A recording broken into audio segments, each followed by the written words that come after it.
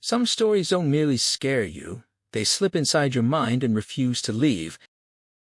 This is a third-person retelling of The Haunting of Hill House by Shirley Jackson, a story inspired by 19th-century psychic researchers who rented a supposedly haunted mansion, only for Jackson to discover that the real terror lay in the fragile personalities of the investigators themselves and by a single eerie photograph of a decaying California house that haunted her for years. First published in 1959, the novel has since captivated millions of readers worldwide.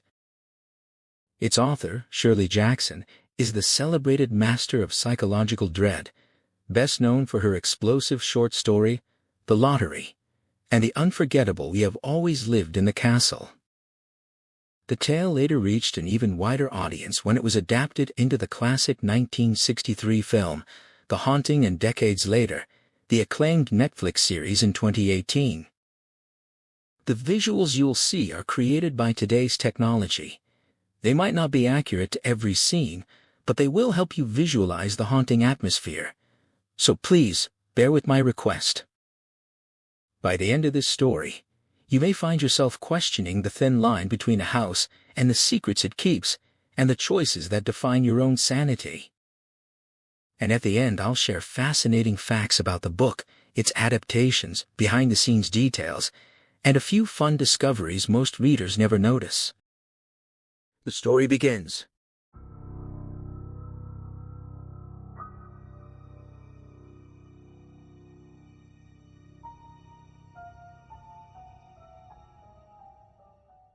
No living thing could hold on to sanity for long beneath the weight of unfiltered reality.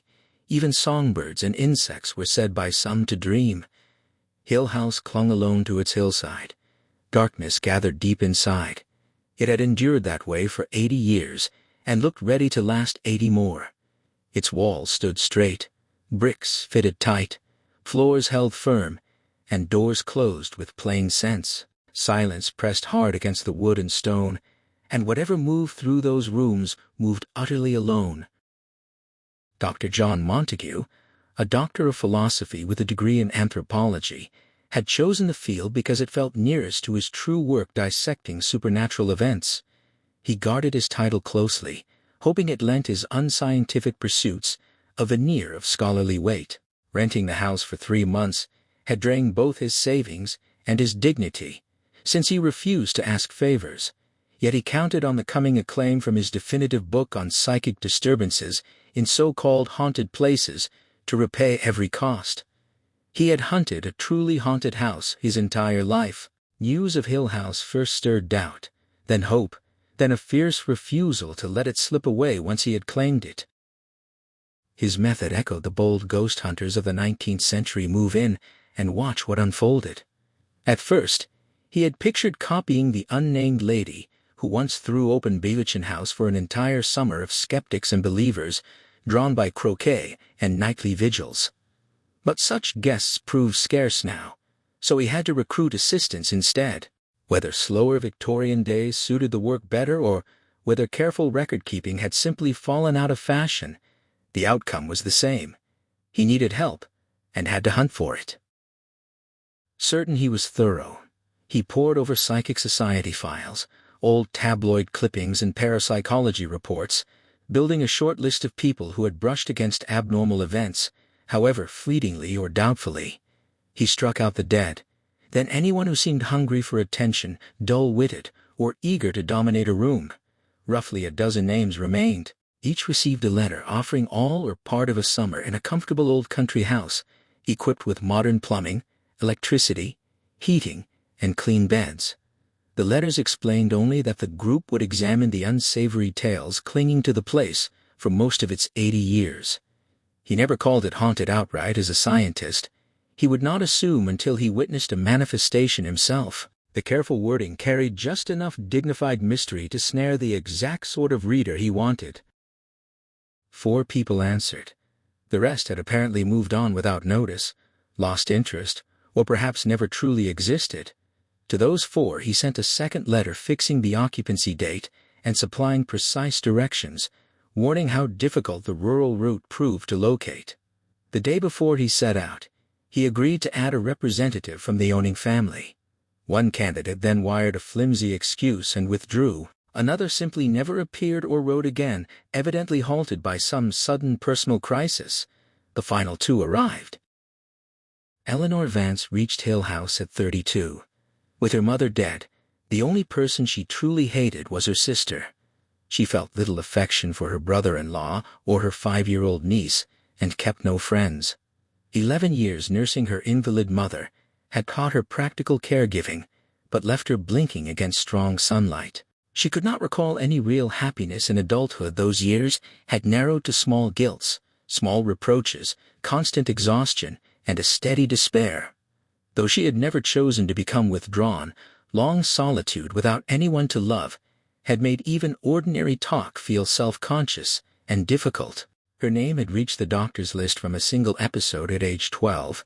When her sister was 18 and their father barely a month gone, stones suddenly poured onto their house without warning or reason, falling from ceilings, rattling down walls, shattering windows, drumming on the roof.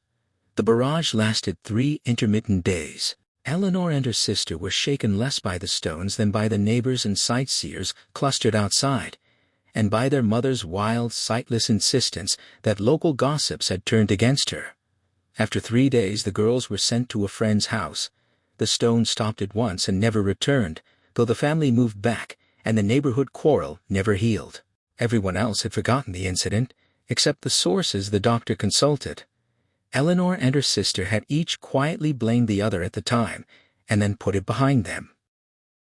Beneath the surface of her life, from her earliest memory, Eleanor had been waiting for something like this summons. While she lifted her irritable mother from chair to bed, carried endless trays of soup and oatmeal, and steeled herself for the soiled laundry, she had clung to the silent certainty that one day something would finally break through. She answered the invitation the same day it arrived. Her brother-in-law demanded she let him verify the doctor posed no threat of exposing her to rights her sister considered unfit for an unmarried woman. In the privacy of their bedroom, her sister had whispered that this Dr. Montague, if that was even his real name, might be conducting experiments on the women, the sort physicians were rumored to perform. Eleanor held no such fears, or if she did, they did not trouble her. She would have gone anywhere. Theodora used no surname. Her drawings carried only Theo, and every public marker, apartment door, shop window, telephone listing, pale stationery, even the base of the graceful photograph on her mantel read simply, Theodora. She shared nothing with Eleanor.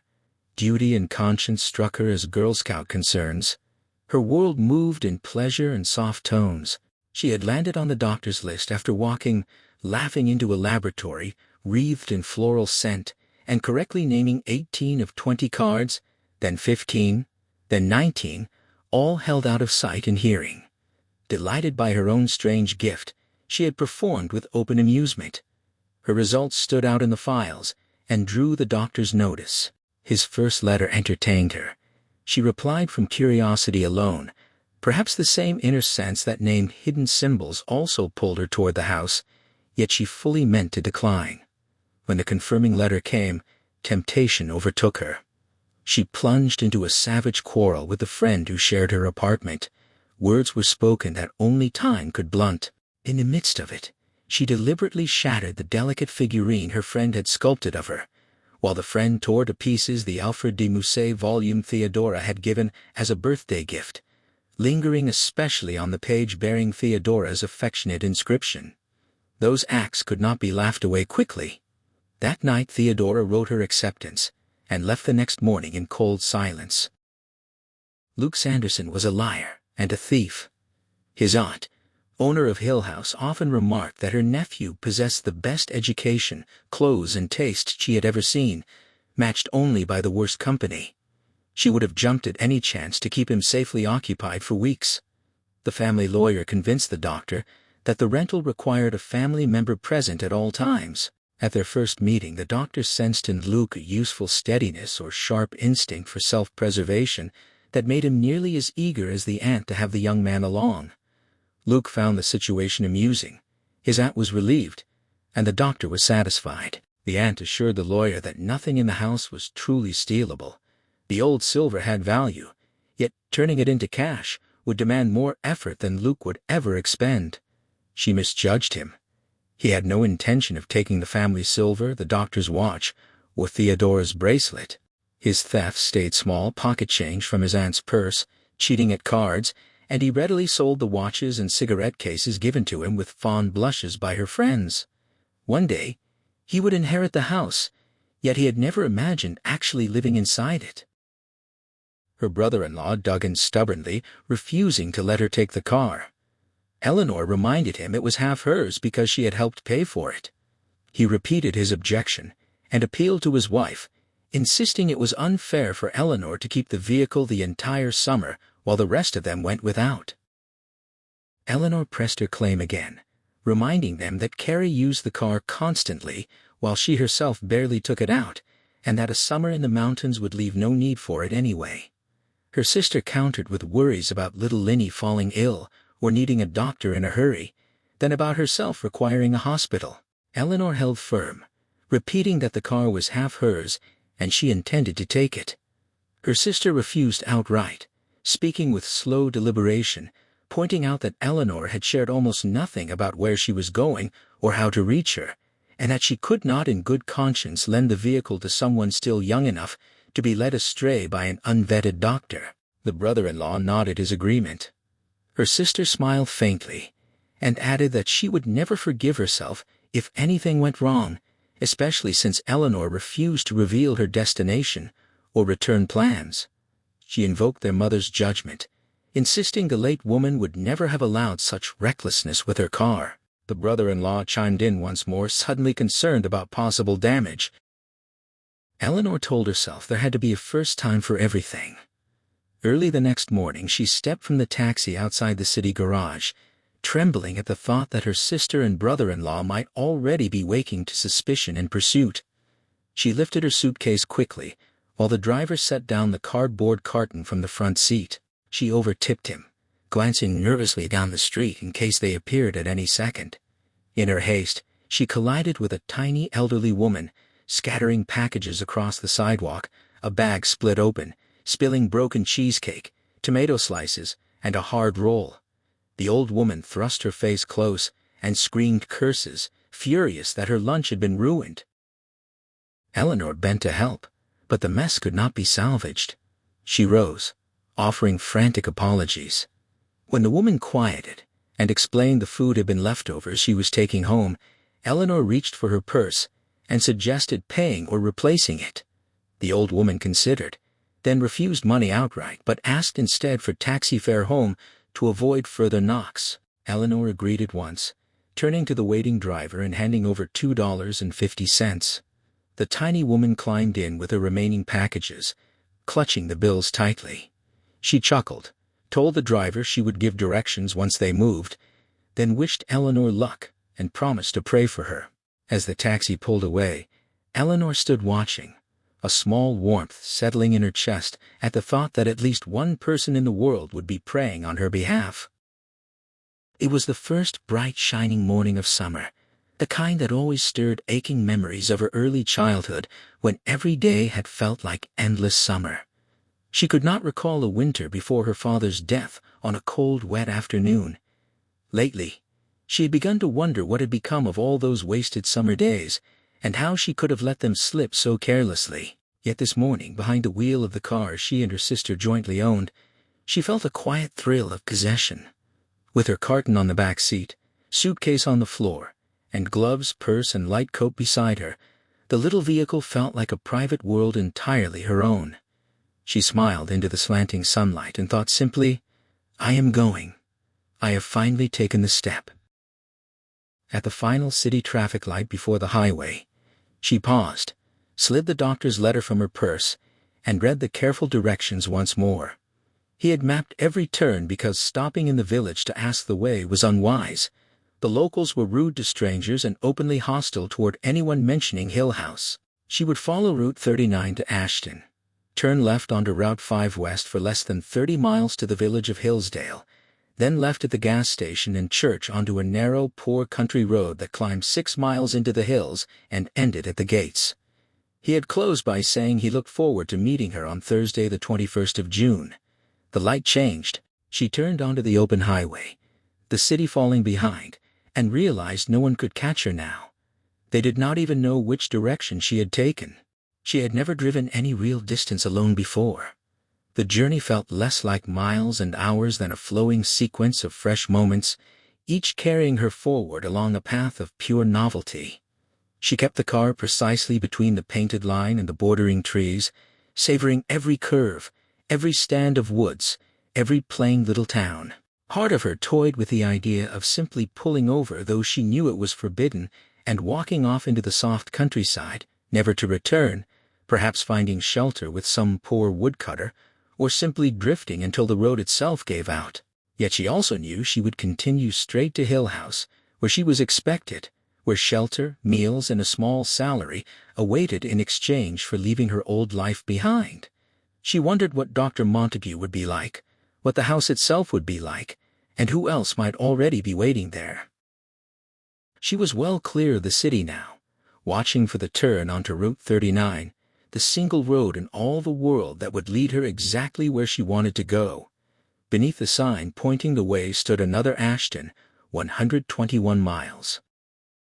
The road had become her close companion now, curving and dipping through turns that hid small surprises, a cow watching placidly over a fence, an indifferent dog, then descending into hollows where modest towns nestled among fields and orchards. In the main street of one village, she passed a grand pillared house flanked by stone lions on the steps, shutters drawn tight, and she imagined herself living there, dusting the lions each morning and patting their heads good night. Time felt newly begun on this June morning, strangely fresh and self-contained. In those brief seconds she had already lived a full lifetime inside that house with its 2 stone guardians. Every morning she swept the porch and polished the lions. Every evening she patted their heads. Once a week she washed their faces, manes, and paws with warm water and soda, even cleaning between their teeth. The tall rooms inside stood bright with shining floors and polished windows. A dainty old lady in starched skirts attended her, carrying a silver tea service and bringing a glass of elderberry wine each night for her health. She dined alone at the long, gleaming table in the quiet dining room, candlelight catching the white paneling between tall windows, eating a small bird, garden radishes, and homemade plum jam. She slept beneath a white organdy canopy with a nightlight glowing from the hall. Townspeople bowed to her in the streets, proud of her lions, and when she died, she had left the village far behind, passing derelict lunch stands and faded signs from some long-ago fair that had featured motorcycle races. Fragments of lettering remained there on one, evil on another, and she laughed at herself for hunting omens in everything. It was only daredevil, she realized, and she eased her speed, unwilling to arrive at Hill House too quickly. Farther on she pulled over entirely, staring in disbelief. For a quarter mile she had driven past a flawless row of tended oleanders blooming pink and white. Now she reached the gateway. They framed 2 ruined stone pillars, with a road vanishing between them into empty fields. The oleanders continued inside, forming the sides of a great empty square that ended at a distant stream. Nothing stood within, no house, no building, only the straight track crossing to the water. She wondered what had once been there and vanished, or what had been planned and never arrived. Had it been meant for a house, a garden, an orchard? Had the builders been driven away forever, or might they still return? She remembered oleanders were poisonous. Perhaps they stood guard over something hidden. She pictured herself stepping between the broken pillars into a protected fairyland, the spell unbroken for outsiders. Once inside, she would find a jeweled path leading to a palace under enchantment. A weeping queen would see her, drop her embroidery, and rouse the sleeping servants for a great feast, because the curse had lifted. They would live happily ever after. Of course not, she told herself, starting the car again. Once the palace appeared, the entire spell would shatter, and the countryside outside the oleanders' towns, signs, cows would fade into a soft green fairy tale picture. Then a prince in green and silver would ride down from the hills with 100 bowmen behind him, pennants flying, horses prancing, jewels flashing. She smiled and glanced back at the oleanders. Another day, she promised them silently. Another day she would return and break their spell. After 101 miles, she stopped for lunch at a country restaurant built into an old mill. She found herself seated on a balcony above a rushing stream, looking down at wet rocks and the bright sparkle of moving water, a bowl of cottage cheese and corn sticks before her. Knowing Hill House waited at the end of the day, she wanted to linger. The only other diners were a family mother, father, small boy and girl talking softly. The little girl turned and studied Eleanor with open curiosity, then smiled. Light from the stream danced across the ceiling and the child's curls.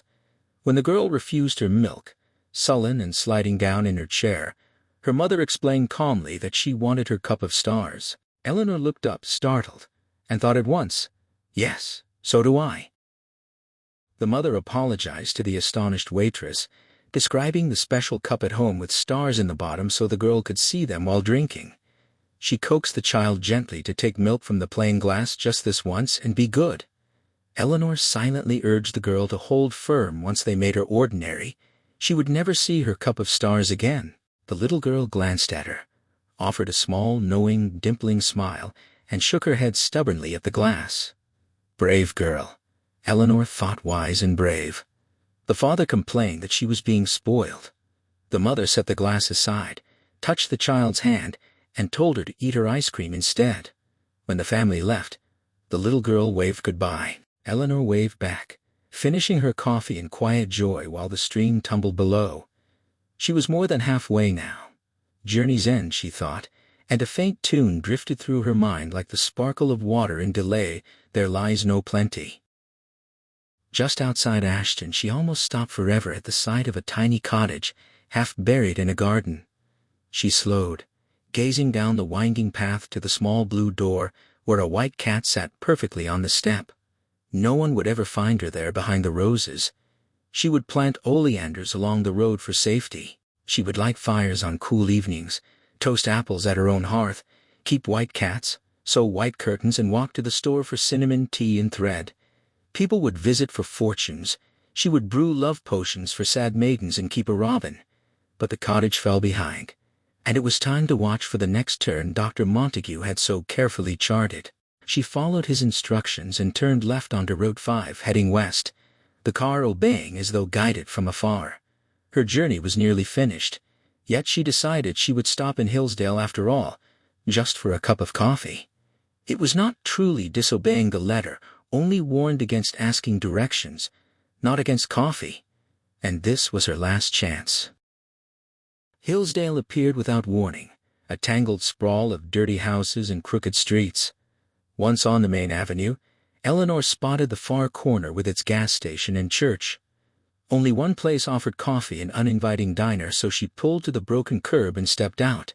After a moment's hesitation, she locked the car, mindful of the suitcase on the floor and the carton on the back seat. She glanced up and down the shadowed street that somehow stayed dark even in daylight.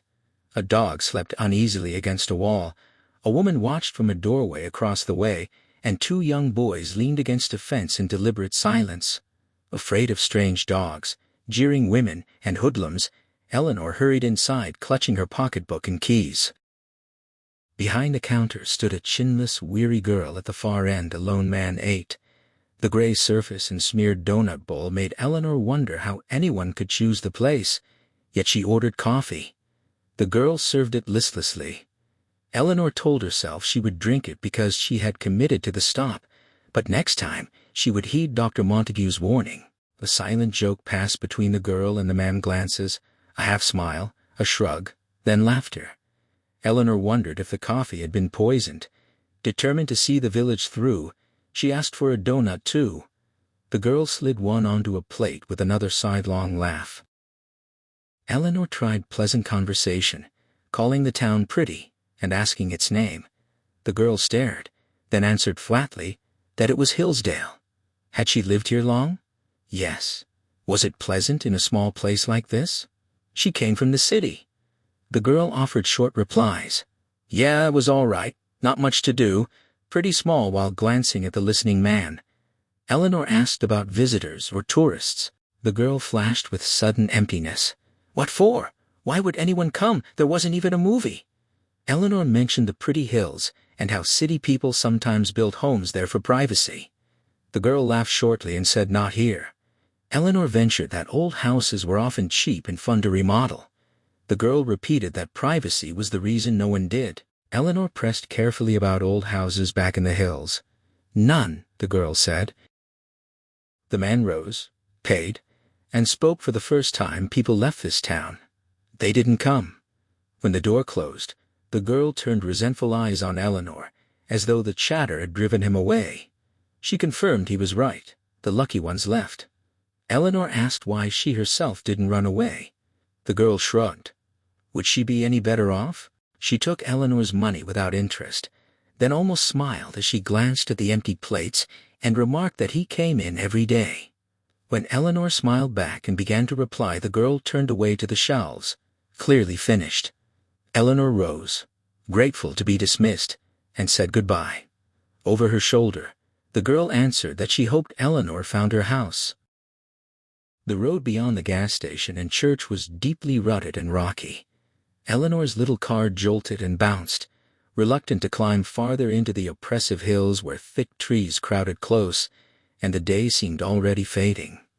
She thought wryly that the route saw little traffic. 6 miles of this would do the car no favors. For the first time in hours, she remembered her sister, and laughed aloud. They would know by now that she had taken the car and vanished, yet they would never have suspected her of it. She would never have suspected herself. Everything felt different. She was a new person, far from home. A scrap of tune drifted through her mind in delay. There lies no plenty. The car struck a rock hard, scraped beneath, then righted itself and kept climbing. Branches scraped the windshield. The light grew steadily darker. Hill House, she reflected, knew how to make an entrance. She wondered whether the sun ever reached this stretch.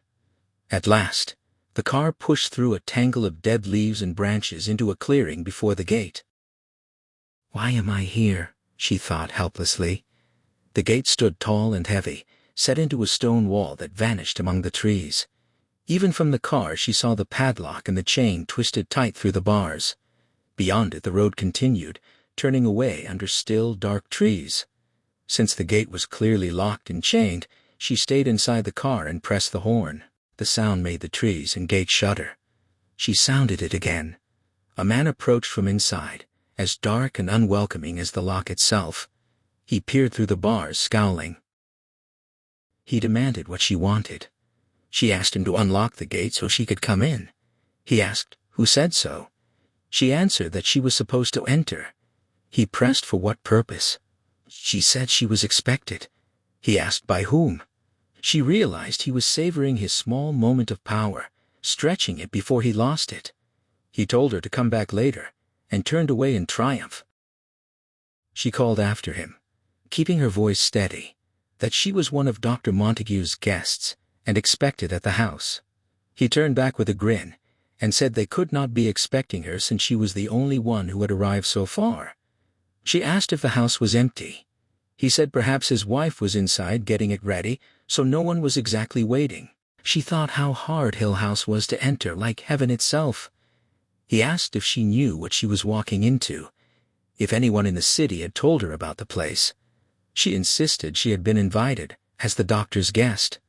He said he would open the gate but first wanted to be certain she understood. Had she been here before? Was she family? He asked her name. She sighed and gave it Eleanor Vance. Not family, then. Had she heard anything about the place? In that instant she saw her last chance. She could turn the car around right there and no one would blame her. Anyone had the right to run. Instead, she leaned out the window, fury rising, and told him her name again, that she was expected, and to unlock the gates at once. He opened them with deliberate slowness, making a show of the key and chain. Eleanor eased the car forward. He leaped aside as though he had glimpsed some fleeting impulse in her to flee. She laughed once, then stopped as he approached from the side. "You won't like it," he said. "You'll be sorry I ever opened that gate." Eleanor told the gatekeeper to step aside, insisting he had delayed her long enough. He stayed pressed against the car, voice thick with resentment, demanding whether anyone else would bother opening the gate or remaining in his place besides himself and his wife. He declared that as long as they tended the house and served the endless stream of city visitors who imagined they knew everything, they could keep things exactly as they liked. She repeated her request that he move, refusing to let him see how thoroughly he unnerved her. His closeness felt ugly, his towering bitterness bewildering. She had forced him to open the gate, yet he acted as though the house and gardens belonged to him alone. A name from Dr. Montague's letter rose in her mind, and she asked whether he was Dudley the caretaker. He confirmed it with a mocking echo of her tone, asking who else would be there. She pictured him as the classic loyal family retainer, proud, devoted, and thoroughly unpleasant. She asked whether he and his wife managed the entire house by themselves. He repeated the same boast, the same curse, the same refrain. She shifted restlessly in the seat, afraid to pull away too obviously, yet edging the car forward in small increments to force him aside. She assured him that he and his wife would make the group quite comfortable, then added with finality that she was eager to reach the house without further delay. He gave a disagreeable snicker and announced that he himself never lingered here after dark. Grinning, pleased with his own words, he finally stepped back. Eleanor felt a rush of relief, though starting the car under his watchful stare felt awkward. She imagined him leaping out from the trees all along the drive like some sneering Cheshire cat, reminding her how lucky she was to find anyone willing to stay until dusk. To prove the encounter had not rattled her, she began to whistle, irritated that the same stubborn tune still circled her head. She told herself sharply to think of something else. The rest of the lyrics had to be unsuitable, probably disreputable for the moment she first arrived at Hill House. Between the trees she caught brief glimpses of roofs, and what might be a tower. Houses had been built so strangely in those days, she reflected turrets, buttresses, wooden lace, even Gothic spires and gargoyles. Nothing left plain. Perhaps Hill House held a secret chamber or a hidden passage into the hills once used by smugglers. She turned the car onto the final straight stretch of drive, then braked hard without thinking and sat staring. The house was vile. A shiver ran through her, and the thought arrived whole and urgent. Hill House was diseased. She had to get away at once. Some unhappy accident of line and angle had twisted the place into pure despair, its blank windows watchful, a faint glee in the lift of its cornice. It reared against the sky like a thing that had assembled itself, arrogant and hating, never meant for people or warmth or hope. It would remain exactly as it was until it was destroyed. She realized she should have turned back at the gate. The house had seized her with a cold twist in the stomach. She scanned the roofs trying to locate the source of the wrongness, while her hands grew clammy and fumbled for a cigarette. Fear pressed in, and the sick inner voice repeated its warning to leave. Yet this was why she had come so far. She could not turn back now. Besides, he would laugh if she tried to retreat through that gate. She started the car again, keeping her eyes low, aware only that the building was enormous and dark and loomed over her. She followed the drive to the steps, which rose straight and inescapable toward the veranda and front door. She eased the car aside so it would not block later arrivals, unwilling to cut off her own escape completely, then stepped out with her suitcase and coat. Here I am, she thought. Lifting her foot to the bottom step required deliberate will. She felt the house waiting for her patient, evil.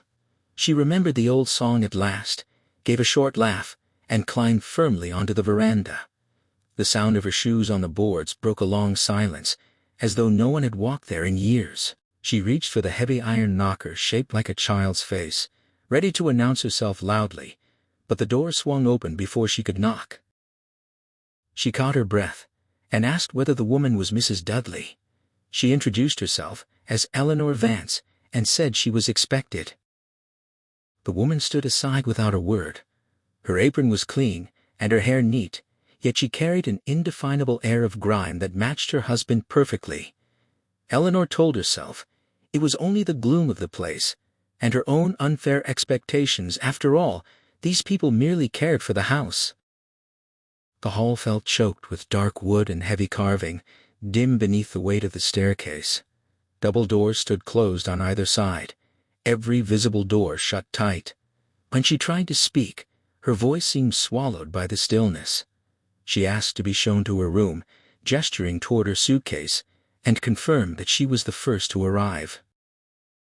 Mrs. Dudley turned and climbed the stairs. Eleanor followed quickly, suitcase in hand, grateful for any living movement in the silence. At the top, the woman turned right into a long plain hallway lined with closed bedroom doors. The builders appeared to have abandoned any attempt at beauty here, finishing the upper floors in hurried straight lines simply to be done. Mrs. Dudley opened a door. "This is the blue room," she said. Eleanor assumed from the staircase turned that it faced the front of the house and moved toward the light. She said it looked nice, though only politeness made her speak. The room carried the same clashing unease that filled the rest of Hill House. Mrs. Dudley stepped aside to let her enter and address the wall. She announced that dinner would be set on the dining room sideboard at 6 sharp. They could serve themselves. She would clear in the morning and have breakfast ready at 9. That was the arrangement she had agreed to. She did not keep the rooms as some might like, nor did she wait on people no one else would come to help. Eleanor nodded, still standing uncertainly in the doorway.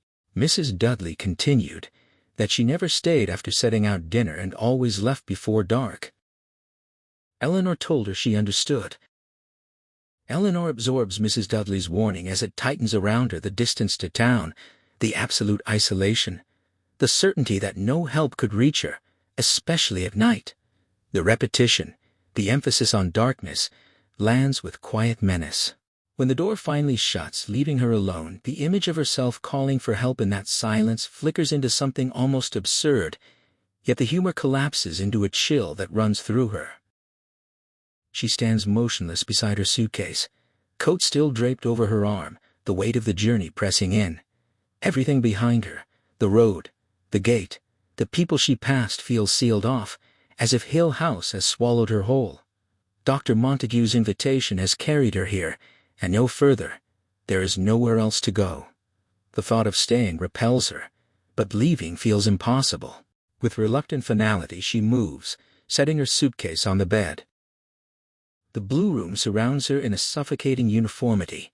Curtains, rug, walls, bedspread, all steeped in the same faded hue.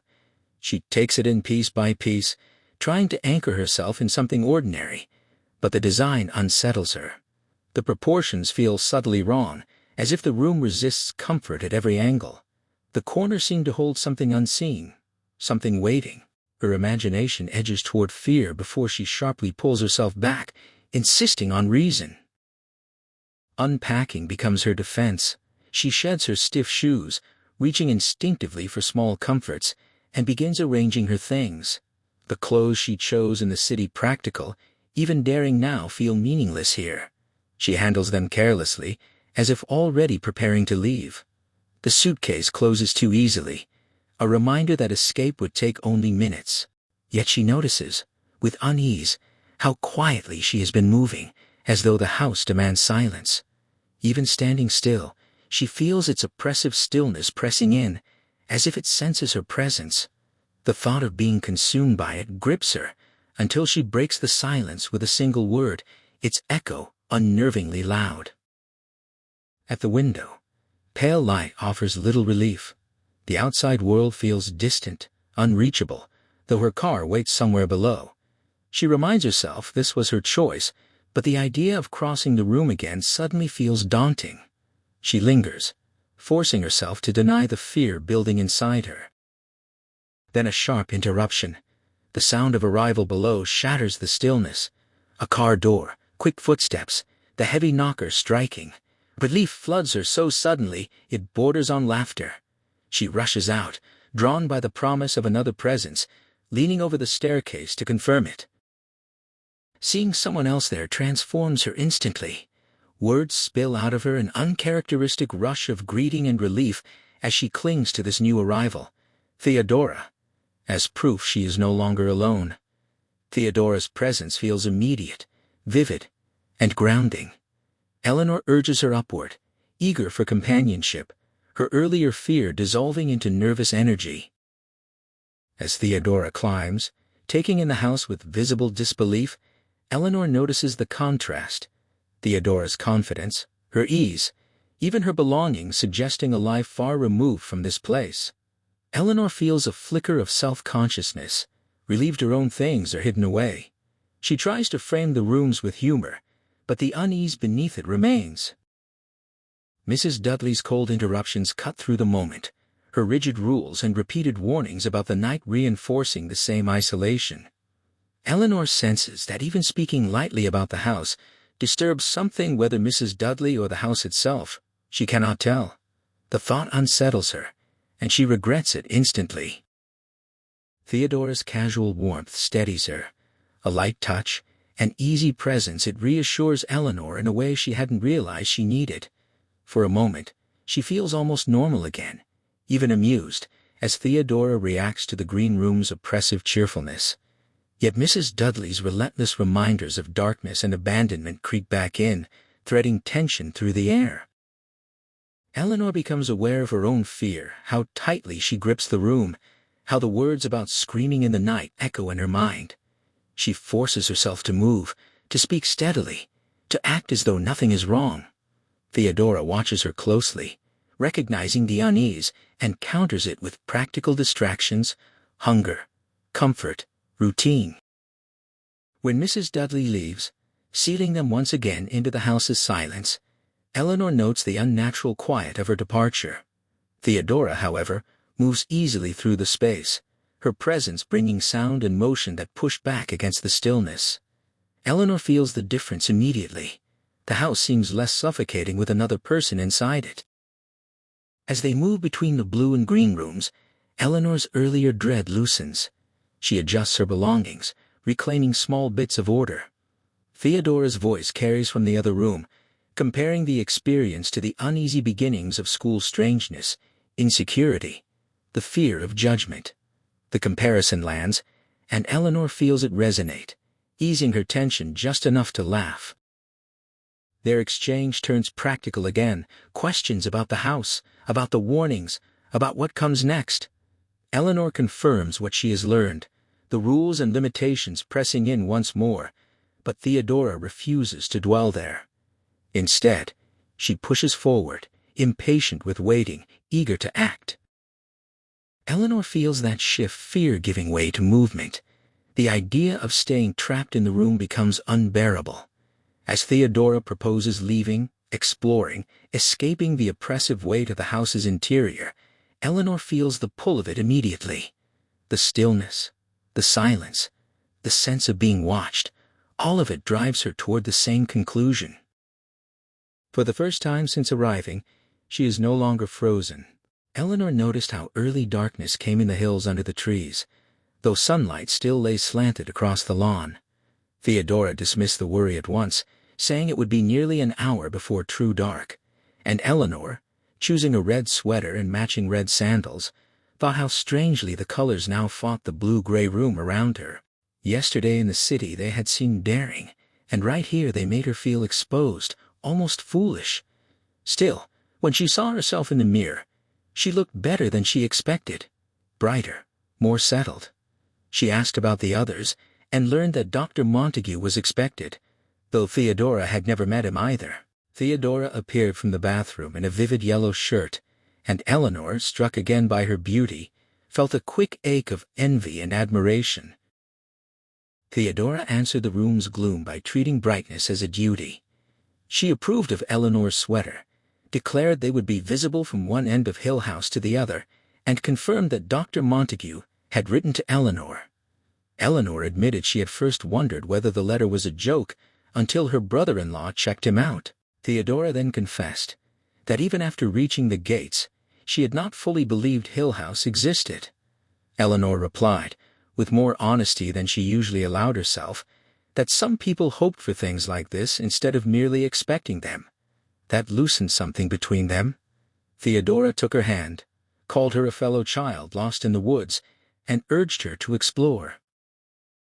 They hurried downstairs in a burst of color and motion against the house's dark wood and dim light, only to find Mrs. Dudley waiting below in silent stillness.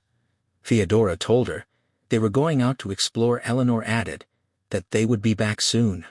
Mrs. Dudley only reminded them that dinner was set out at 6. Eleanor struggled the front door open and immediately realized they would need an easier way back in. She asked Theodora to prop it open, and Theodora dragged over one of the heavy stone vases from the hall. Fresh air spilled in, bright and sweet after the house's stale darkness, but Mrs. Dudley quietly shifted the vase back and let the great door slam shut behind them.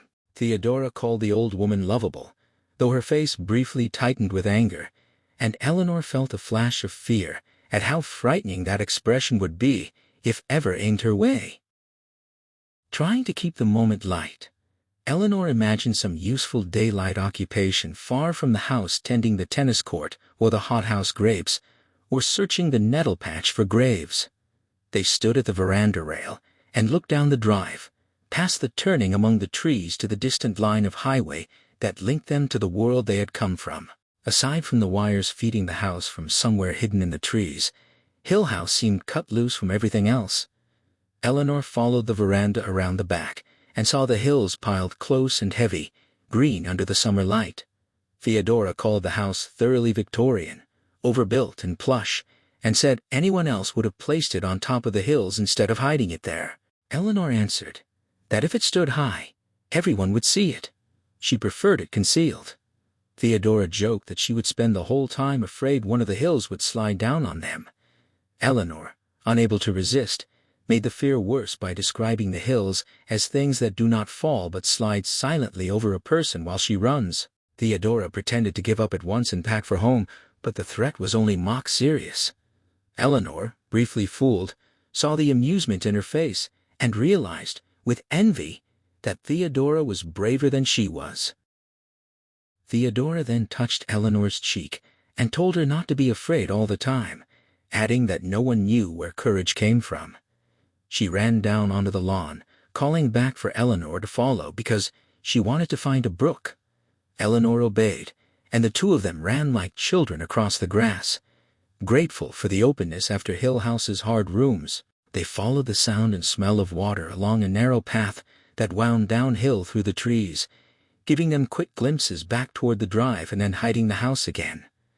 Eleanor felt herself ease as they moved farther away, though she noticed the sun sinking uncomfortably close to the hills. Theodora kept urging her on until they suddenly reached the brook, where Theodora nearly lost her balance at the edge, and Eleanor caught her hand, laughing as they toppled together against the bank.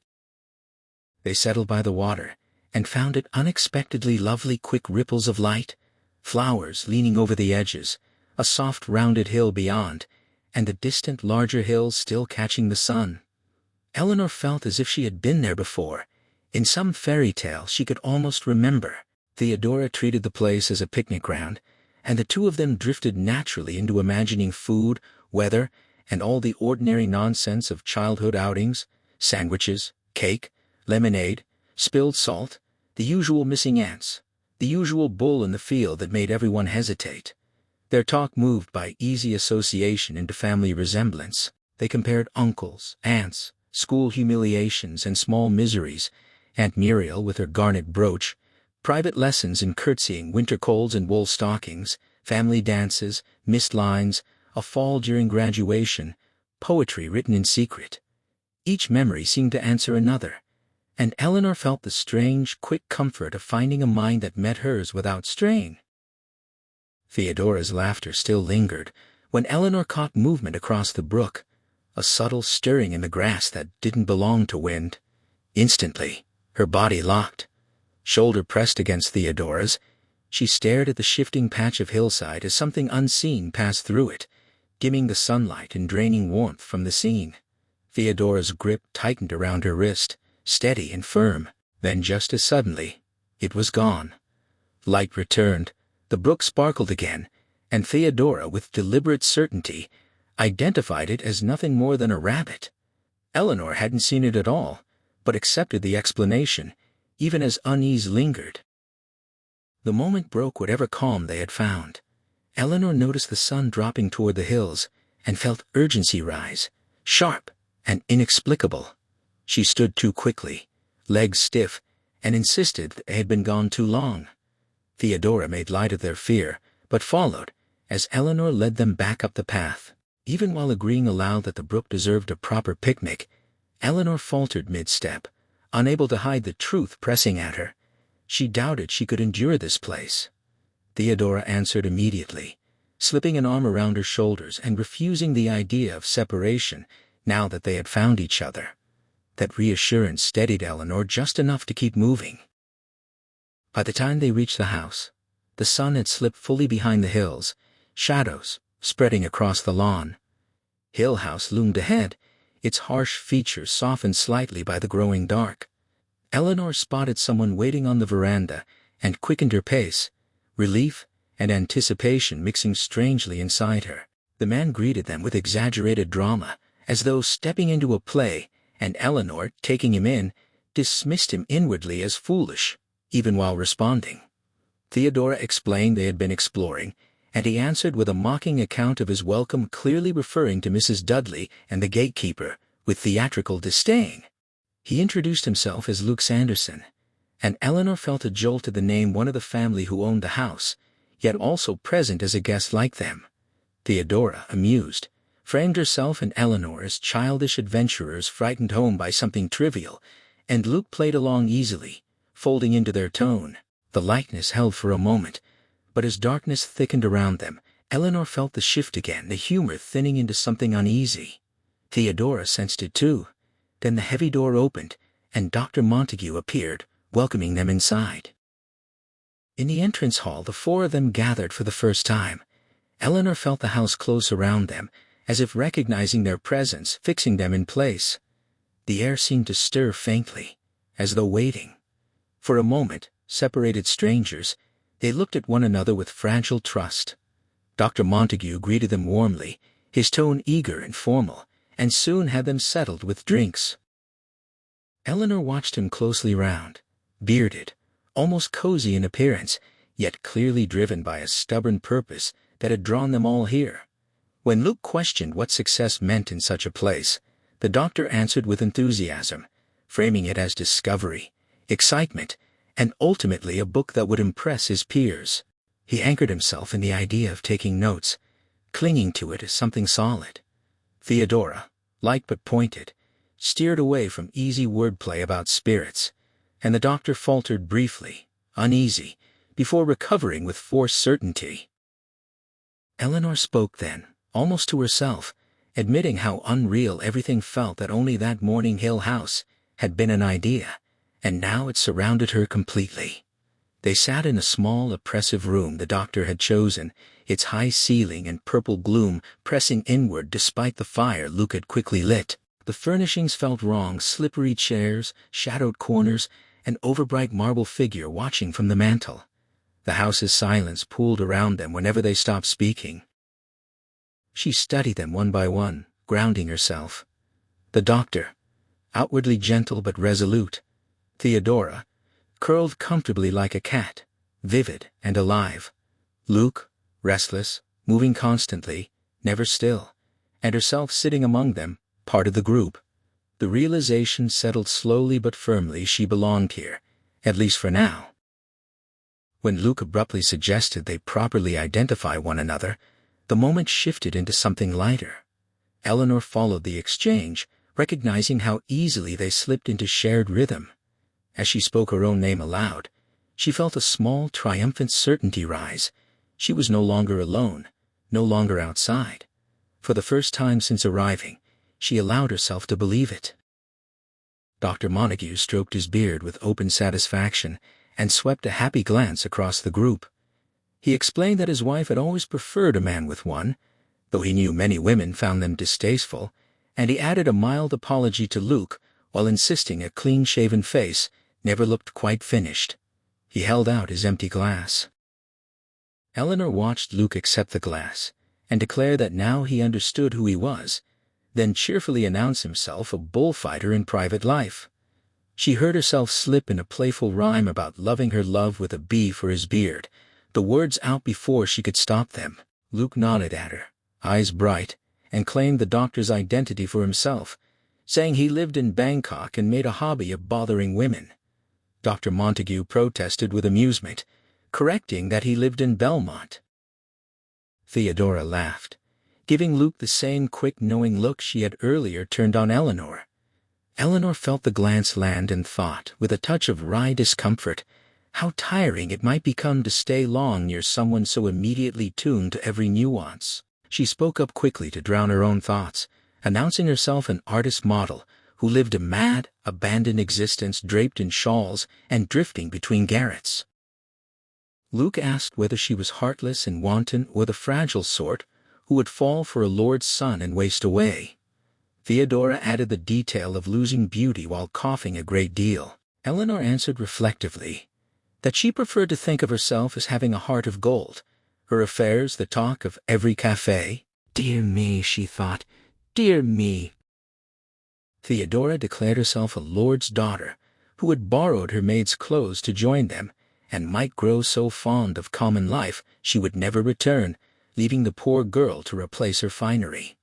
Dr. Montague smiled in the firelight and called himself simply a pilgrim, a wanderer. Luke approved the gathering with satisfaction, listing them as courtesan, pilgrim, princess, and bullfighter. Certain Hill House had never hosted their equal. Theodora gave the honor to the house itself, saying she had never seen anything like it. She rose, glass in hand, and moved to study a bowl of delicate glass flowers, asking what they might once have called this room. Dr. Montague suggested a parlor or boudoir, and explained he had chosen it because the group would feel more comfortable here than anywhere else. He proposed they treat it as their center of operations, a common room, even if it lacked cheer. Theodora insisted it was cheerful enough, praising the maroon upholstery and oak paneling, and pointing out what looked like a sedan chair in the corner. The doctor promised they would tour the rest of the house tomorrow. Luke complained that he could not perch long on anything without skidding, and confided the problem to Eleanor. Dr. Montague repeated that tomorrow they would explore every inch and arrange things exactly as they pleased. For now, if they had finished their drinks, he suggested they discover what Mrs. Dudley had prepared for dinner. Theodora started forward, then halted in confusion. She admitted she could not tell which way led to the dining room, and pointed to a door she thought opened onto the long passage and front hall. Dr. Montague chuckled, and corrected her gently that door led to the conservatory. He had studied the house plan, he said with quiet pride, and offered to lead them through the proper route door here down the passage, into the front hall across it, and through the billiard room. Not difficult once practiced, he added. Theodora wondered aloud why the builders had created so many odd little rooms. Luke suggested they had enjoyed hiding from one another. Theodora added that she could not understand why everything felt so dark. Eleanor followed the doctor down the passage with her, aware of Luke trailing behind, pausing to examine a narrow table drawer and murmuring about the carved valance of Cupid heads and ribbon bunches along the dark hall paneling. From ahead, Dr. Montague explained that some rooms lay entirely inside the house with no windows at all, a common enough feature for the period, when even the few outer windows had been heavily draped inside and screened by shrubbery outside. He opened the passage door into the front hall, considered the doorways opposite, and chose the nearest. The house had its little oddities, he remarked, holding the door while asking Luke to keep it open so he could locate the dining room. They crossed a dark space cautiously, then stepped through another doorway into the brightest, pleasantest room they had yet seen, warmed by lights and the rich smell of waiting food. Dr. Montague rubbed his hands together, congratulating himself on guiding them safely through the uncharted wastes of Hill House to civilization. Theodora glanced nervously over her shoulder and said they ought to leave every door wide open. She hated wandering in the dark. Eleanor pointed out that every door in the house swung shut the moment it was released and would need something to prop it. Dr. Montague promised to make a note about doorstops tomorrow. He moved happily toward the sideboard where Mrs. Dudley had left a warming oven and a long row of covered dishes. The table stood set for four with lavish candles, damask, and heavy silver. Luke picked up a fork with a gesture that would have confirmed his aunt's worst suspicions and observed there had been no stinting. They had received the company silver. Eleanor said she thought Mrs. Dudley was proud of the house. Dr. Montague peered into the warming oven and agreed. She had no intention of offering a poor table. The arrangement suited him perfectly because it sent Mrs. Dudley away well before dark and spared them her uninviting company. Luke, filling his plate generously, wondered whether he had done the good woman an injustice. She had hoped to find him alive in the morning and left dinner ready, yet he now suspected she meant him to die of gluttony. Eleanor asked the doctor what kept the Dudleys there, why they and her husband stayed on alone in the house. He answered that they had cared for Hill House for as long as anyone could remember, and the Sandersons had been glad to keep them. Theodora giggled and speculated that Mrs. Dudley might be the last true surviving member of the family, simply waiting for the Sanderson heirs, Luke included, to meet various horrible ends so she could claim the house and any jewels buried in the cellar. Or perhaps she and her husband hoarded gold in a secret chamber, or sat atop an oil field. Dr. Montague stated with finality that no secret chambers existed in Hill House. That old idea had been examined and dismissed. Luke told Theodora oil was old-fashioned anyway, and the least Mrs. Dudley might murder him for was uranium. Theodora suggested pure fun would suffice. Eleanor asked the question that had been pressing on her: why exactly were they here? For a long moment, the other three looked at her, Theodora and Luke with open curiosity, the doctor gravely.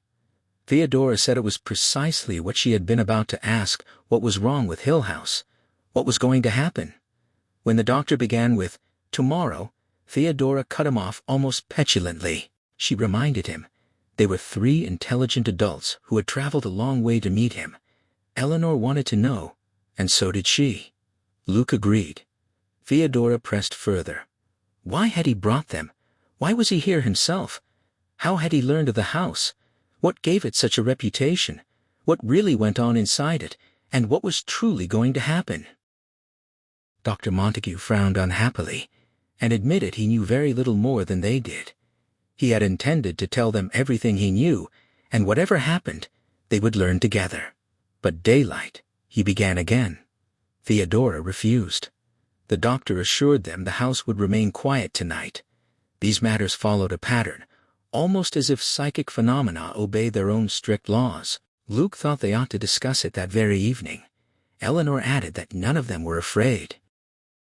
The doctor sighed and asked them to imagine hearing the full story and then deciding to leave at once. How would they manage it tonight? The gates were locked. Hill House had a reputation for insistent hospitality. It disliked letting guests depart. The last person who had tried to leave after dark 18 years earlier had been killed at the driveway turn when his horse bolted and crushed him against the big tree. If one of them wanted to go after hearing the tale, tomorrow at least he could see them safely to the village.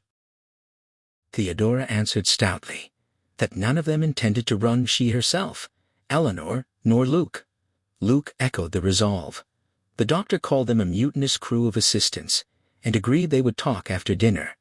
They would retire to their small boudoir for coffee and the excellent brandy Luke carried in his suitcase, and he would tell them everything he knew about Hill House. For the remainder of the meal, however, they would speak of music or painting or even politics. Dr. Montague turned the brandy slowly in his glass and admitted he had not yet decided how best to prepare the three of them for Hill House. He could not have written about it beforehand, and he remained reluctant now to fill their minds with its full history before they had seen the place for themselves. They sat once more in the small parlor, warm and drifting toward sleep. Theodora had given up on any chair and settled cross-legged on the hearth-rug, drowsy and relaxed.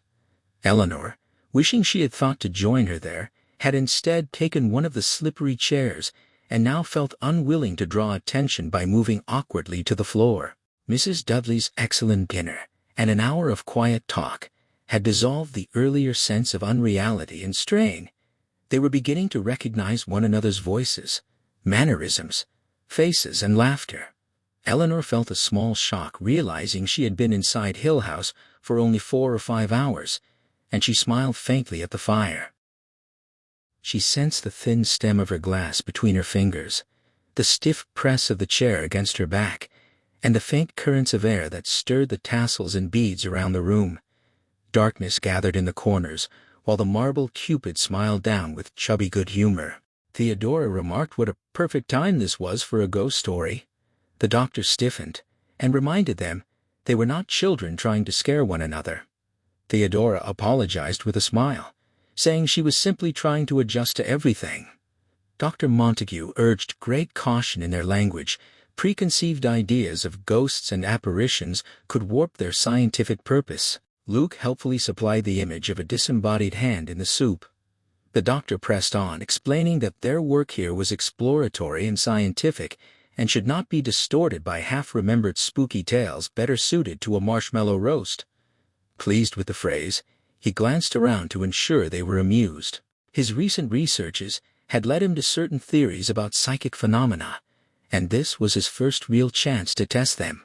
Ideally, they should have arrived knowing nothing about Hill House, remaining ignorant and fully receptive.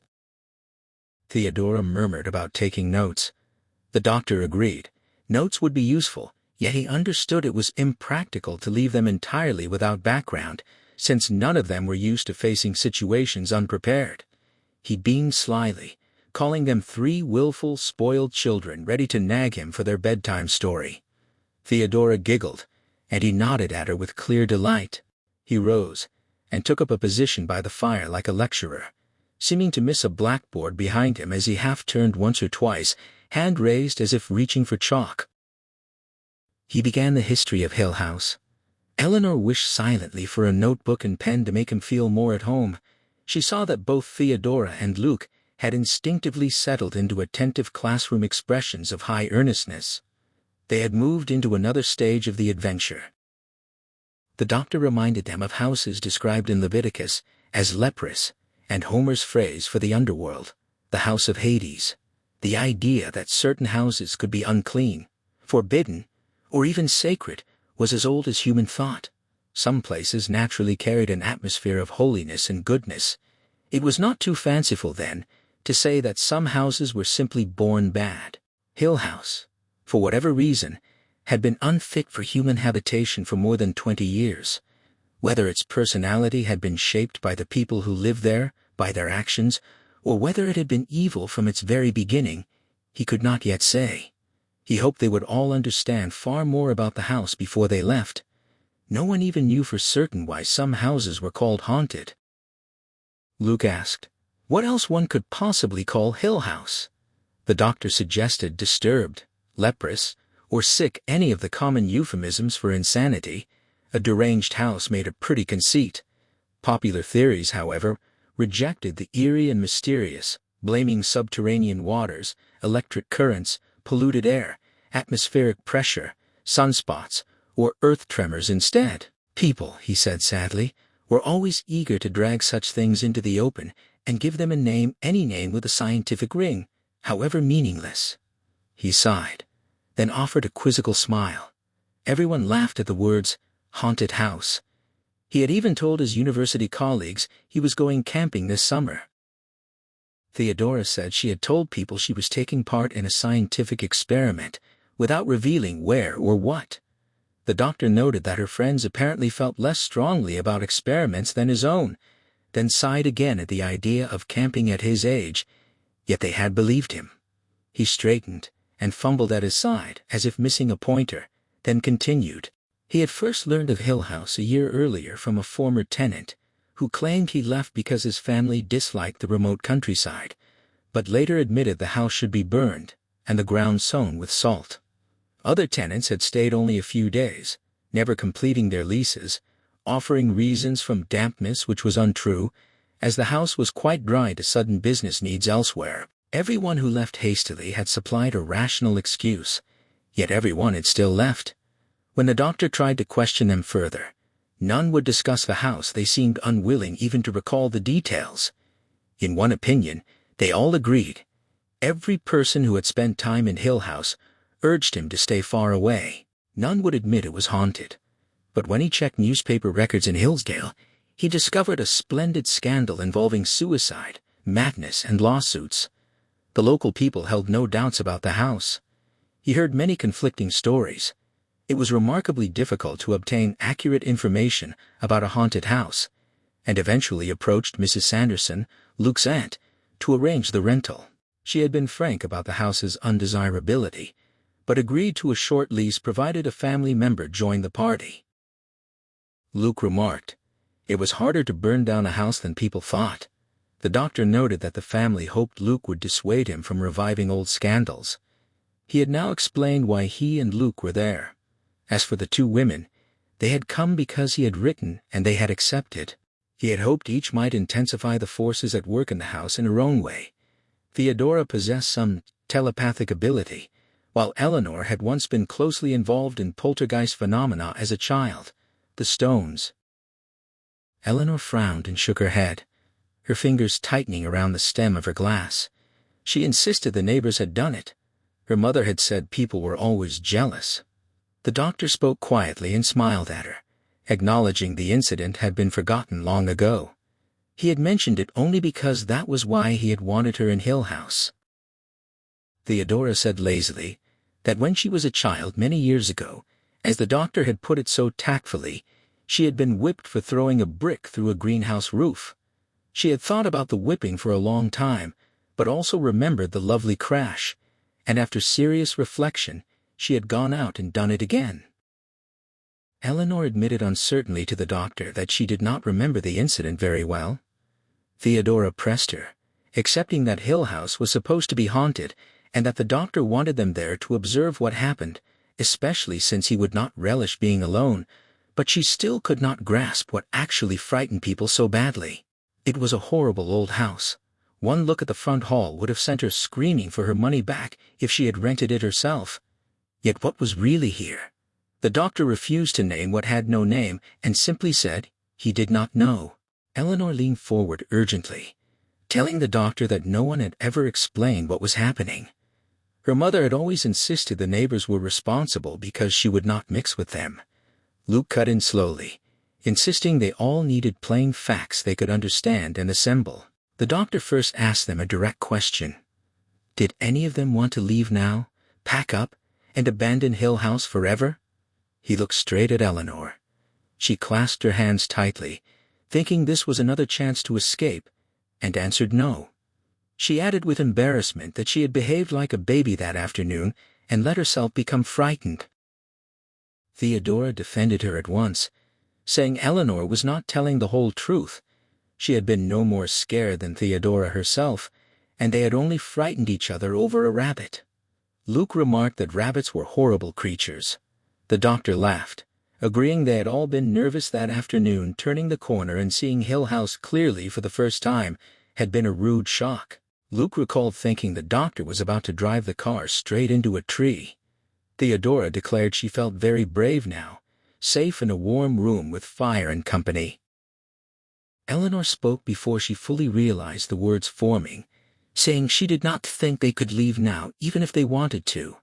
She heard how it sounded to the others, and laughed, adding lamely that Mrs. Dudley would never forgive them. She wondered whether they believed that was truly what she had meant, and the thought slid through her, perhaps the house had them already, and would not let them go. The doctor suggested they have a little more brandy and told them he would now recount the story of Hill House. He took up his place before the fireplace again, voice carefully flat, as though recounting the deeds of kings long dead and wars long finished. He explained that Hugh Crane had built the house 80-odd years earlier, as a family home, where he hoped his children and grandchildren would live in comfort, and where he expected to spend his own last days in peace. Yet the house had been sad almost from the start. Crane's young wife died only minutes before she was to see it. When the carriage overturned in the driveway, she was carried lifeless into the home he had prepared for her.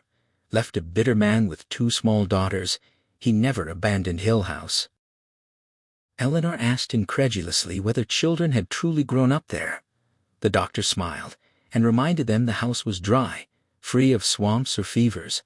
The country air was considered healthy, and the place itself luxurious. 2 small girls could certainly play there, perhaps lonely, but not unhappy. Theodora, staring into the fire, hoped they had waded in the brook and run through the meadow picking wildflowers. She disliked picturing them growing like mushrooms in the dark. The doctor continued that Crane had married twice more and been unlucky in both wives. The second died from a fall, sudden and unexplained. The third succumbed to consumption somewhere in Europe. Postcards from the traveling couple reached the two little girls left behind with their governess. After the third wife's death, Crane announced he would close the house and remain abroad. The daughters were sent to live with a cousin of their mother's. Theodora hoped the cousin had been jollier than old Hugh, still gazing darkly at the flames. The sisters, the doctor said, had felt differently. They spent the rest of their lives quarreling over Hill House. Hugh Crane died in Europe soon after his wife, leaving the property jointly to the two young women. Fool du One had already made her debut. The house stood empty for years but was always kept ready, first in expectation of Crane's return, and later, for whichever sister chose to live there. At some point the sisters agreed. The older would take full ownership, the younger had married. Theodora gave a knowing, "Aha!" supposing the younger had stolen her sister's beau. The doctor acknowledged that the older sister was said to have been crossed in love, though that was claimed of any woman who chose to live alone. In any case, she returned to Hill House, and lived there in near seclusion, yet she genuinely loved the place as her family home. She eventually brought a village girl to live with her as a companion. The villagers at the time held no strong feelings against the house. The older Miss Crane hired servants locally, and was thought kind for taking the girl in. She remained in constant dispute with her younger sister, who insisted she had traded her claim on the house for certain family heirlooms, jewels, antique furniture, and especially a set of gold-rimmed dishes, which the older sister then refused to surrender. The doctor had seen some of the angry letters through Mrs. Sanderson. The dishes were the sorest subject of all. The older sister eventually died of pneumonia in the house, with only the companion to tend her. Later gossip claimed a doctor had been called too late, and the old lady lay neglected upstairs while the girl dallied in the garden with a village lout. But the doctor suspected those tales sprang purely from the younger sister's vengeful anger, and had never been widely believed at the time. Theodora said she did not like the younger sister at all. First, she had stolen the older one's lover, then tried to steal her dishes. The history of Hill House carried a long chain of tragedies, as most old houses do. People live and die somewhere, after all, and a building standing 80 years will inevitably see some of its inhabitants pass within its walls. After the older Crane sister died, a bitter lawsuit erupted over the property. The companion insisted the house had been left to her, but the younger sister and her husband fought savagely, claiming the companion had tricked the dying woman into signing away what was rightfully theirs. The quarrel turned ugly, with harsh and cruel accusations flying on both sides. In court, the companion swore the younger sister had crept into the house at night and stolen things. Pressed for details, she grew nervous and incoherent, finally naming a missing silver service, a set of valuable enamels, and the famous gold-rimmed dishes, items that would have been almost impossible to carry away unnoticed. The younger sister countered by hinting at murder and demanding an investigation into old Miss Crane's death, raising the first whispers of neglect. No one took the suggestion seriously. The older sister's death had received only the most formal notice, and the villagers would surely have noticed anything strange. The companion won the case, and might have won a slander suit besides. The house became hers by law, though the younger sister never stopped trying to reclaim it. She bombarded the companion with letters and threats, spread wild accusations, and once the companion had to call the police for protection when her enemy advanced with a broom. The companion lived in growing terror. She claimed the house was burgled at night, that someone kept stealing things, and wrote one pitiful letter saying she had not known a peaceful night since her benefactor's death. Oddly, village sympathy lay almost entirely with the younger sister. They believed the companion, a former village girl now playing lady of the manor, had defrauded her. They could not imagine the younger sister committing murder, but they happily believed her dishonest, perhaps because they themselves were capable of the same. Gossip proved a relentless enemy. When the companion finally killed herself— "Killed herself?" Eleanor interrupted, half rising in shock. "She had to kill herself?" The doctor continued calmly. The local verdict held that guilty conscience had driven her to it. He suspected instead that she was a tenacious but not especially clever young woman who could cling desperately to what she believed was hers, yet could not endure constant mental persecution. She had no defenses against the younger sister's campaign of hatred. Her village friends had turned against her, and she had become maddened by the belief that locks and bolts could not keep out the intruder who stole into her house at night. She should have gone away, Eleanor said, left the house and run as far as she could. In effect, she had. The doctor believed the poor girl had simply been hated to death. She hanged herself, gossip claimed, from the turret on the tower, though with a house like Hill House, gossip would hardly allow any other location. After her death, the house passed legally to the Sanderson family, distant cousins less vulnerable to the younger sister, who by then seemed a little demented. When the Sandersons first came to inspect the property, the younger sister appeared on the road, howling abuse at them as they passed, and was promptly escorted to the police station. That marked the end of her role in the story. She spent her remaining years brooding over her wrongs far from the new owners. Strangely, in all her ranting she always insisted on one point: she had never entered the house at night to steal or for any other reason. "Was anything ever really stolen?" Luke asked. The companion had eventually admitted that one or two items seemed missing, but she could not be certain. The tale of the nightly intruder only deepened Hill House's sinister reputation. The Sandersons themselves never truly lived there. They spent a few days claiming they were preparing the house for immediate occupancy, then abruptly left, closing it exactly as they had found it. They spoke of urgent business calling them back to the city, but the villagers knew better. No one had stayed in the house for more than a few days at a time since. It had remained on the market, for sale or rent, ever since. The doctor finished with a sigh. It was a long story. He needed more brandy. "Those two poor little girls," Eleanor murmured, staring into the fire. She could not forget them walking through these dark rooms, perhaps trying to play with dolls in the bedrooms upstairs. "And so the old house has just been sitting here," Luke said, reaching out to touch the marble cupid with a tentative finger. "Nothing in it touched, nothing used, nothing wanted by anyone anymore, just sitting here thinking." "And waiting," Eleanor added softly. "And waiting," the doctor confirmed. Essentially, he went on, the evil was the house itself. It had enchained and destroyed its people and their lives. It was a place of contained ill will. Tomorrow they would see it all. The Sandersons had installed electricity, plumbing, and a telephone when they first planned to live here, but otherwise, nothing had been changed. "Well," Luke said after a short silence, "I'm sure we will all be very comfortable here." Eleanor found herself unexpectedly admiring her own feet. Theodora sat dreaming over the fire, just beyond the tips of her toes. A deep satisfaction filled Eleanor as she considered how handsome her feet looked in their red sandals. What a complete and separate thing she was, she thought, going from her red toes to the top of her head, individually herself, possessed of attributes belonging only to her. She had red shoes that went with being Eleanor. She disliked lobster, slept on her left side, cracked her knuckles when nervous, and saved buttons. She was holding a brandy glass that was hers because she was here and using it, and she had a place in this room. She had red shoes, and tomorrow she would wake up and still be here. "I have red shoes," she said very softly. Theodora turned and smiled at her. The doctor looked around at them with bright, anxious optimism. He had intended to ask if they all played bridge. "Of course," Eleanor answered at once.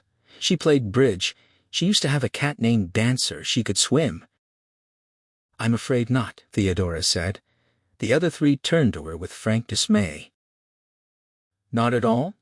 the doctor pressed. Eleanor insisted she had played twice a week for 11 years with her mother and her lawyer and his wife. Surely Theodora could play as well as that. "Maybe you could teach me?" Theodora asked. She was quick at learning games. "Oh dear," the doctor sighed while Eleanor and Luke laughed. "We'll do something else instead," Eleanor said. She could play bridge. She liked apple pie with sour cream she had driven here by herself. "Backgammon," the doctor suggested with clear bitterness. "I play a fair game of chess," Luke offered to the doctor, who brightened immediately. Theodora set her mouth stubbornly. She had not supposed they had come here to play games. Relaxation, the doctor said vaguely. Theodora turned with a sullen shrug and stared back into the fire. "I'll get the chessmen if you'll tell me where," Luke said. "Better let me go," the doctor replied with a smile. He had studied a floor plan of the house. If they let Luke wander alone, they might never find him again. As the door closed behind the doctor, Luke gave Theodora a quick, curious glance, then came over to stand by Eleanor. "You're not nervous, are you? Did that story frighten you?" Eleanor shook her head emphatically. Luke observed that she looked pale. "I probably ought to be in bed," she said. "I'm not used to driving as far as I did today." "Brandy," Luke suggested. "It will make you sleep better. You too," he added toward the back of Theodora's head. "Thank you," Theodora answered coldly without turning. "I rarely have trouble sleeping." Luke grinned knowingly at Eleanor. Then the doctor opened the door again. "My wild imagination," he said, setting down the chess set. "What a house this is." "Did something happen?" Eleanor asked. The doctor shook his head. "They probably ought to agree now not to wander around the house alone." "What happened?" Eleanor pressed. "My own imagination," the doctor said firmly. "This table all right, Luke?" "It's a lovely old chess set," Luke remarked. "I wonder how the younger sister happened to overlook it." "I can tell you one thing," the doctor replied. "If it was the younger sister sneaking around this house at night, she had nerves of iron." He paused, then added suddenly, "It watches. The house. It watches every move you make." And then, almost apologetically, "My own imagination, of course." In the firelight, Theodora's face looked stiff and sulky. She likes attention, Eleanor thought wisely. Without thinking, she moved and sat on the floor beside her. Behind her, she heard the gentle sound of chessmen being set down on the board and the comfortable small movements of Luke and the doctor, taking each other's measure. In the fire, there were points of flame and little stirrings. She waited a minute for Theodora to speak, then said agreeably, "Still hard to believe you're really here?" "I had no idea it would be so dull," Theodora answered. "We'll find plenty to do in the morning," Eleanor assured her. At home there would be people around and lots of talking and laughing and lights and excitement. "I suppose I don't need such things," Eleanor said, almost apologetically. "There never was much excitement for me.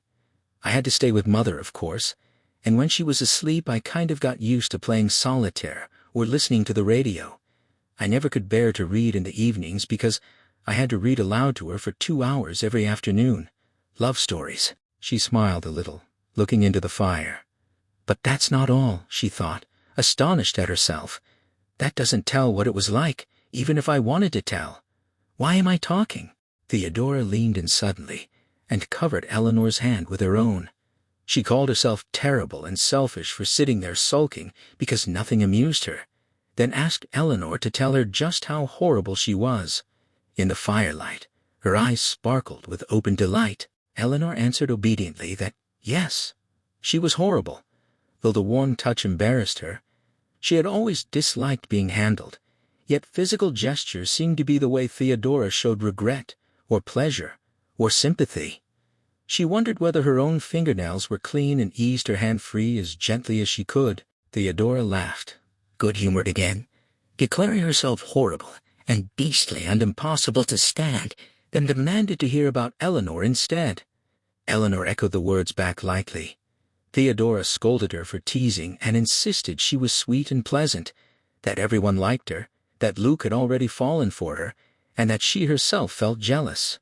She wanted to know more. Had Eleanor truly cared for her mother all those years? Eleanor confirmed it 11 years, right until the woman died 3 months earlier. Theodora asked whether she had been sorry when her mother passed, and whether she should say how sorry she was. Eleanor said no, her mother had not been happy. Theodora pressed further, and neither had Eleanor? Eleanor admitted it. Theodora wondered what came next now that she was finally free. What had she done? Eleanor told her she had sold the house at once.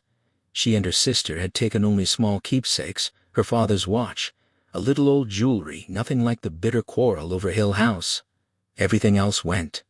Theodora pictured a wild, carefree spree that had somehow led her here. Eleanor laughed and said it had not been like that at all. Theodora listed the things she imagined: cruises, exciting young men, new clothes. Eleanor answered dryly that there had never been enough money for any of it. Her sister had banked her share for her own daughter's schooling. She herself had bought only a few clothes for the trip to Hill House. People liked answering questions about themselves. She thought the odd pleasure of it made her willing to tell anything right now. Theodora asked what she would do when she went home. Did she have a job? Eleanor said no, not at the moment. She still had no idea. Theodora stretched luxuriously and announced her own plan. She would turn on every light in their apartment and simply bask. Eleanor asked what the apartment was like. Theodora shrugged and called it nice. An old place they had fixed up themselves, one big room, 2 small bedrooms, a kitchen painted red and white, furniture rescued from junk shops, and one beautiful marble top table. They both loved restoring old things. Eleanor asked if she was married. A brief silence followed before Theodora laughed and said no. Eleanor flushed with embarrassment and apologized for prying. Theodora called her funny and touched her cheek with one finger. Eleanor thought of the lines by her eyes and turned her face from the fire. Theodora asked where she lived. Eleanor looked down at her own badly shaped hands and described her small apartment, smaller than Theodora's, furnished slowly, one careful piece at a time, so everything would be exactly right. White curtains, tiny stone lions on the mantelpiece corners, a white cat, books, records, pictures. She wanted every detail perfect because only she would use it. Once she had owned a blue cup with stars painted inside when you drank tea. It looked full of stars. She still wanted a cup like that. Theodora promised that if one ever turned up in her shop, she would send it someday. A little package would arrive to Eleanor, with love from her friend Theodora, and inside would be a blue cup full of stars. Eleanor laughed that she would have stolen those gold-rimmed dishes after all. From across the room came Luke's quiet mate, followed by the doctor's dismayed sigh. Luke called it blind luck and asked if the ladies by the fire had fallen asleep. Theodora said they were just about there. Luke crossed to them, offered a hand to each, and helped them rise. Eleanor moved awkwardly and nearly stumbled. Theodora rose in one quick motion, stretched, and yawned, announcing she was sleepy. The doctor said he would lead them upstairs tomorrow. They must learn their way around the house properly. He asked Luke to screen the fire. Luke wondered whether they should check that all the doors were locked. The doctor saw no need. Theodora pointed out that the little companion had locked every door, and it had done her no good. Eleanor asked what would happen if they wanted to break out instead. The doctor glanced at her sharply, then looked away, and repeated quietly that he saw no need to lock doors. Luke added, there was little danger of burglars from the village. The doctor said he would not sleep for an hour or so at his age. An hour's reading before bed was essential, and he had wisely brought Pamela. If any of them had trouble sleeping, he would read aloud. Talking softly, he guided them down the narrow hallway, through the great front hall, and up the stairs. Eleanor followed Theodora, realizing only now how exhausted she was.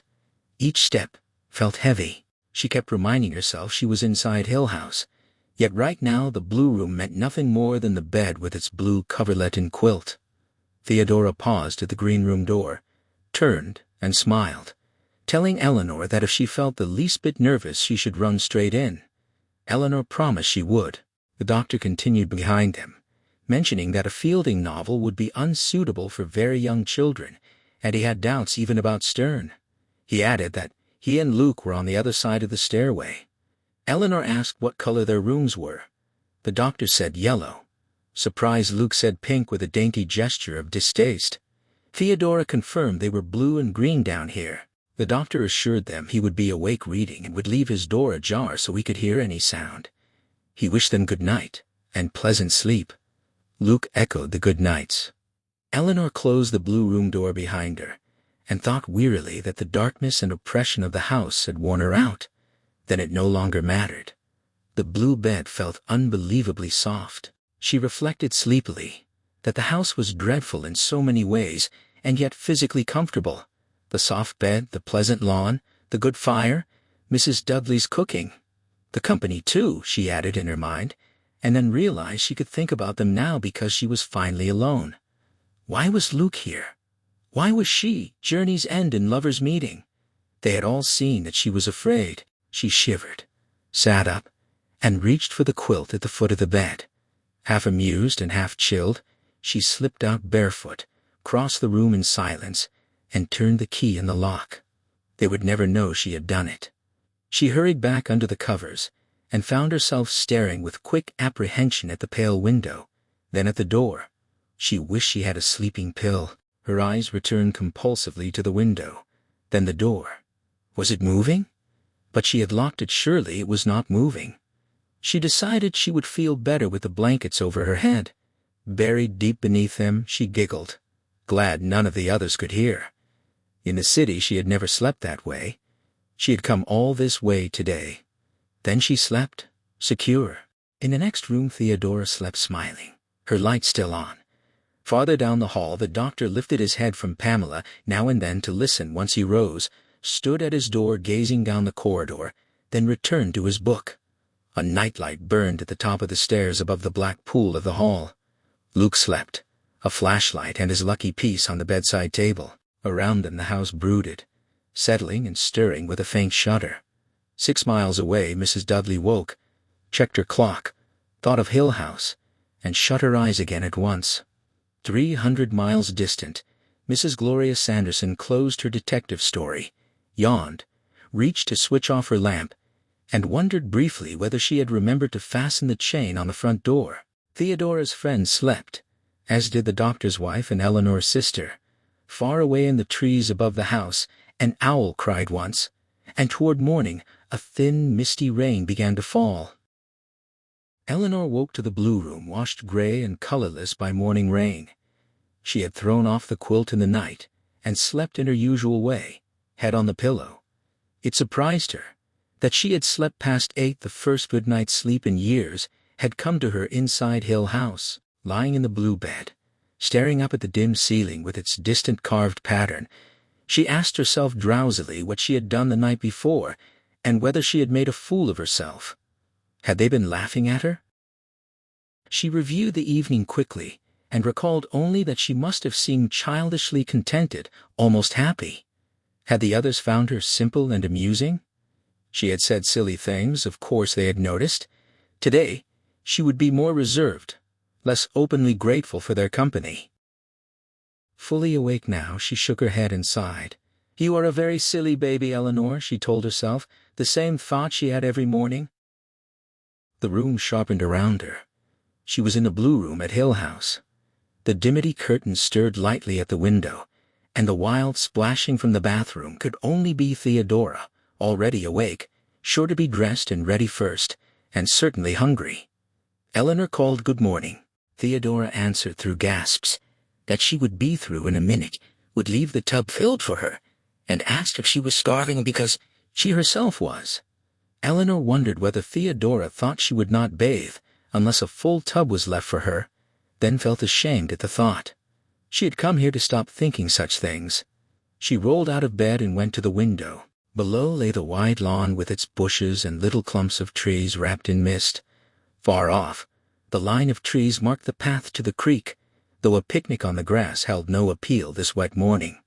It was clearly going to rain all day, yet it was a gentle summer rain that deepened the green of grass and trees and sweetened the air. It's charming, Eleanor thought, surprised at herself. She wondered if she was the first person ever to find Hill House charming, then felt chilled. Or did they all think so on the first morning? She shivered, unable to explain the excitement that made it so strange to wake up happy here. "I'll starve to death," Theodora pounded on the bathroom door. Eleanor snatched her robe and hurried. Theodora called from her room to try to look like a stray sunbeam. It was such a dark day they needed to be brighter than usual. "Sing before breakfast and you'll cry before night," Eleanor reminded herself, because she had been singing softly.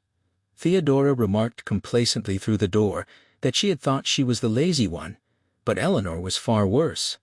She must be clean enough now to come for breakfast. Mrs. Dudley set it out at 9. What would she think when they arrived bright and smiling? Theodora predicted she would sob with disappointment. Had anyone screamed for her in the night? Eleanor examined a soapy leg critically and said she had slept like a log. So had Theodora. If Eleanor was not ready in 3 minutes, she would come in and drown her. She wanted her breakfast. Eleanor realized it had been a long time since she had dressed to look like a stray sunbeam, or felt so hungry for breakfast, or risen so aware of herself, so deliberate and tender in every small attention. She even brushed her teeth with a care she could not remember feeling before. It was all the result of a good night's sleep. Since her mother died, she must have been sleeping even worse than she knew. "Aren't you ready yet?" Theodora called. Eleanor answered that she was coming, ran to the door, remembered it was still locked, and turned the key softly. Theodora waited in the hall, vivid and gaudy plaid against the dullness. Looking at her, Eleanor could not believe Theodora ever did anything: dressing, washing, moving, eating, sleeping, talking without enjoying every moment of it. Perhaps Theodora never cared what others thought of her. "They might need another hour just to find the dining room," Theodora said. Maybe Luke and the doctor had left them a map. She had spoken to them from the window. They had been up for hours. They have started without me, Eleanor thought. Tomorrow she would wake earlier and talk from the window too. At the foot of the stairs, Theodora crossed the great dark hall and confidently opened a door, but it led into a dim, echoing room they had never seen. Eleanor tried another door that opened onto the narrow passage to the little parlor where they had sat the night before. Theodora turned, baffled, and shouted for Luke and the doctor. A distant shout answered. Theodora moved to another door, complaining that if they thought they could keep her forever in this filthy hall trying door after door to reach breakfast, Eleanor thought the right one was the one with the dark room to pass through, and the dining room beyond. Theodora shouted again, blundered into a light piece of furniture, cursed, and then the far door opened, and the doctor said good morning. "Foul, filthy house," Theodora muttered, rubbing her knee. "Good morning." The doctor said they would never believe it now, but 3 minutes earlier all the doors had been wide open. They had left them that way so the women could find their way. They had sat watching the doors swing shut just before the shout. "Good morning." "Kippers," Luke said from the table. "Good morning." He hoped the ladies were the kipper kind. They had come through the darkness of one night, met morning in Hill House, and now formed a family, greeting one another with easy informality and taking the same chairs they had used at dinner the night before. Mrs. Dudley had agreed to set out a fine big breakfast at 9, Luke said, waving a fork. They had begun to wonder if the ladies were the coffee and roll-in-bed types. Theodora replied they would have been there much sooner in any other house. Eleanor asked if they had really left all the doors open. That was how they knew the women were coming. Luke told her they had seen the doors swing shut. Today they would nail all the doors open, Theodora declared. She was going to pace the house until she could find food 10 times out of 10. She had slept with her light on all night, she confided to the doctor, but nothing had happened. The doctor said it had been very quiet. Eleanor asked if he had watched over them all night, until about 3, when Pamela finally put him to sleep. There had not been a sound until the rain started after 2. One of the ladies had called out in her sleep once. "That must have been her," Theodora said shamelessly, dreaming about the wicked sister at the gates of Hill House. Eleanor said she had dreamed about her too. She looked at the doctor and admitted suddenly that it was embarrassing to think about being afraid. They were all in it together, Theodora reminded her. It was worse if you tried not to show it, the doctor said. Luke advised stuffing themselves very full of kippers, then it would be impossible to feel anything at all. Eleanor felt, as she had the day before, that the conversation was being skillfully steered away from the thought of fear that filled her own mind. Perhaps she was meant to speak for all of them, so that quieting her would quiet the others and let them leave the subject behind. Perhaps she contained enough fear for everyone. They are like children, she thought crossly. daring each other to go first and ready to turn and mock whoever came last. She pushed her plate away and sighed. Before she went to sleep tonight, Theodora told the doctor she wanted to be sure she had seen every inch of the house. No more lying there wondering what was over her head or under her. They had to open windows, keep doors open, and stop feeling their way around. Luke suggested little signs with arrows reading this way out. Or, dead end, Eleanor added. Or, watch out for falling furniture, Theodora said. They would make them, she told Luke. First they should all explore the house, Eleanor said, perhaps too quickly, because Theodora turned and looked at her curiously. She did not want to find herself left behind in an attic or something, she added uncomfortably. No one wanted to leave her behind anywhere, Theodora assured her. Then Luke suggested they finish the coffee in the pot and go nervously from room to room, trying to discover some rational plan to the house and leaving doors open as they went. He had never thought he would inherit a house where he had to put up signs to find his way around. They needed to decide what to call the rooms, Theodora said. Suppose she told Luke she would meet him clandestinely in the second-best drawing room. How would he ever know where to find her? He could keep whistling until he got there, Luke offered. Theodora shuddered. He would hear her whistling and calling while he wandered from door to door, never finding the right one, and she would be inside with no way out and nothing to eat. Eleanor added unkindly. Theodora looked at her again and agreed after a moment. Then she said, it was the crazy house at the carnival rooms opening out of each other, doors going everywhere at once and swinging shut when you approached, and somewhere mirrors that made you look sideways, an air hose to blow up your skirts, and something that came out of a dark passage and laughed in your face. She fell suddenly quiet and picked up her cup so quickly that her coffee spilled. Not as bad as all that, the doctor said easily. Actually, the ground floor was laid out in what he might almost call concentric circles of rooms. At the center was the little parlor where they had sat last night. Around it roughly were other rooms, the billiard room, for instance, and a dismal little den entirely furnished in rose-colored satin, where Eleanor and Theodora would go each morning with their needlework.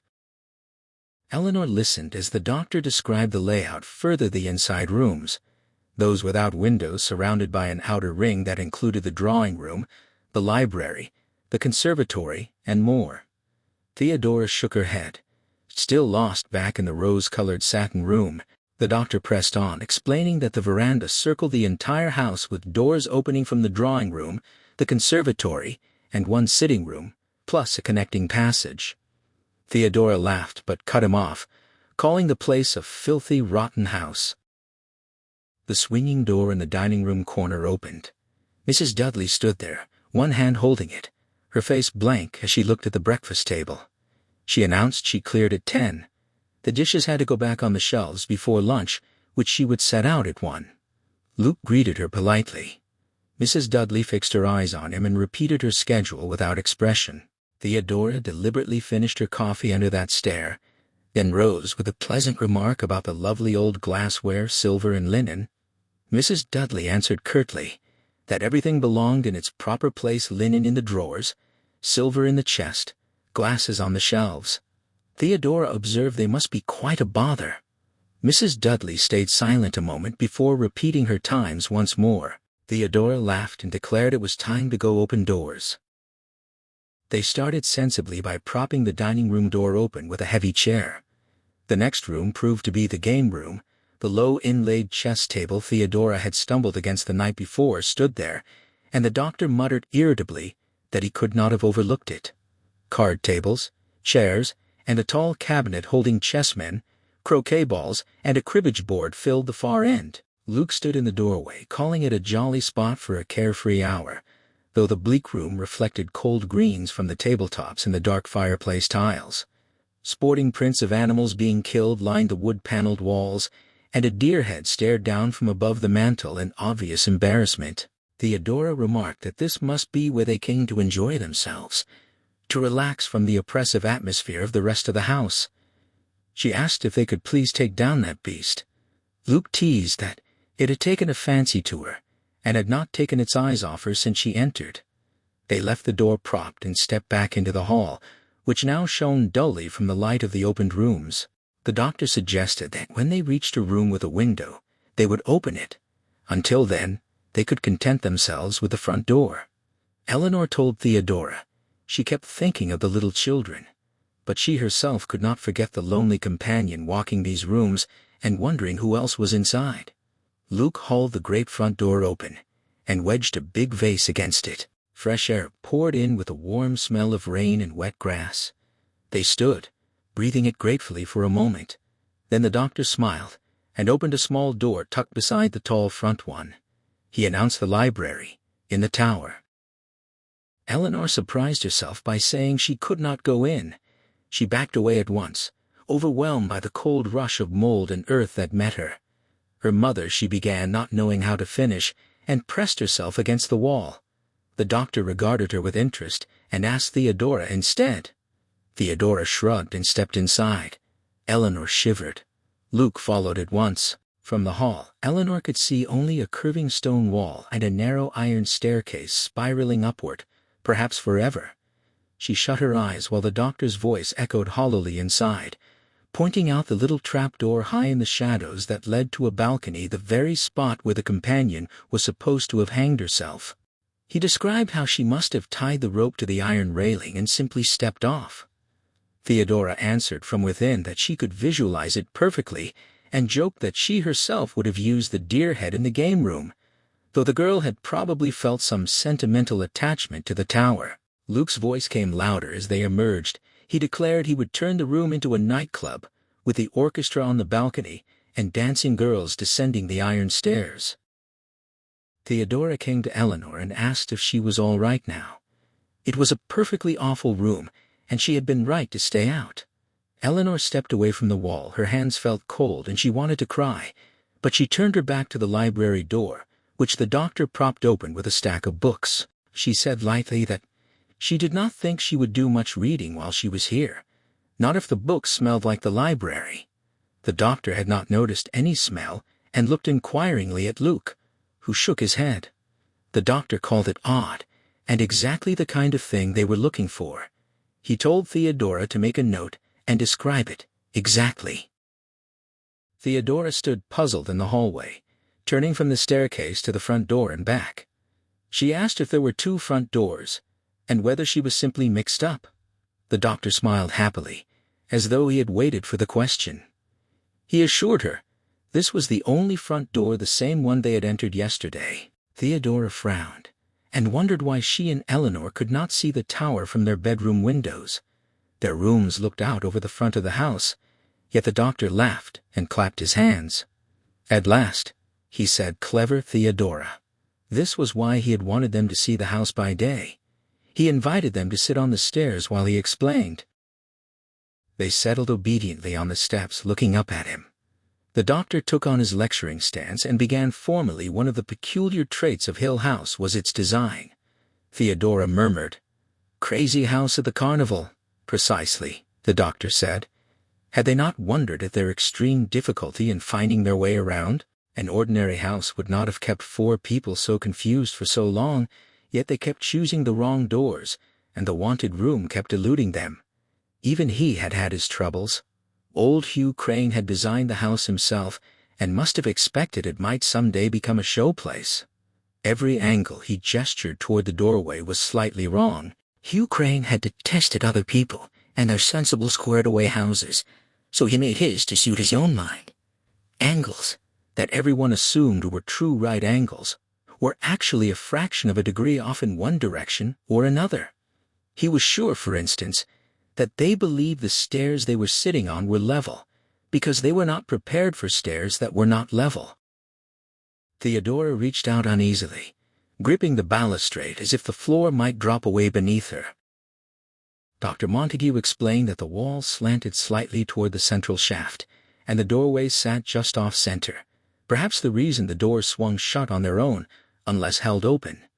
He noted that these small distortions accumulated into a significant warp across the entire house. From Theodora's bedroom window, the tower remained invisible, though it appeared directly outside from where they now stood.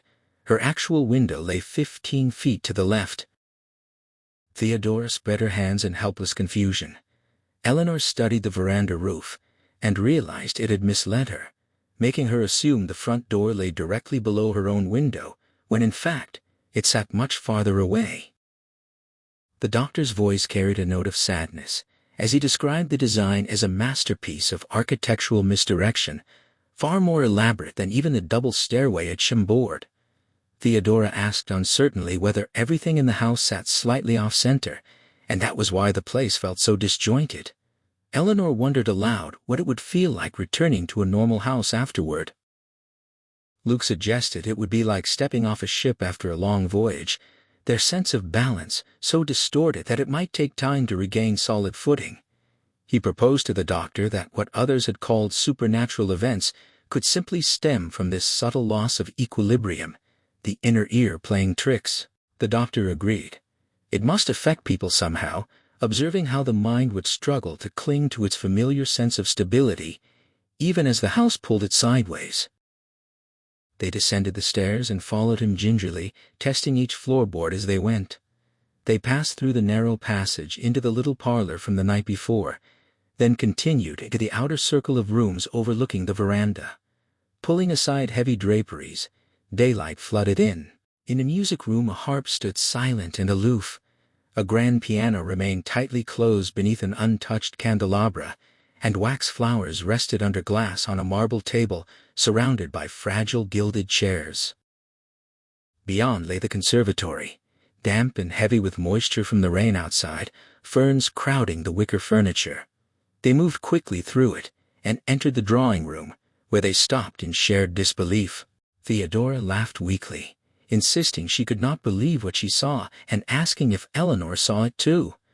Eleanor could only stare in helpless astonishment. Dr. Montague looked complacent, clearly pleased with their reaction. One entire end of the room was dominated by a massive marble statuary group, huge, grotesque, and oddly pale against the mauve stripes and flowered carpet. Eleanor covered her eyes while Theodora clung to her arm. The doctor suggested it might represent Venus rising from the waves. Luke countered that it looked like St. Francis curing lepers. Eleanor saw a dragon in it. Theodora declared roundly that it was clearly a family portrait, composite and unmistakable. The tall, central masculine figure was old Hugh Crane congratulating himself on building Hill House, flanked by his two daughters and a companion. She pointed out details with sharp amusement, identifying one figure as Mrs. Dudley and the base as the dining room carpet grown into a field of hay. Luke added that the background resembled an overspreading apple tree. The doctor proposed it symbolized the protection of the house. Eleanor worried aloud that the unbalanced floor might cause the heavy statue to topple. The doctor reassured them. It had been engineered at great expense to counter the tilt, and had stood safely since the house was built. Perhaps Hugh Crane had even found it beautiful. Theodora suggested he might have used it to frighten his children instead. She turned, imagining how lovely the room would be without it, a perfect space for dancing in full skirts with room for a country reel. She curtsied playfully to the statue, as if inviting old Hugh himself to join her. Eleanor felt herself step back involuntarily, half believing the figure might accept. The doctor laughed and warned her not to let him tread on her toes, remembering what happened to Don Juan. Theodora touched the outstretched marble hand timidly and remarked on the cold shock of stone, so unlike living skin. Then she shimmered across the dim room, waltzing alone before bowing once more to the statue. Dr. Montague drew Eleanor and Luke's attention to the far end, where doors behind the blue draperies led onto the veranda for cooler air, once the dancing grew heated. He pulled the draperies aside and opened the doors. Warm rain scent rushed in with a sudden gust of wind that seemed to breathe across the marble figure, light shifting over the colored walls. Eleanor remarked that nothing in the house stirred until one looked away, then movement flickered at the edge of vision. Luke noted the flowers under glass and tassels, beginning to fancy the place despite everything. Theodora tugged Eleanor's hair and challenged her to a race around the veranda, then darted through the doors. Eleanor followed without thinking, laughing as she ran. Rounding a curve, Eleanor spotted Theodora slipping through another door and stopped breathless. They had reached the kitchen. Mrs. Dudley turned from the sink and watched them in silence. Theodora explained politely that they had been exploring the house. Mrs. Dudley's gaze moved pointedly to the clock and reminded them lunch would be set at 1. Theodora asked if they might look over the kitchen since they had seen the other downstairs rooms. After a moment, Mrs. Dudley nodded stiffly, crossed to a farther doorway revealing the back stairs, and closed the door firmly behind her as she climbed. Theodora cocked her head, wondering with faint amusement whether Mrs. Dudley harbored any soft spot for her. Eleanor joked that the woman had probably gone upstairs to hang herself from the turret, then suggested they see what was planned for lunch. Theodora warned her not to disturb anything, noting the dishes belonged exactly on their shelves, and spotted a soufflé dish along with eggs and cheese. Eleanor observed that it was a nice kitchen, far brighter than the dark, narrow one in her mother's house, where food always lacked taste and color. Theodora asked absently about Eleanor's own apartment kitchen, then pointed out the unusual number of doors. 3 opened onto the veranda, another led down to the cellar, and one more connected to the butler's pantry and dining room. Their eyes met as they realized Mrs. Dudley had ensured she could exit in any direction with speed. Eleanor turned abruptly back toward the veranda, wondering how the cook managed in a room where a door might open silently behind her at any moment, and what exactly she feared meeting there that required so many escape routes. Theodora told her amiably to stop, warning that a nervous cook could never produce a good soufflé, especially if she were listening from the stairs. She suggested they choose one of the doors and leave it propped open behind them. Eleanor wandered the veranda, sensing the house as utterly encircled, like a tight belt cinched so close, she wondered if the whole structure might fly apart without it. She rounded what felt like the greater arc until the tower rose suddenly before her, around the curved gray stone, grotesquely solid, jammed against the wooden side, and pinned in place by the insistent veranda. Hideous, she thought, yet she pictured it still standing gray and forbidding over any ruins if the house ever burned, warning people away while owls and bats slipped through fallen stones to nest among the books below. Thin angled slits began halfway up. She knew she would never look down from those windows and tried to imagine the narrow iron stairway winding inside. At the top, a conical wooden roof lifted to a spire that belonged here, gleeful and expectant, as if waiting for some slight creature to creep out and knot a rope. She realized she was gripping the rail tightly and leaning far backward. Luke warned her she would fall. Eleanor gasped, dragging her eyes down, dizzy. He told her not to trust her balance in his charming hill house.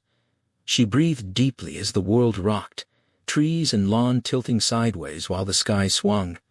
He caught and held her until she steadied herself. Theodora called her name nearby. The doctor's footsteps hurried along the veranda. Luke cursed the damnable house that demanded constant watch. The doctor repeated her name. Eleanor insisted she was all right, shaking her head and standing unsteadily. She explained. She had leaned back to see the tower's top and grown dizzy. Luke noted she had been standing almost sideways when he caught her. Theodora admitted she had felt the same once or twice that morning, as though walking up the wall. The doctor advised bringing her inside, where the effect lessened. Embarrassed, Eleanor walked with deliberate steps to the front door, which stood closed. She remarked with a faint tremor that she thought they had left it open. The doctor pushed it wide. Inside, the hall had reverted to itself. Every door they had propped now sat neatly shut. The stool returned to the wall. In the game room, dining room, boudoir, drawing room, parlor, and conservatory, all doors and windows were closed, draperies drawn, darkness restored. Theodora followed the doctor and Luke as they moved quickly, reopening doors, propping them, and sweeping drapes aside to let in warm, wet air. She identified Mrs. Dudley as responsible, noting the woman had done the same yesterday the moment she and Eleanor were out of sight, preferring to shut things herself rather than find them closed by unseen forces. Theodora began laughing foolishly. The doctor frowned in irritation, declaring Mrs. Dudley had better learn her place and that he would nail the doors open if necessary. He swung the parlor door with a crash and gave it a vicious kick, muttering that losing his temper would not help. Luke suggested sherry in the parlor before lunch and invited the ladies to enter. At the table, the doctor set down his fork and complimented Mrs. Dudley on an admirable soufflé. She regarded him briefly before carrying an empty dish into the kitchen. The doctor sighed wearily and proposed an afternoon rest after his vigil. The night before, recommending Eleanor lie down for an hour, a regular nap might suit everyone. Theodora responded with amusement that she must take one, though it might seem odd back home as part of her Hill House schedule. The doctor added, "They might have trouble sleeping at night." A chill passed around the table, dimming the silver and china, just as Mrs. Dudley appeared to announce it was 5 minutes to 2. That afternoon, Eleanor lay on Theodora's bed in the green room, unable to sleep though she wished to. She watched Theodora do her nails and chatted lazily, refusing to admit she had followed her there because she dared not be alone. Theodora said she loved decorating herself and wished she could paint her entire body. Eleanor suggested gold paint comfortably, seeing her only as a colorful blur with eyes nearly closed. Theodora listed nail polish, perfume, bath salts, and mascara, chiding that Eleanor never thought enough of such things. Eleanor laughed and closed her eyes completely, saying she had no time. Theodora determinedly promised to transform her, disliking women without color, and teased that she would paint Eleanor's toes bright red. Eleanor laughed and offered her bare foot. Nearly asleep, she felt the odd cold touch of the brush and shivered. Theodora teased that a famous courtesan like her must be used to handmaidens, noting her feet were dirty. Shocked, Eleanor sat up. Her feet were indeed dirty with bright red nails. She called it horrible and wicked, wanting to cry, then helplessly laughed at Theodora's expression and said she would wash them. Theodora exclaimed in surprise from the floor, insisting her own feet were dirty too. Eleanor admitted she hated having things done to her. Theodora cheerfully called her as crazy as anyone she had seen. Eleanor explained she disliked feeling helpless, mentioning her mother. Theodora assured her the mother would have been delighted by the red toenails, which looked nice. Eleanor glanced again and repeated, it felt wicked on her feet, making her look a fool. Theodora pointed out she had mixed up foolishness and wickedness, refused to remove the polish, and suggested they watch whether Luke or the doctor noticed her feet first. Eleanor protested that no matter what she said, Theodora made it sound foolish or wicked. Theodora looked up gravely with the hunch that Eleanor ought to go home. Eleanor wondered if Theodora was laughing at her, if the other woman had already decided she wasn't fit to remain. She told Theodora she didn't want to leave. Theodora glanced at her sharply, then looked away and touched her toes lightly, confirming the polish had dried. Eleanor admitted she had been frightened for a moment and stood, stretching, suggesting they go find the others. Luke leaned wearily against the upstairs hall wall, his head resting on the gold frame of an engraving depicting a ruin. He kept picturing the house as his future property more strongly than before, questioning why the idea persisted. He gestured down the long hallway, reflecting that if he had a passion for doors, gilded clocks or miniatures, or if he wanted a Turkish corner, he might see Hill House as a fairyland of beauty.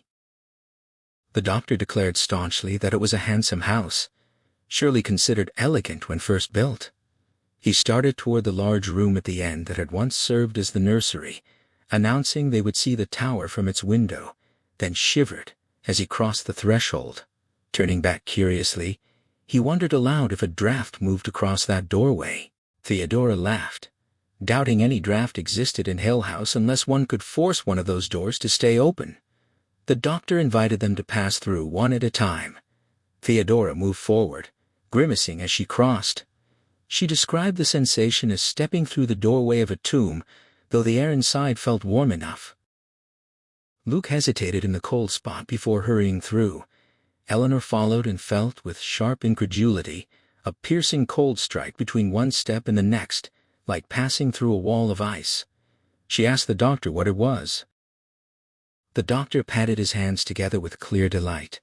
He told Luke he could keep any Turkish corners, then held a hand carefully over the cold spot, declaring it unexplainable. He noted that the famous cold spot in Borley Rectory had dropped only 11 degrees. This one felt considerably colder, the very heart of the house, the essence of a tomb. Theodora and Eleanor drew closer together. Though the nursery itself was warm, it carried a musty, close smell, and the cold across the doorway felt almost tangible, a visible barrier one had to cross to escape. Beyond the windows the grey stone tower pressed close inside. The room lay dark, and the painted line of nursery animals along the wall appeared trapped rather than jolly, echoing the dying deer in the game room's sporting prints. The nursery, larger than the other bedrooms, held an indefinable air of neglect, found nowhere else in Hill House. It occurred to Eleanor that even Mrs. Dudley's diligent care might not bring her across that cold barrier any more often than necessary. Luke stepped back across the cold spot and examined the hall carpet and walls, patting the surfaces in search of some cause. He insisted it could not be a draft unless the house had a direct line to the North Pole. Everything around them felt solid. The doctor wondered irrelevantly who had once slept in the nursery, and whether it had been shut up after the children left. Luke pointed out 2 grinning heads set in the corners above the nursery doorway, meant as gay decorations but appearing no jollier than the animals inside. Their distorted stares met and locked exactly where the vicious cold centered. Luke explained that when one stood where the heads could look at them, they froze the person. The doctor stepped down the hall curiously to join him, looking up. Theodora called out not to leave them alone and ran from the nursery, pulling Eleanor through the cold, which hit like a fast slap or a close, cold breath. She joked about it being a fine place to chill their beer and stuck her tongue out at the grinning faces. The doctor announced happily that he must make a full account of this. Eleanor said awkwardly that the cold did not feel impartial. It struck her as deliberate, as though something wanted to deliver an unpleasant shock. The doctor suggested it was because of the faces. On his hands and knees, he felt along the floor, muttering about needing a measuring tape, thermometer, and chalk for an outline. He wondered if the cold intensified at night, and told Eleanor that everything grew worse if one believed something was looking at them. Luke stepped through the cold with a shiver, and closed the nursery door. He returned to the others with a kind of leap, as if trying to escape the cold without touching the floor. With the door shut, they all realized how much darker the hall had become. Theodora said restlessly that they should go downstairs to their parlor. She could feel the hills pushing in. Luke noted it was after 5, cocktail time, and asked if the doctor would trust him to mix cocktails again that night. The doctor replied that there had been too much vermouth last time and followed them, lingering, watching the nursery door over his shoulder. Later, the doctor set down his napkin and proposed they take their coffee in the little parlor, finding the fire very cheerful. Theodora giggled, suggesting that since Mrs. Dudley had gone, they should race around opening all the doors and windows and taking everything down from the shelves. Eleanor observed that the house felt different without her, emptier. Luke nodded and arranged the coffee cups on a tray while the doctor went ahead, doggedly opening doors and propping them open. Each night, Luke realized suddenly that the 4 of them were alone here. Eleanor looked down at the dinner table and said it felt wrong to leave it like this until morning, since her mother would never have allowed it. Theodora replied without interest that Mrs. Dudley had to clear away in the morning if she wanted to leave before dark, and she herself was not going to do it. Eleanor insisted it was not nice to walk away from a dirty table, but Theodora pointed out she could not get the items back on the right shelves anyway, and Mrs. Dudley would have to redo everything to remove any fingerprints. When Eleanor suggested just taking the silverware to soak, Theodora caught her hand and asked if she really wanted to go into that kitchen alone with all those doors. Eleanor set down the forks and admitted she did not. She lingered, looking uneasily at the crumpled napkins and the drop of wine by Luke's place, shaking her head over what her mother would say. Theodora urged her to come along. They had left lights for them. The fire in the little parlor burned bright. Theodora sat beside the coffee tray while Luke brought brandy from the cupboard where he had stored it the night before. He declared they must be cheerful at all costs and challenged the doctor to another game that night. Before dinner they had ransacked the downstairs rooms for comfortable chairs and lamps. Now their little parlor felt easily the pleasantest room in the house. Theodora handed Eleanor her coffee and remarked that Hill House had been very kind to them. Eleanor sank gratefully into a pillowy, overstuffed chair. Theodora continued that there were no dirty dishes for Eleanor to wash, a pleasant evening in good company, and perhaps sunshine again tomorrow. Eleanor suggested they plan their picnic. Theodora went on that she was going to get fat and lazy in Hill House. Her repeated naming of the house troubled Eleanor. It felt as though Theodora were deliberately addressing the house, telling it she knew its name and calling out their location. Theodora said the name softly 3 times and smiled across at her. Luke asked Theodora politely, since she was a princess, to tell him about the political situation in her country.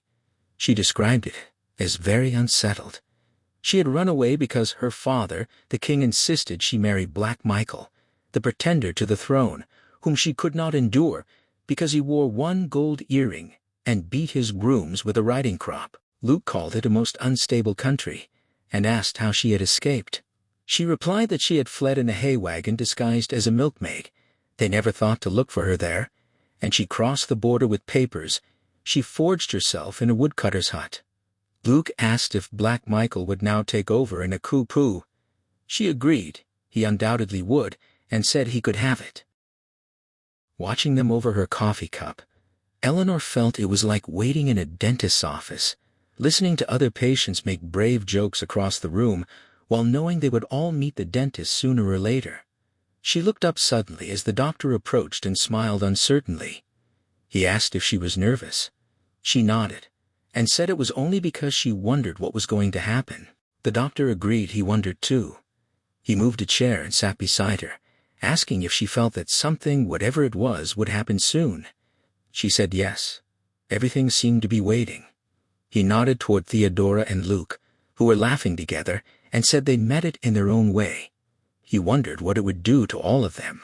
A month ago, he would never have believed such a situation could arise with the 4 of them sitting here together in this house.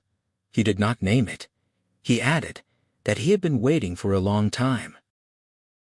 Eleanor asked if he thought they were right to stay.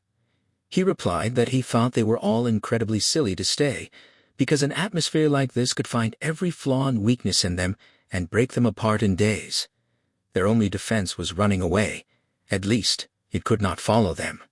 When they felt endangered, they could leave, just as they had come, and just as fast as they could. Eleanor pointed out they were forewarned, and there were 4 of them together. The doctor said he had already mentioned this to Luke and Theodora.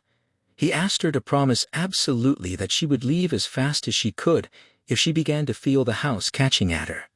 She promised, smiling, thinking he was trying to make her feel braver, and told him it was all right. Really, it was. He said he would feel no hesitation about sending her away if it seemed necessary. Then he called to Luke, asking if the ladies would excuse them. While the 2 men set up the chessboard in pieces, Theodora wandered the room with her cup. Eleanor thought she moved like an animal, nervous and alert, unable to sit still with any scent of disturbance in the air. They were all uneasy. She invited Theodora to sit by her. Theodora came gracefully and settled into the doctor's former chair, leaning her head back tiredly. Eleanor thought how lovely she was, how luckily lovely, and asked if she was tired. Theodora turned her head, smiling, and said she could not stand waiting much longer. Eleanor replied that she had just been thinking how relaxed Theodora looked. Eleanor wondered aloud if she had only left home 2 days earlier, already feeling the pull of homesick longing and questioning how she had ever brought herself to come here. Theodora asked if she was homesick already. Eleanor pressed further, asking whether Theodora had ever truly considered homesickness. If your home were Hill House, would you miss its dark, grim walls, and had those 2 little girls cried for it when they were taken away? She explained carefully that she had never been away from anywhere before, so she supposed she had never been homesick. Theodora asked about her little apartment now. Eleanor gazed into the fire and admitted that perhaps she had not lived there long enough to believe it was truly hers. Theodora said she wanted her own bed and Eleanor sensed the sulk rising in her again whenever she grew hungry or tired or bored. She turned childish. Theodora added that she was sleepy. Eleanor noted it was after 11, and as she glanced toward the chess game, the doctor shouted in joyful triumph while Luke laughed. The doctor declared the victory his. Luke admitted he was fairly beaten and began gathering the chessmen back into their box.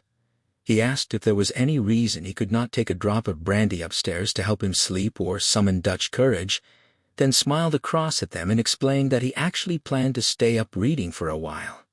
Eleanor asked the doctor if he was still reading Pamela. He confirmed it was volume 2, with 3 more to go before he would start Clarissa Harlowe, and offered to lend one to Luke. Luke refused hastily, saying he had brought a suitcase full of mystery stories instead.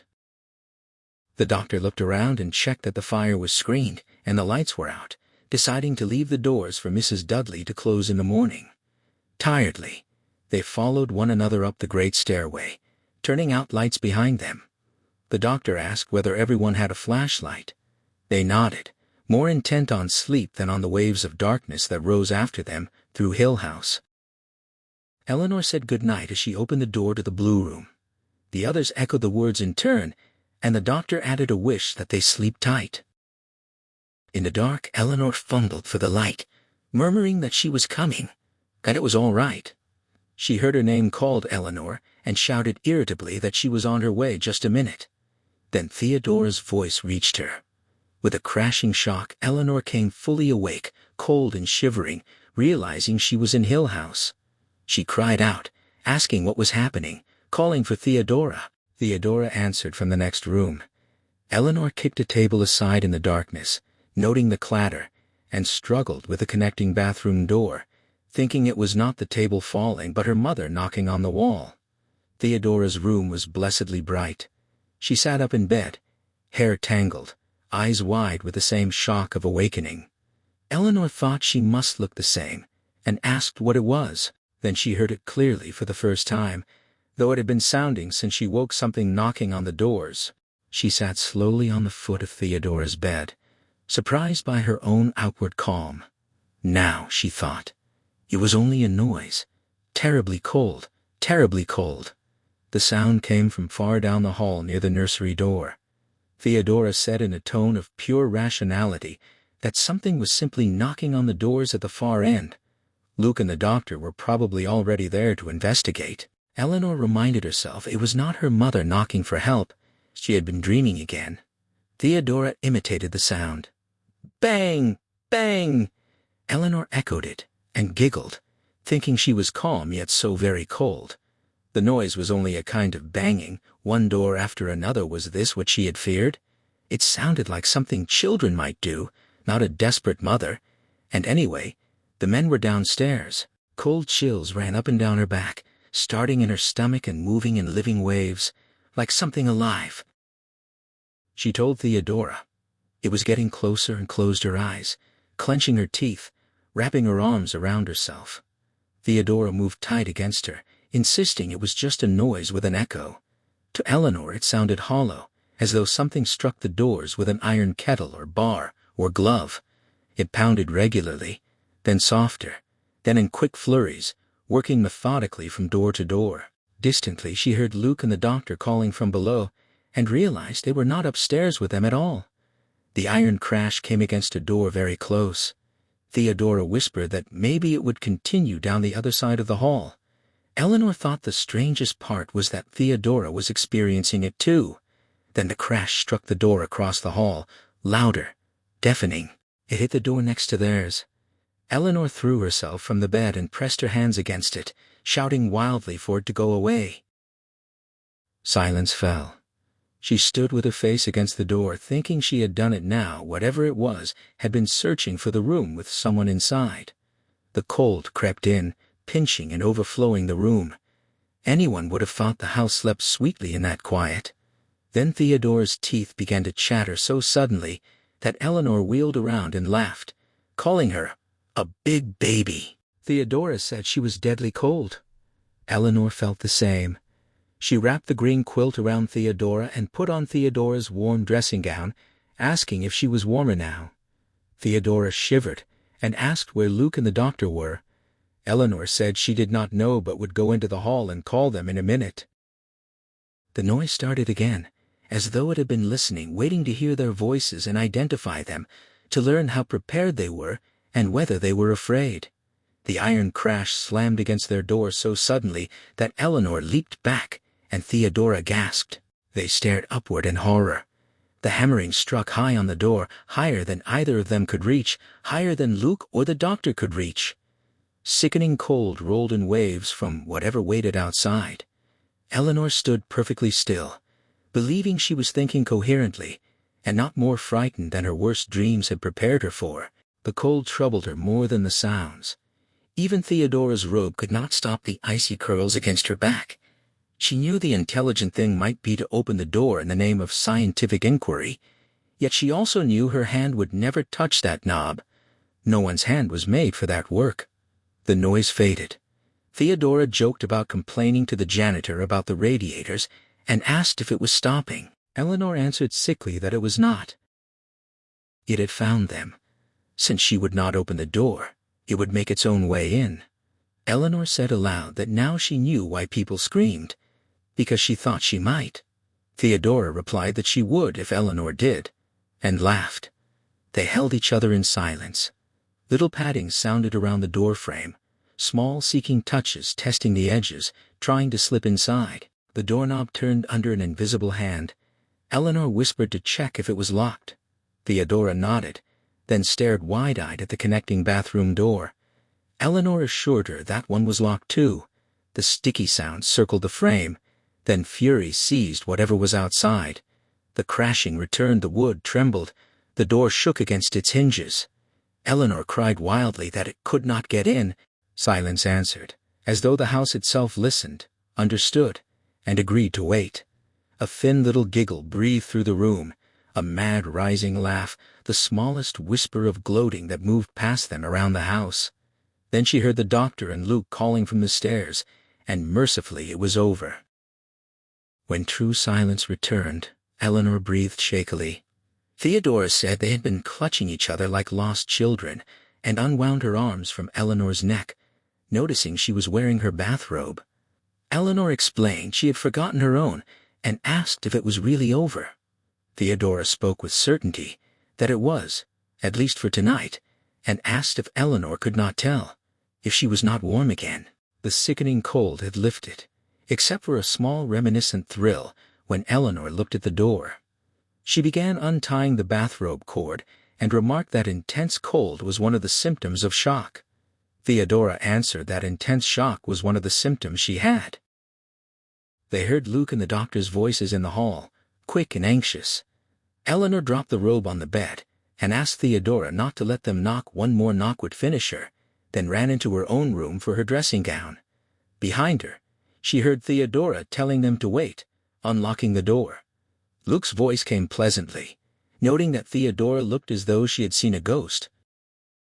When Eleanor returned, she saw that both men were fully dressed. It occurred to her that from now on it might be wise to sleep that way. If the intense cold returned at night, it would find her in a wool suit and heavy sweater. And she did not care what Mrs. Dudley would say about one guest lying in a clean bed, wearing heavy shoes and wool socks. She asked the gentlemen how they liked living in a haunted house. Luke answered that it was perfectly fine. It gave him an excuse for a drink in the middle of the night. Luke held the brandy bottle and glasses. Eleanor thought they formed a companionable little group, the four of them sitting in Theodora's room at 4 a.m, drinking brandy. They spoke lightly and quickly, exchanging fast, hidden glances, each wondering what secret terror had been touched in the others, what changes might appear in face or gesture, what unguarded weakness might invite ruin. The doctor asked if anything had happened in the room while they were outside.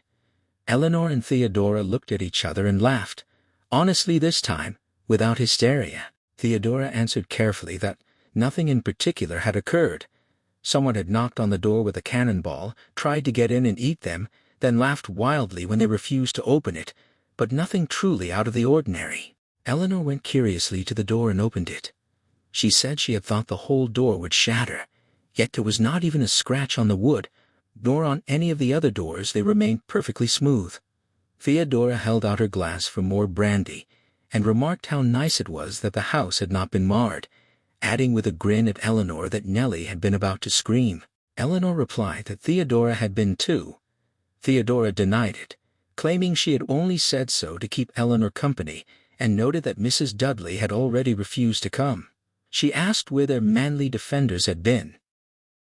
Luke said they had been chasing a dog, or at least some animal like a dog. He paused, then added reluctantly that they had followed it outside. Theodora stared. Eleanor asked if it had been inside. The doctor explained he had seen it run past his door, just a glimpse as it slipped along. He had woken Luke, and they followed it down the stairs and into the garden, where they lost it behind the house. Eleanor asked if the front door had been open. Luke said no. The front door had been closed, as had all the others they had checked. The doctor added that they had been wandering for quite a while and never imagined the ladies were awake until they heard their voices. He spoke gravely, saying there was one thing they had not taken into account. They looked at him, puzzled. He explained on his fingers in lecture style. First, he and Luke had been awakened earlier than the ladies and had been up and about outside and in for over 2 hours on what might be called a wild goose chase. Second, neither of them had heard any sound upstairs until the ladies' voices began. It had been perfectly quiet. The hammering on the door had not been audible to them. When they gave up and came upstairs, they had apparently driven away whatever waited outside the door. Now, sitting together, all was quiet. Theodora frowned and said she still did not see what he meant.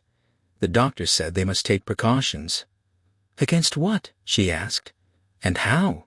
He replied quietly that when he and Luke were drawn outside while the 2 women were kept inside, it began to seem that the intention was somehow to separate them. Later, in bright morning sunlight that freshened even the blue room of Hill House, Eleanor looked at herself in the mirror and thought this was her second morning here, and she felt unbelievably happy. Journey's end and lovers' meeting. She had spent an almost sleepless night, told lies, made a fool of herself, yet the very air tasted like wine. She had been frightened nearly out of her wits, but had somehow earned this joy. She had waited for it so long. Abandoning her lifelong belief that naming happiness would dissipate it, she smiled at her reflection and told herself silently that she was happy, finally given her measure of it. Looking away from her own face, the phrase echoed blindly in her mind, journey's end and lovers' meeting. Theodora called for Luke in the hall, accusing him of carrying off one of her stockings and calling him a thieving cat, hoping Mrs. Dudley could hear. Luke answered faintly, protesting that a gentleman had the right to keep favors bestowed by a lady, and that he was certain Mrs. Dudley heard every word. Theodora then pounded on the connecting door and asked if Eleanor was awake, and could she come in.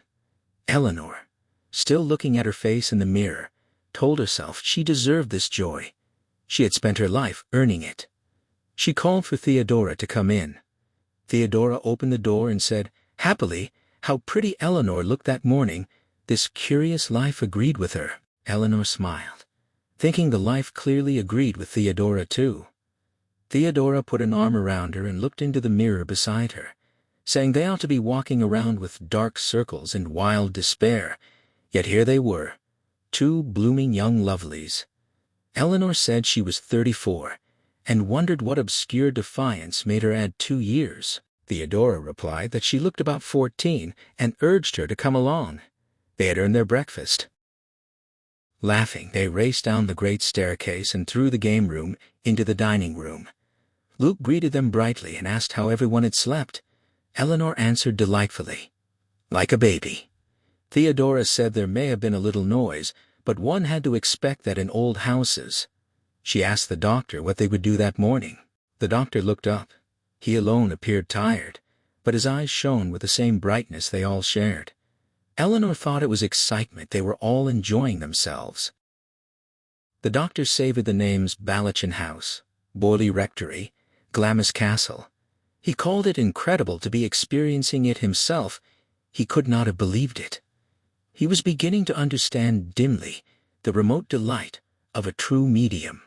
He asked for the marmalade, and noted that food had a new flavor. Did they find it so? His wife would never believe him. Luke wondered if Mrs. Dudley had simply surpassed herself. Eleanor tried to remember last night. She could recall knowing she had been frightened, but could not imagine actually feeling it now. Theodora remembered the cold and shivered. Eleanor said it had been so unreal by any pattern she knew it simply had not made sense. She stopped, laughing in embarrassment. Luke agreed that morning. He had found himself telling himself what happened, the reverse of a bad dream. Theodora said she had found it exciting. The doctor lifted a warning finger, saying it was still perfectly possible that subterranean waters caused it all. Theodora replied that more houses ought to be built over secret springs. The doctor frowned and said the excitement troubled him. It was intoxicating, but might also be dangerous, an effect of Hill House's atmosphere, the first sign they had fallen under a spell. Theodora declared she would be an enchanted princess. Luke observed that if last night measured Hill House, they would not have much trouble. They had been frightened and found it unpleasant, yet he could not remember feeling any physical danger. Even Theodora saying whatever was outside wanted to eat her had not really sounded. Eleanor said she knew what Theodora meant. The word had felt exactly right. The sense was that it wanted to consume them, take them into itself, make them part of the house. She faltered, saying she was explaining it badly. The doctor stated positively that no physical danger existed. No ghost in history had ever hurt anyone physically.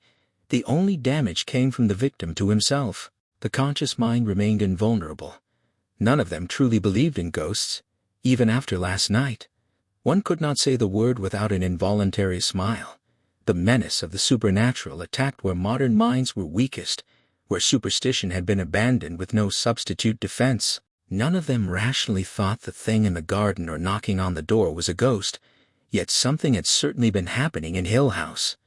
The mind's instinctive refuge of self-doubt was eliminated. They could not say it was only imagination when 3 others had witnessed it too. Eleanor put in, smiling, that she could say all 3 of them were in her imagination and none of this was real. The doctor replied gravely that if he thought she could really believe that, he would turn her out of Hill House that morning.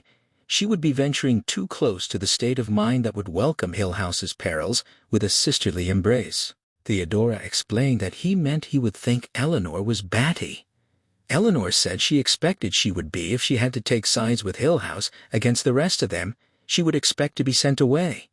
She wondered why always, her am I the public conscience, expected to say in cold words what the rest are too arrogant to admit.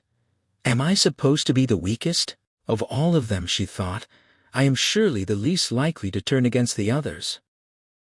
The doctor continued, his eyes resting briefly on Eleanor, that poltergeists were another matter entirely.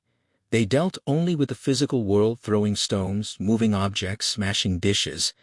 Mrs. Foyster at Worley Rectory had finally lost her temper when her best teapot was hurled through the window. Yet poltergeists ranked rock bottom on the supernatural scale. They were destructive, but mindless, and will-less, merely undirected force. He asked with a little smile if they recalled Oscar Wilde's story, The Canterville Ghost.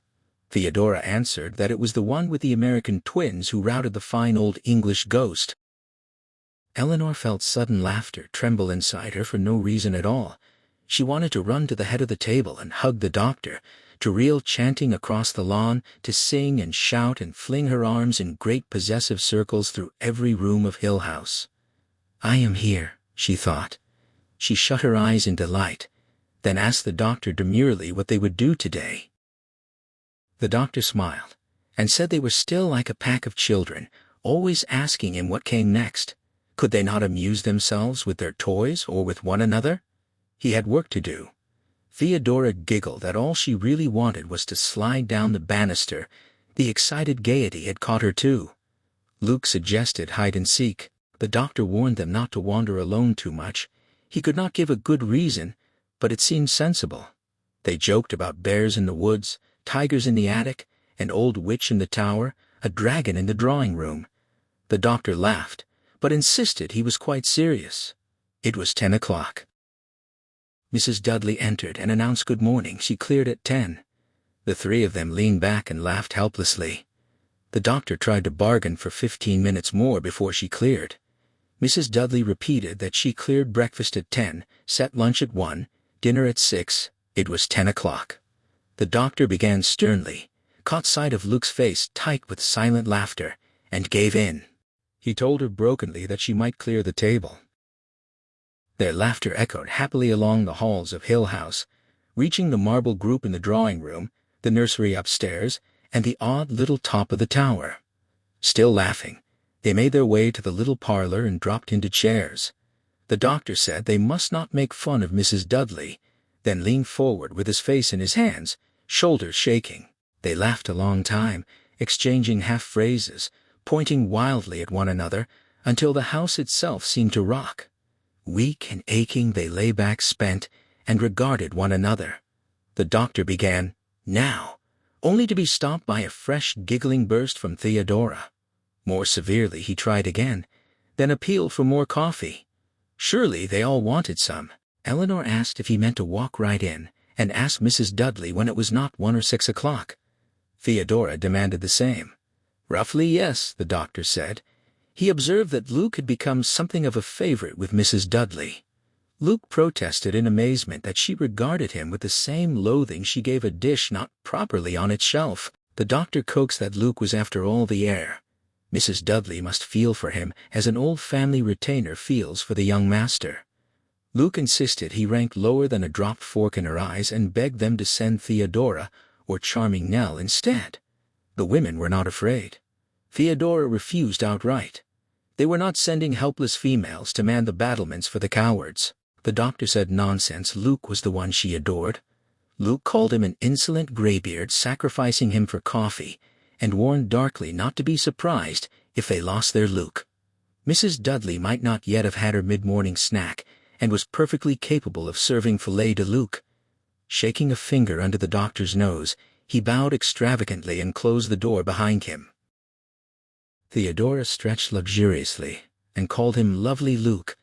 Eleanor said lovely Hill House, and asked Theodora if they could explore the little overgrown summer house in the side garden that she had noticed yesterday. Theodora agreed delightedly.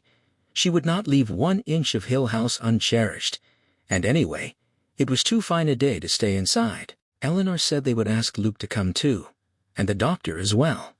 The doctor began to mention his notes, when the door opened so suddenly that Eleanor's first thought was that Luke had not dared face Mrs. Dudley after all, but had stood waiting, pressed against the door. Then she saw his white face, and heard the doctor say with fury that he had broken his own first rule by sending him alone. She asked urgently, "Luke? Luke?" Luke said it was all right, but they should come into the long hallway. Chilled by his face and voice and smile, they rose silently and followed him through the doorway into the dark passage that led back to the front hall. Luke stopped and held up a lighted match to the wall.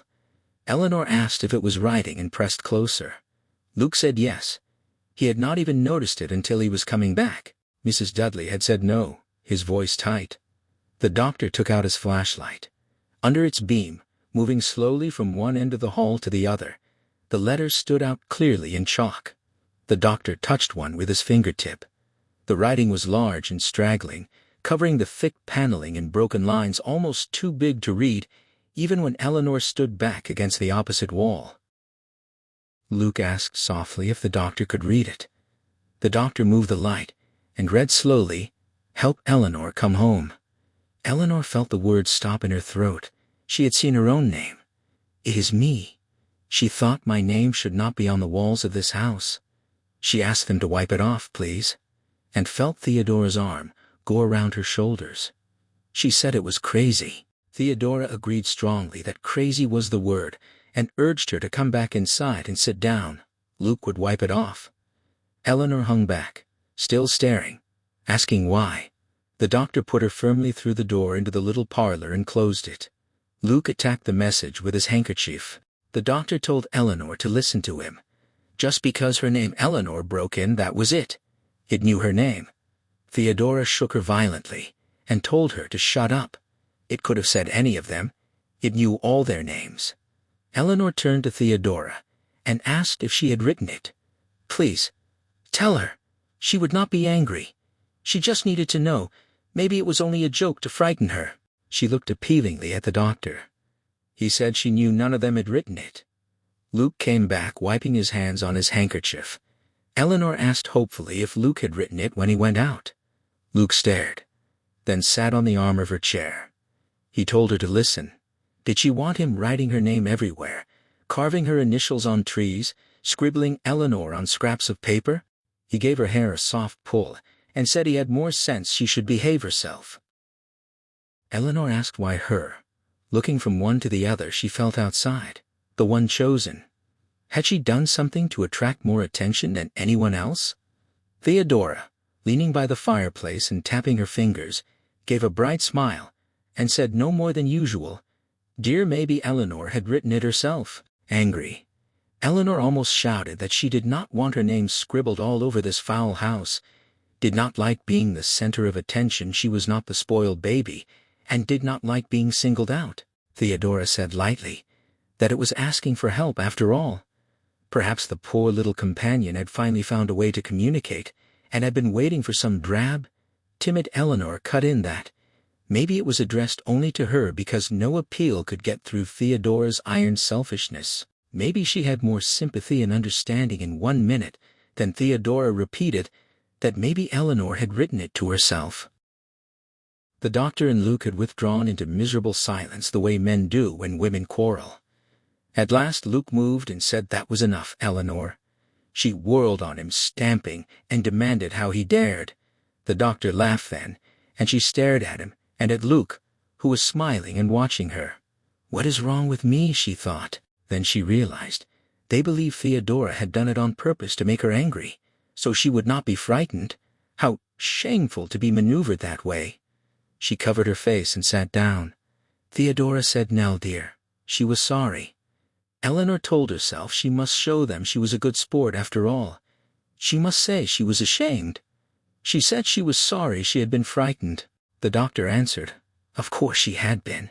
Eleanor thought how simple he was, how transparent he believed every silly thing he had ever heard, and even thought Theodora had shocked her out of hysteria. She smiled at him, thinking now she was back in the fold. Theodora came to kneel by her chair and said she was sorry. She had really thought Eleanor was going to start shrieking and would have in her place, but they could not afford to have her break up. Eleanor knew she could not share the center of attention with anyone else. If she was to remain the outsider here, she would stand alone in it.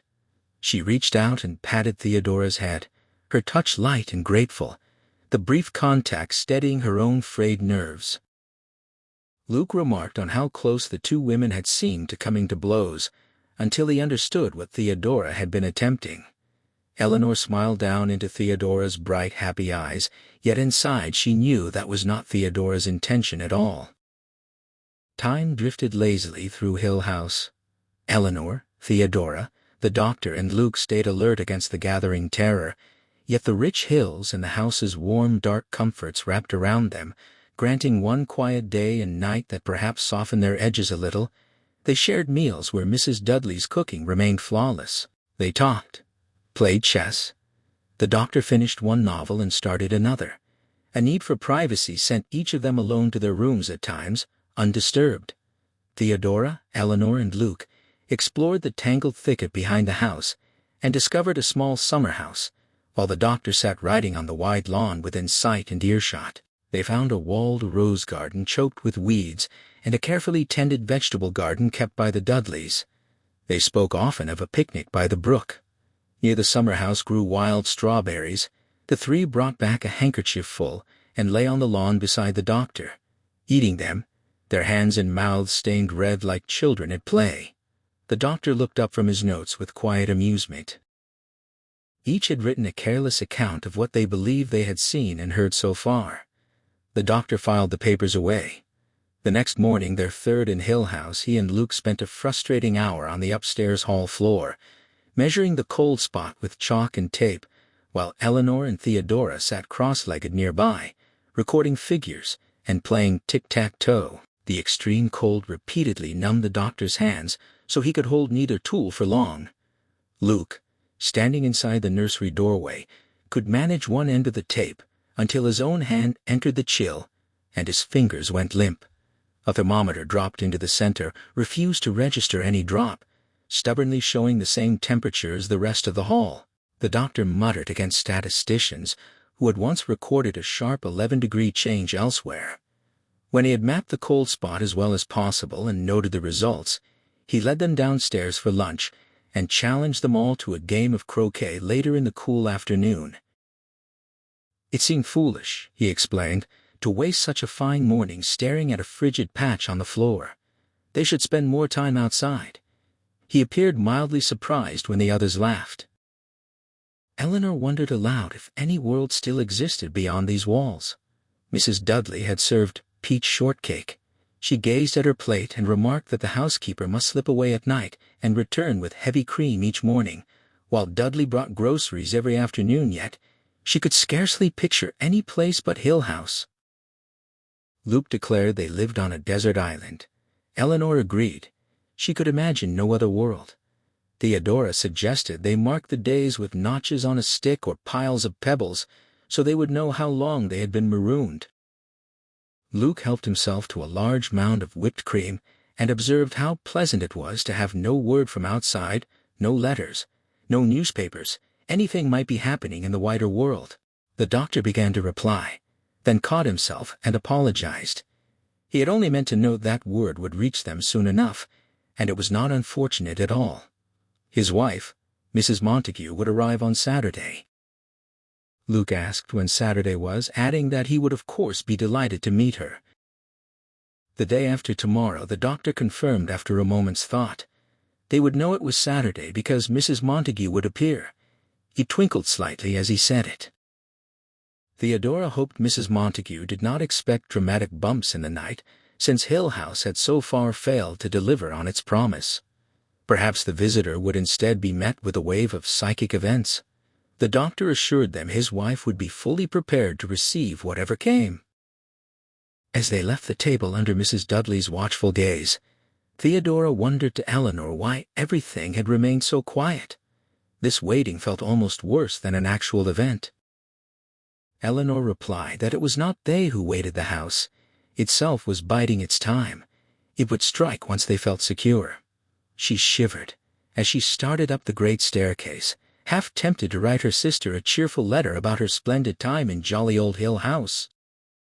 Theodora played along, suggesting Eleanor invite the whole family next summer, mentioning blankets every night, bracing air in the upstairs hall, constant gladness to be alive, and civilization feeling so far away. Eleanor laughed. She reached the top of the stairs ahead of Theodora. Afternoon light from the open nursery door and the tower windows softened the dark hallway, catching on the doctor's abandoned tape and chalk. Colored fragments from the stained glass landing danced across the wood. She announced she was going to sleep. She had never felt so lazy. Theodora said she would lie on her bed and dream of streetcars. Eleanor paused in her doorway as usual, glancing quickly inside before entering, telling herself it was only because the blue of the room always needed a moment to settle. She crossed to open the window, which she always found closed. Halfway across, she heard Theodora's door slam and her muffled cry. Eleanor hurried into the hall and stopped at Theodora's doorway, frozen in horror as she looked over her shoulder. Theodora's voice rose sharply, demanding what it looked like. Through her shock, Eleanor thought she would not easily forgive that tone. It looked like paint, she said hesitantly, except the smell was terrible. Theodora insisted it was blood, clinging to the door as she swayed and stared. All over. Could Eleanor not see it? Of course she saw it, Eleanor answered, and it was not all over. Theodora should stop making such a fuss. Yet even as she spoke, she noted that Theodora was actually making very little fuss at all. One of them would eventually break and scream. Eleanor hoped it would not be her. She was fighting hard to stay steady. Cold settled in her as she asked if there was more writing on the wall. Theodora's wild laugh answered her, and Eleanor wondered if she herself might be the one to crack after all. She could not afford that. She closed her eyes and silently repeated lines from an old song to hold herself together. Theodora confirmed there was indeed writing, and wondered sarcastically how Eleanor had managed it. Eleanor told her to be sensible and to call Luke and the doctor. Theodora asked, why had this not been meant as a private surprise just for the two of them? She pulled away from Eleanor's restraining hand, ran to the wardrobe, flung it open, and began to cry bitterly. "Her clothes!" she sobbed. Eleanor turned steadily and went to the top of the stairs. She called for Luke and the doctor, her voice level though not loud. She heard the doctor's book drop and the rush of their footsteps. Their apprehensive faces told her how close unease lay beneath the surface. For all of them, each always braced for a cry for help from the others.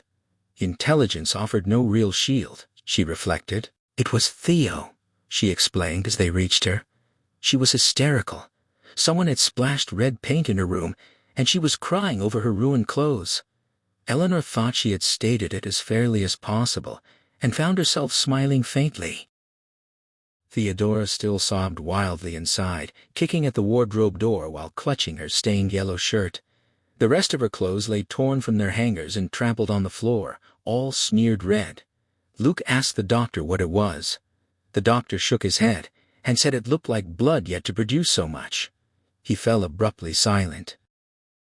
They stood quiet, staring at the words, "Help Eleanor come home," Eleanor scrawled in shaky red letters across the wallpaper above Theodora's bed. This time Eleanor felt ready. She told them to get Theodora out of there and bring her into her own room. Theodora cried to the doctor that her clothes were ruined. Could he see? The smell hung atrocious in the air. The writing had dripped and splattered drops trailed from the wall to the wardrobe, and a large irregular stain marked the green rug. Eleanor called it disgusting, and again urged them to move Theo. Between them, Luke and the doctor guided the sobbing Theodora through the bathroom into Eleanor's room. Eleanor stared at the red mess it had to be paint. She insisted to herself, what else could it be? And whispered why. She looked up at the writing on the wall and thought, with strange grace, that here lay one whose name was writ in blood. She wondered if she was still fully coherent. When the doctor returned, she asked if Theodora would be all right. She would recover in a few minutes, he said wanly. They would need to move her in with Eleanor, for now he could not imagine her sleeping in that room again. It would be a long time, he added, before she opened another door alone. Eleanor supposed Theodora would have to wear her clothes in the meantime. The doctor looked at her curiously. He supposed Theodora would have to wear Eleanor's clothes if she did not mind. This new message troubled her less than the first one, he observed. Eleanor tried to sort through her own tangled feelings. It was too silly, she told him. She had stood staring at it, simply wondering why. It felt like a joke that had failed to land. She ought to have been far more frightened, yet she was not, because the whole thing was too horrible to be real. She kept remembering Theodora applying red polish and giggled. The doctor glanced at her sharply. But she pressed on. It might as well be pink after all. She could not stop the words from spilling out. Maybe she simply could not take it seriously anymore, not after watching Theodora scream over her ruined clothes and accuse her of writing her own name across the wall. Perhaps she was growing used to being blamed for everything. The doctor assured her that no one was blaming her for anything, and Eleanor felt the gentle reproof in his tone. She hoped tartly that her own clothes would be good enough. The doctor turned, studying the room he touched, one finger cautiously to the red letters, and nudged Theodora's stained yellow shirt with his foot. He would make an exact sketch of it later. Perhaps tomorrow, he said absently. He smiled at her. Eleanor offered to help. It made her sick, she admitted, but it did not frighten her. The doctor agreed. They should close up the room for now so Theodora would not wander back in. At his leisure he could examine it properly. Besides, he added with a flicker of amusement, he would rather Mrs. Dudley did not come in to tidy. Eleanor watched in silence as he locked the hall door from inside, then led her through the bathroom and locked the connecting door as well. He would arrange for another bed, he told her, adding with some awkwardness that she had kept her head well. It helped him more than she knew. Eleanor repeated that it made her sick but did not frighten her, pleased by the praise, and turned toward Theodora. Theodora lay on her bed, and Eleanor saw with a queasy twist that red had transferred to Theodora's hands and was now smearing across her own pillow. She crossed to her sharply. Theodora would have to wear her clothes until new ones arrived or the others could be cleaned. Theodora rolled convulsively and pressed her stained hands over her eyes, repeating the word cleaned in disbelief. Eleanor told her for heaven's sake to let her wash the stuff off. Without knowing why, she felt a surge of uncontrollable loathing stronger than any she had known. She went to the bathroom, soaked a towel, and returned to scrub roughly at Theodora's hands and face. She was filthy with it, Eleanor said, hating the contact. Suddenly Theodora smiled up at her. She did not really believe Eleanor had done it. Luke stood behind her now, looking down. Theodora called herself a fool and laughed with him. Luke remarked that she would look delightful in Nell's red sweater. Eleanor thought her wicked, beastly soiled. She carried the towel back to the bathroom to soak in cold water. When she returned, Luke was saying another bed would be brought in. The two women would share a room from now on. Theodora said they would share clothes too, and become practically twins. Eleanor muttered, "Cousins," but no one heard. Later that evening, Luke turned brandy in his glass and described an old custom of public executioners chalking knife strokes on a victim's belly before quartering, to avoid any slip. Eleanor stared down at Theodora's head beside her chair and imagined hitting her with a stick, battering her with rocks. Luke continued with exquisite detail about how unbearable those chalk lines would feel if the victim were ticklish. Eleanor hated her, sickened by the sight of Theodora washed clean and wearing her red sweater. He moved on to executions by hanging in chains. Theodora looked up and smiled, saying she really was sorry. Eleanor thought how she would like to watch her die, yet smiled back and told her not to be silly. Luke announced gravely that he had spent the afternoon browsing their little library and shared a Sufi teaching that the universe had never been created and therefore could not be destroyed. The doctor sighed and suggested no chess tonight. It had been an exhausting day. He thought the lady should retire early. Theodora insisted she would not go until well dulled with brandy. The doctor spoke of fear as the relinquishment of logic, something they could yield to or fight, but never meet halfway. Eleanor felt she owed them all an apology. Earlier she had believed herself calm, yet now she realized how terribly afraid she had been. When fear took her, she could still see the sensible, beautiful side of the world: chairs, tables, windows unchanged, the carpet's woven texture unmoving, yet she herself no longer existed in relation to any of it. Things were not afraid, she supposed. The doctor said slowly that they were only afraid of themselves. Luke added, it was the fear of seeing themselves clearly without disguise. Theodora suggested it was the fear of knowing what they really wanted. She pressed her cheek against Eleanor's hand. Eleanor hated the touch and pulled away quickly. She told them she was always afraid of being alone. Those letters had spelled her own name, and none of them could know what that felt like. It was so familiar. She gestured in appeal. It was her dear name, belonging only to her, yet something was using it, writing it, calling her with it. There was only one of her, and it was all she had. She hated feeling herself dissolve and separate, living in her mind while watching the other half of herself helpless and frantic. Time stretched unbearably, even a second dragging on, and she could endure anything if only she could surrender. The doctor repeated the word surrender sharply. Luke echoed it. Eleanor faltered, perplexed. She had simply been talking. What had she said? Luke told the doctor she had done this before. The doctor agreed gravely. Eleanor felt all their eyes on her. She apologized. She must have made a fool of herself, probably because she was tired. The doctor told her not at all, and to drink her brandy. Eleanor looked down, realizing she held a glass, and asked what she had said. Theodora chuckled and urged her to drink. She needed it. Eleanor sipped obediently, feeling the sharp burn, and told the doctor she must have said something silly from the way they were all staring.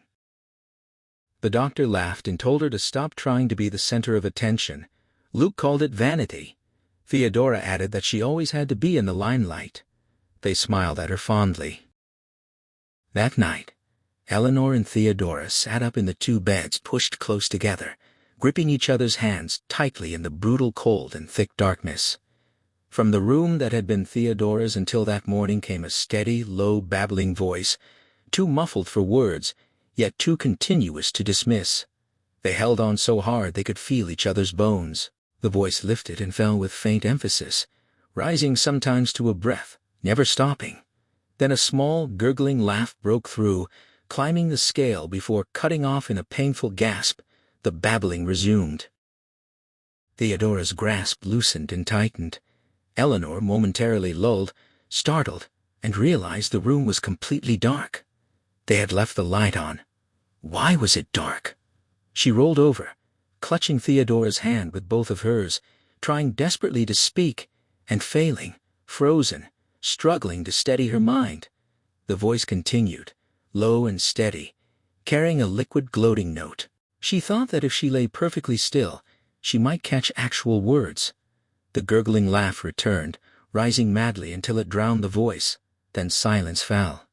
Eleanor drew a breath, wondering if she could speak, when a soft, infinitely sad little cry pierced her, a sweet moan of wild sadness.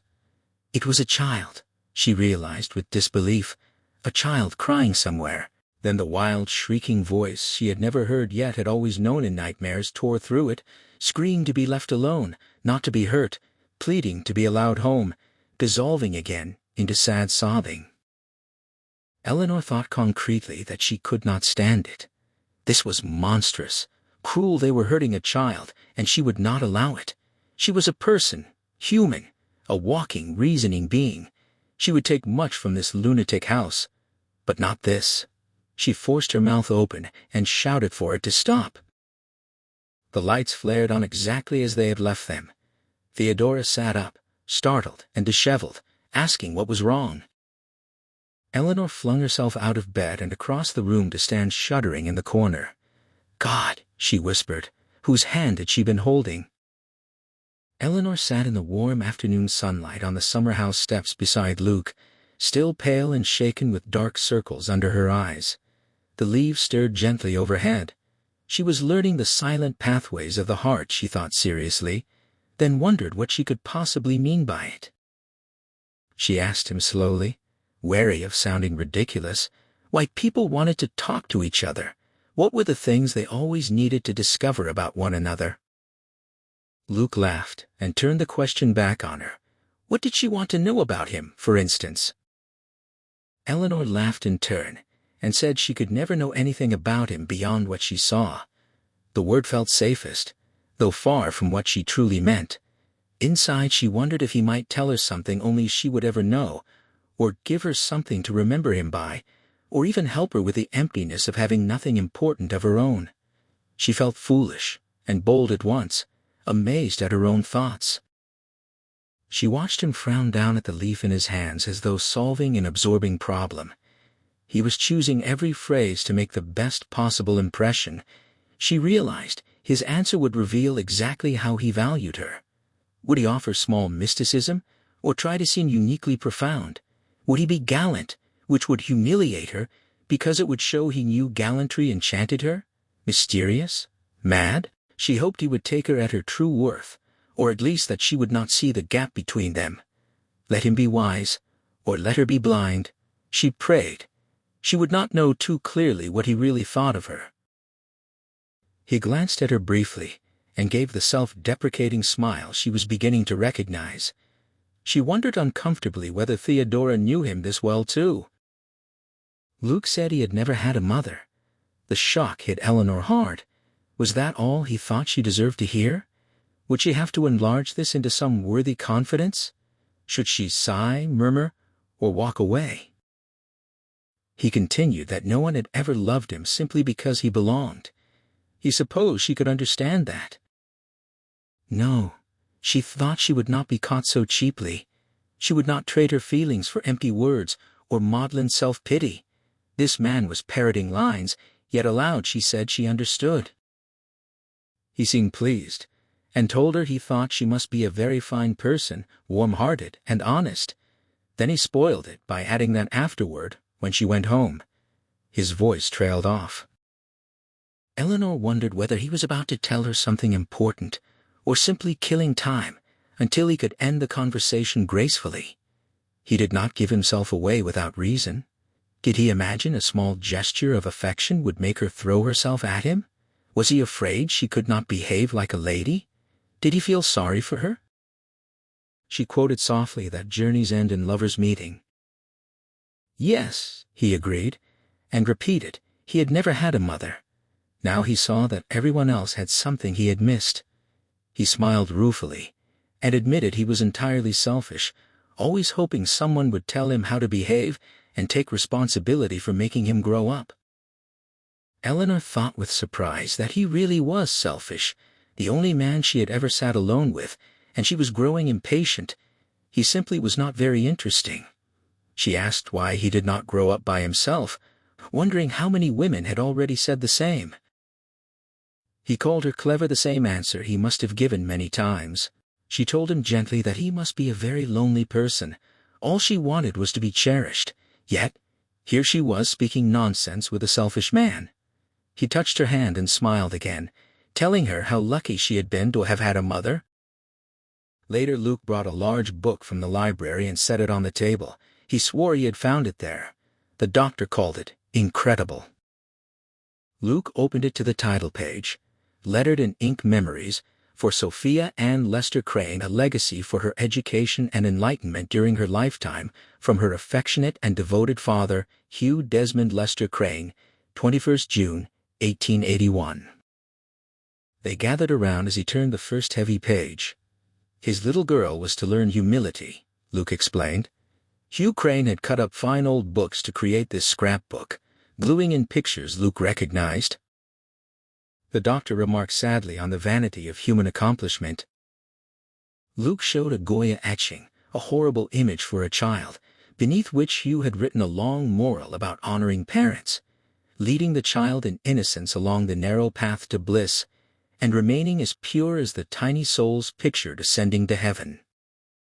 Eleanor murmured, "Poor baby," and gasped, as Luke turned the page to a vivid snake pit. Above the writhing snakes, neatly printed and touched with gold, the message warned of eternal damnation and urged the daughter to hold apart from the world's lusts and ingratitudes. Next came hell, Luke warned. Eleanor said she would skip looking but asked him to read it. The doctor agreed it was wise. Luke described an illustration from Fox of a particularly unattractive martyrdom.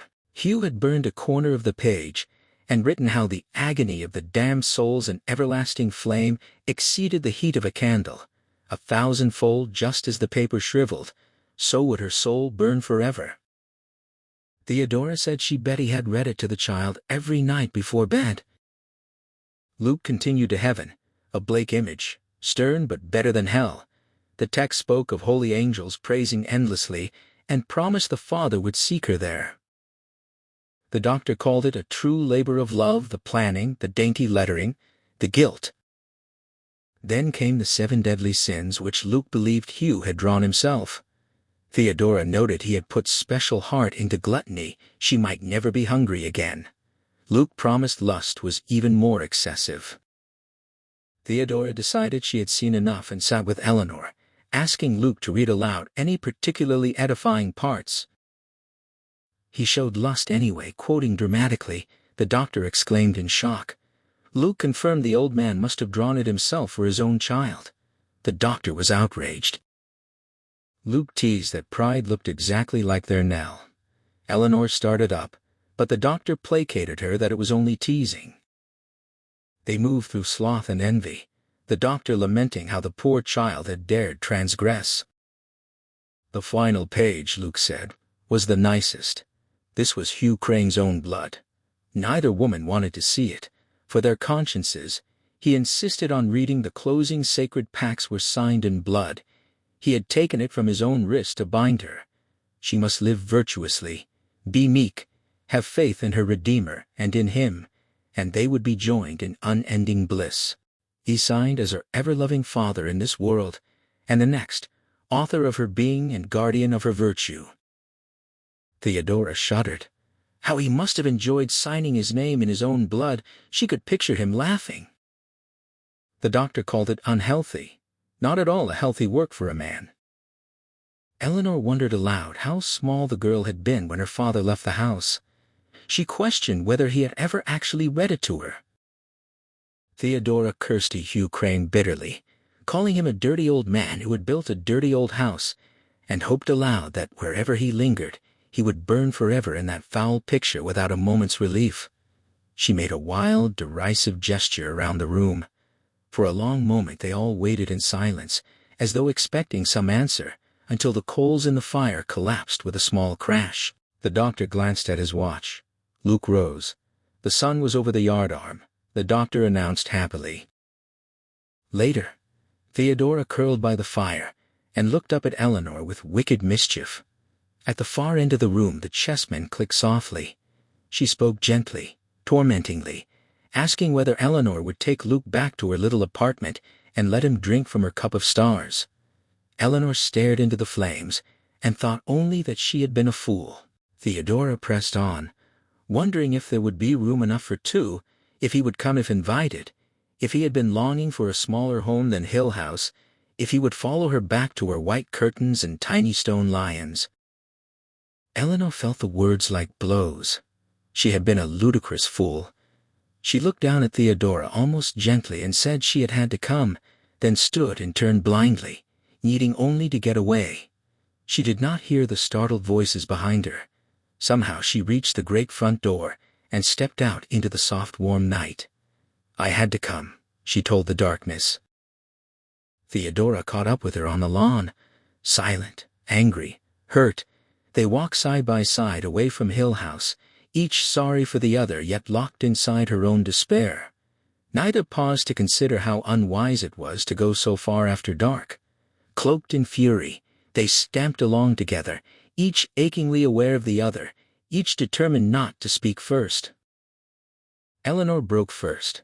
She had stubbed her foot on a rock and tried to ignore the pain, but after a moment she said tightly, keeping her voice level, that she could not imagine why Theodora thought she had any right to interfere in her affairs. Nothing she did could possibly interest her. Theodora answered grimly that nothing Eleanor did interested her at all. They walked on like strangers separated by a fence. Eleanor had wasted an hour with Luke at the summer house trying to prove she had a right to live. She mentioned her hurt foot again. Theodora sounded genuinely grieved and said she was sorry. She knew what a beast Luke was, a rake, she added with a flicker of amusement. Eleanor replied that it was nothing to her what he was. Then, because they were women quarreling, she added that Theodora hardly cared anyway. Theodora said he should not be allowed to get away with it. Get away with what? Eleanor asked with careful delicacy. Theodora told her she was making a fool of herself. Suppose she was not, Eleanor countered. Would Theodora mind terribly if she turned out to be wrong this time? Theodora's voice grew weary and cynical. If she was wrong, she would bless Eleanor with all her heart, fool that she was. They continued along the path toward the brook. In the darkness their feet told them they were going downhill, each privately blaming the other for deliberately choosing the route they had once followed together in happiness. Eleanor tried a reasonable tone. It did not mean anything to Theodora. No matter what happened, why should she care whether Eleanor made a fool of herself? Theodora walked in silence for a moment. Eleanor felt suddenly certain that an unseen hand had reached toward her. She said awkwardly that she was no good at talking to people or saying things. Theodora laughed and asked what she was good at running away. Nothing irrevocable had been spoken, yet only the thinnest margin of safety remained. They moved delicately along the edge of an open question that, once voiced, could never be taken back. They walked slowly, side by side, in the most extreme intimacy of expectation, each almost knowing what the other thought and wanted to say, each nearly weeping for the other. At the same moment they felt the path change beneath their feet. Theodora took Eleanor's arm, and they continued without stopping. The trees on either side paled, grew transparent, and stood white and ghastly against the black sky. The grass turned colorless. The path widened and blackened. Eleanor's teeth began to chatter. Nausea doubled her over her arm, shivered under Theodora's tightening grip. Every step felt like a willed act of sanity. Her eyes stung with tears against the screaming blackness of the path and the shuddering whiteness of the trees. "Now I am really afraid," she thought clearly, the words burning inside her mind. They moved on. The path unrolled ahead, white trees flanking it, black sky pressing down. Their feet shimmered pale. Where they touched the ground, Theodora's hand glowed luminous. Something whiter than the trees seemed to beckon ahead, fading into the whiteness, watching. Eleanor caught a sob. Theodora's hand tightened again. The path curved and died beneath their feet. They looked into a sunlit garden. A picnic spread across bright grass, children laughing, parents smiling affectionately, a checked tablecloth, plates of vivid fruit, flowers in red and orange and yellow, a blue and gold sky. One child in a scarlet jumper tumbled after a puppy. The mother reached for a plate. Theodora screamed not to look back, not to look, to run. Eleanor ran without knowing why, terrified she would catch her foot in the tablecloth or stumble over the puppy. Yet beneath her feet there were only black weeds and half-buried stones and what might have been a broken cup. Theodora trampled bushes where flowers had been, sobbing. They beat and scratched at a white stone wall tangled with dark vines, begging to be let out, until a rusted iron gate gave way. Still holding hands, they ran crying and gasping through the kitchen garden of Hill House and crashed through the back door into the kitchen. Luke caught Theodora as she stumbled. "What happened?" he asked. "Were they all right?" The doctor hurried toward them, looking worn. They had been nearly crazy. He said they had been searching for hours. Eleanor dropped into a kitchen chair and stared at her scratched, bleeding hands. It was a picnic, she told them. They had tried to get out. The children and a puppy. Theodora began to laugh in a thin, continuing cry. She had looked back. She said through the laughter she had gone and looked behind them.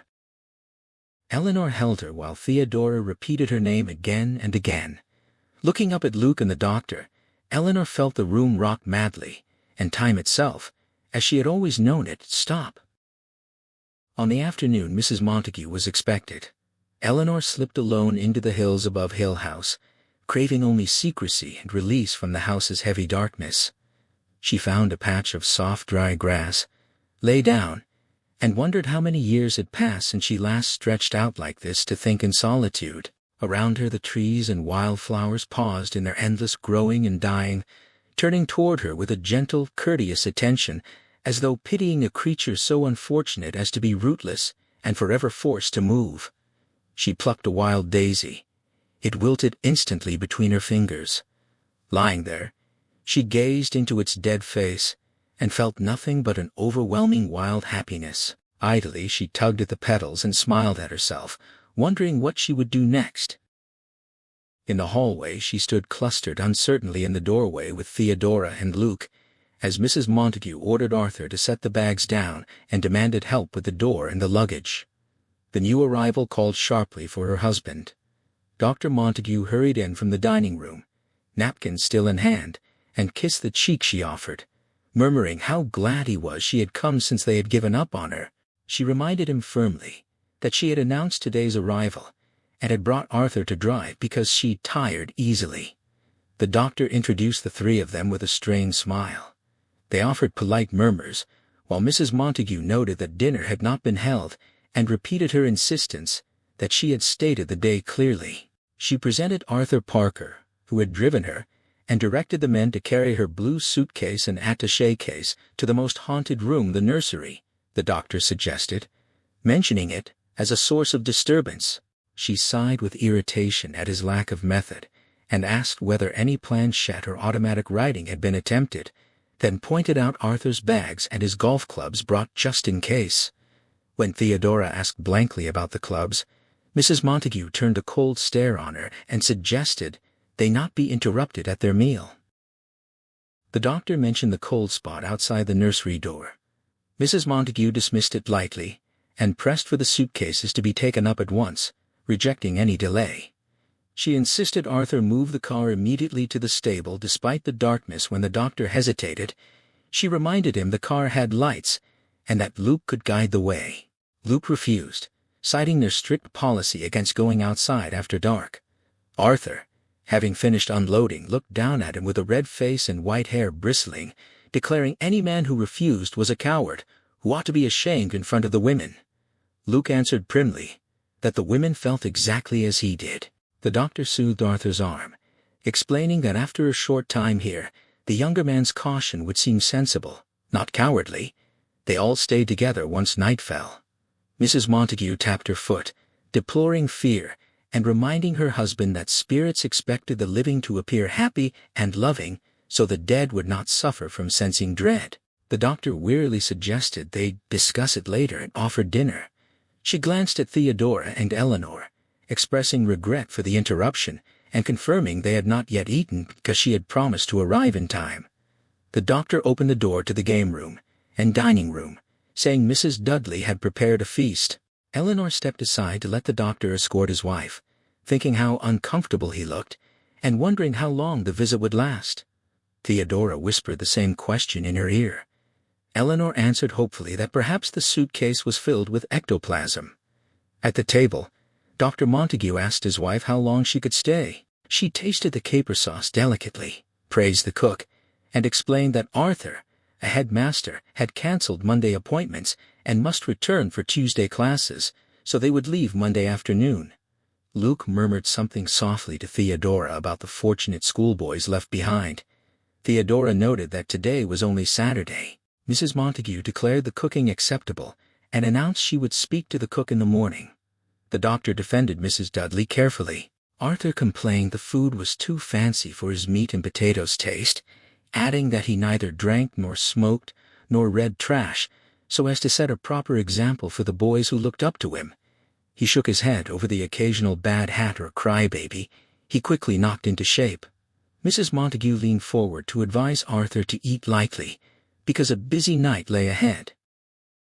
The doctor asked what she planned. She replied that she possessed an instinctive understanding of these matters that women sometimes had, and that she could not tolerate slipshod work. Arthur would patrol, as she had brought him for that purpose. She explained to Luke how rare it was to find someone in education interested in the other world, and how well informed Arthur was.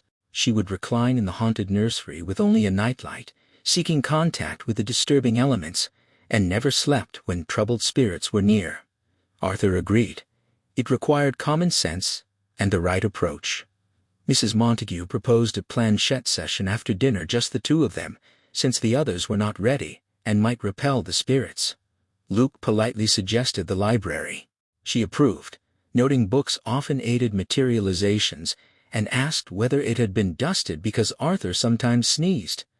The doctor assured her Mrs. Dudley kept the house in perfect order.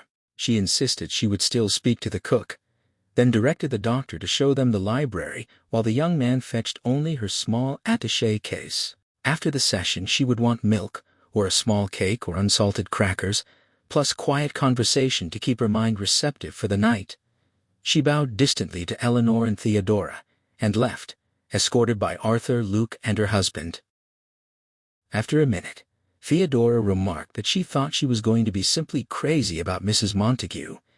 Eleanor said she did not know Arthur struck her as rather more to her taste, and she thought Luke was a coward. "Poor Luke," Theodora remarked with mock sympathy, noting he had never had a mother. Eleanor looked up to find Theodora watching her with a curious smile. She rose from the table so abruptly that a glass spilled and announced breathlessly that they should not remain alone. They needed to find the others. She hurried from the room, nearly running, with Theodora laughing and chasing after her down the corridor into the little parlor where Luke and the doctor stood before the fire. Luke asked meekly who Planchette was. The doctor sighed in irritation, called them imbeciles, then apologized. The whole notion annoyed him, but if his wife enjoyed it, he poked the fire furiously and explained that planchette was a device for automatic writing, much like a Ouija board, used to communicate with intangible beings, though in his view, the only beings involved were the imaginations of the users. It consisted of a light piece of wood, often heart-shaped or triangular, with a pencil at one end and wheels or feet at the other that slid easily over paper. Two people placed their fingertips on it, asked questions, and the device moved by whatever force to write answers. A wine glass or even a child's wheeled toy could serve similarly, though it looked ridiculous. Each participant used the fingertips of one hand, while the other noted questions and replies. The answers were invariably meaningless, though his wife would disagree. He attacked the fire again, muttering about schoolgirls and superstition. Planchette had been very kind that night, Mrs. Montague announced. Foreign elements were definitely present in the house. Arthur waved a sheaf of papers triumphantly, calling it a splendid sitting that had yielded plenty of information. Planchette had insisted on a nun. Had the doctor learned anything about one in Hill House? He replied it seemed unlikely. She pressed that Planchette felt strongly about a dark, vague nun figure, perhaps sighted in the neighborhood terrifying villagers at night. The doctor began to say such figures were common, but she cut him off, assuming he meant she was mistaken or that Planchette was wrong. She assured him a nun had been specifically indicated. He tried to explain that a nun's wraith was the most frequent apparition everywhere, with no such connection to Hill House, but she interrupted again, asking if she might continue or if Planchette was to be dismissed unheard. She composed herself and mentioned a name spelled Helen, Helena, or Elena. The doctor noted many people had lived there. Helen had warned of a mysterious monk. A monk and nun together suggested broken vows, and an older site with lingering influences, Arthur added, speaking of temptation and older forces. Mrs. Montague suggested the nun had likely been walled up alive, as they always were, and she had received many such messages from walled-up nuns. The doctor insisted no nun had ever been walled up alive. It was merely a legend and a libel. She reminded him she had personally received messages from such nuns and asked if he thought she was fibbing or mistaken again. He sighed wearily and agreed she was not. Arthur described the horror to Theodora: one candle and a crust of bread. The doctor repeated sullenly that it was only a story. Mrs. Montague shrugged that they would not quarrel. He could believe what he liked, but materialistic views must sometimes yield to facts. A nun and something else were troubling the house. Luke asked hastily what else Planchette had said, claiming great interest. Mrs. Montague waggled a finger roguishly. Nothing about him, though one of the ladies might hear something interesting. Eleanor thought her impossible, vulgar, and possessive. Helen wanted them to search the cellar for an old well. The doctor asked sarcastically if Helen had been buried alive. Mrs. Montague doubted it. As Helen would have mentioned it, the well probably held evidence of the missing nun rather than treasure, which was rare in such cases. The doctor suggested 80 years of rubbish instead. She expressed surprise at his skepticism, reminding him he had come to collect evidence of the supernatural yet now scorned a full account and starting point. He replied they had no authority to dig his lease, forbade tampering with the house, no digging cellars, tearing woodwork, or ripping floors. They were students, not vandals, and Hill House remained valuable property. She thought he would want the truth. He insisted nothing would please him more, then stamped to the chessboard, seized a knight, and stared at it furiously, as if counting to 100. Mrs. Montague sighed that one must sometimes be so patient. She wanted to read the final passage they had received. Arthur shuffled his papers. It followed the message about flowers for the doctor's Aunt Planchette, had a control named Marigot, who took a personal interest in Arthur and brought reassuring word from relatives. Not a fatal illness, Arthur noted gravely, though flowers were still required. Mrs. Montague selected pages covered in loose, sprawling pencil and asked Arthur to read the questions while she read the answers to make it sound natural. Arthur began brightly with, "Who are you?" Mrs. Montague read Nell in her sharp voice. Eleanor, Theodora, Luke, and the doctor turned to listen. Arthur continued. "Nell, who?" she read. "Eleanor, Nellie, Nell, Nell. explaining they sometimes repeated words to ensure clarity. "What do you want? Home." "Do you want to go home?" Theodora shrugged comically at Eleanor. "Want to be home." "What are you doing here?" "Waiting." "Waiting for what?" "Home." Arthur nodded profoundly at the repetition for sound. Mrs. Montague noted they rarely asked why, as it confused Planchette, but this time they had been bold. Arthur read, "Wife." She answered, "Mother." They had been right to ask, "Is Hill House your home?" "Home," the doctor sighed. "Are you suffering?" No answer. Mrs. Montague reassured that they sometimes disliked admitting pain, as it discouraged the living, like Arthur's aunt, who never let on she was sick. "Can we help you?" "No." "Can we do anything at all for you?" "No." "Lost. Lost. Lost." She pointed out the repeating word. "What do you want?" "Mother." "Why?" "Child." "Where is your mother?" "Home." "Where is your home?" "Lost. Lost. Lost." After that only gibberish followed. Arthur confided to Theodora that he had never known Planchette so cooperative, quite an experience. Theodora asked with annoyance why it had picked on Nell. The fool Planchette had no right sending messages without permission. Arthur began that abusing Planchette never yielded results, but Mrs. Montague interrupted, swinging to stare at Eleanor. "You're Nell?" she demanded, then turned on Theodora. "We thought you were Nell." Theodora answered impudently. "So?" Mrs. Montague tapped her papers irritably, saying it did not affect the messages, though proper introductions would have helped. She was sure Planchette knew the difference, but disliked being misled. Luke told Theodora not to feel neglected.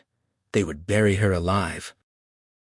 Eleanor heard Theodora joke that any message from the thing should at least promise hidden treasure instead of flowers for an aunt.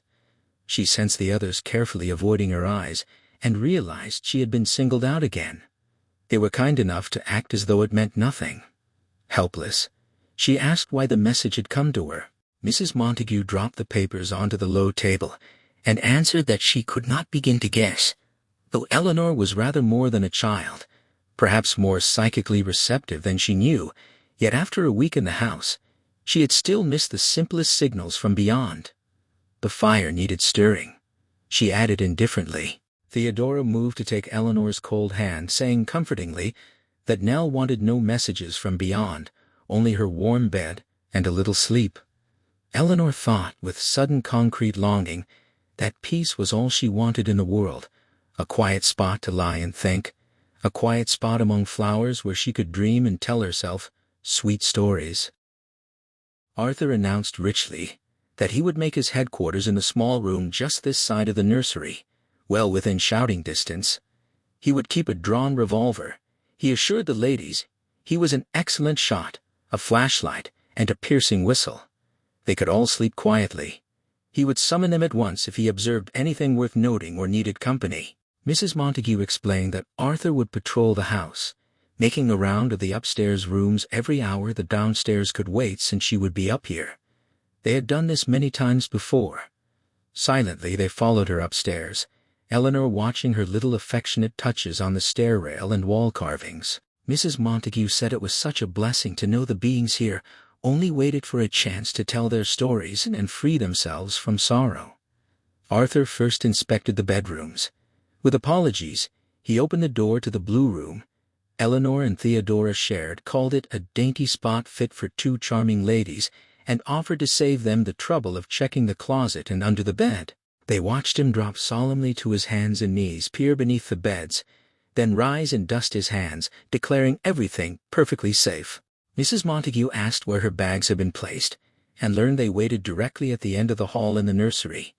She moved purposefully down the corridor with Arthur, past the cold spot, and shivered, saying she would need extra blankets, and that the young man should fetch them from another room. Opening the nursery door, she noted the bed looked fresh, but asked if the room had been aired. It smelled musty. Arthur must open the window despite the cold. The painted animals on the walls looked down drearily. The doctor hesitated, and glanced apprehensively at the grinning faces over the door, wondering if she ought to have someone with her.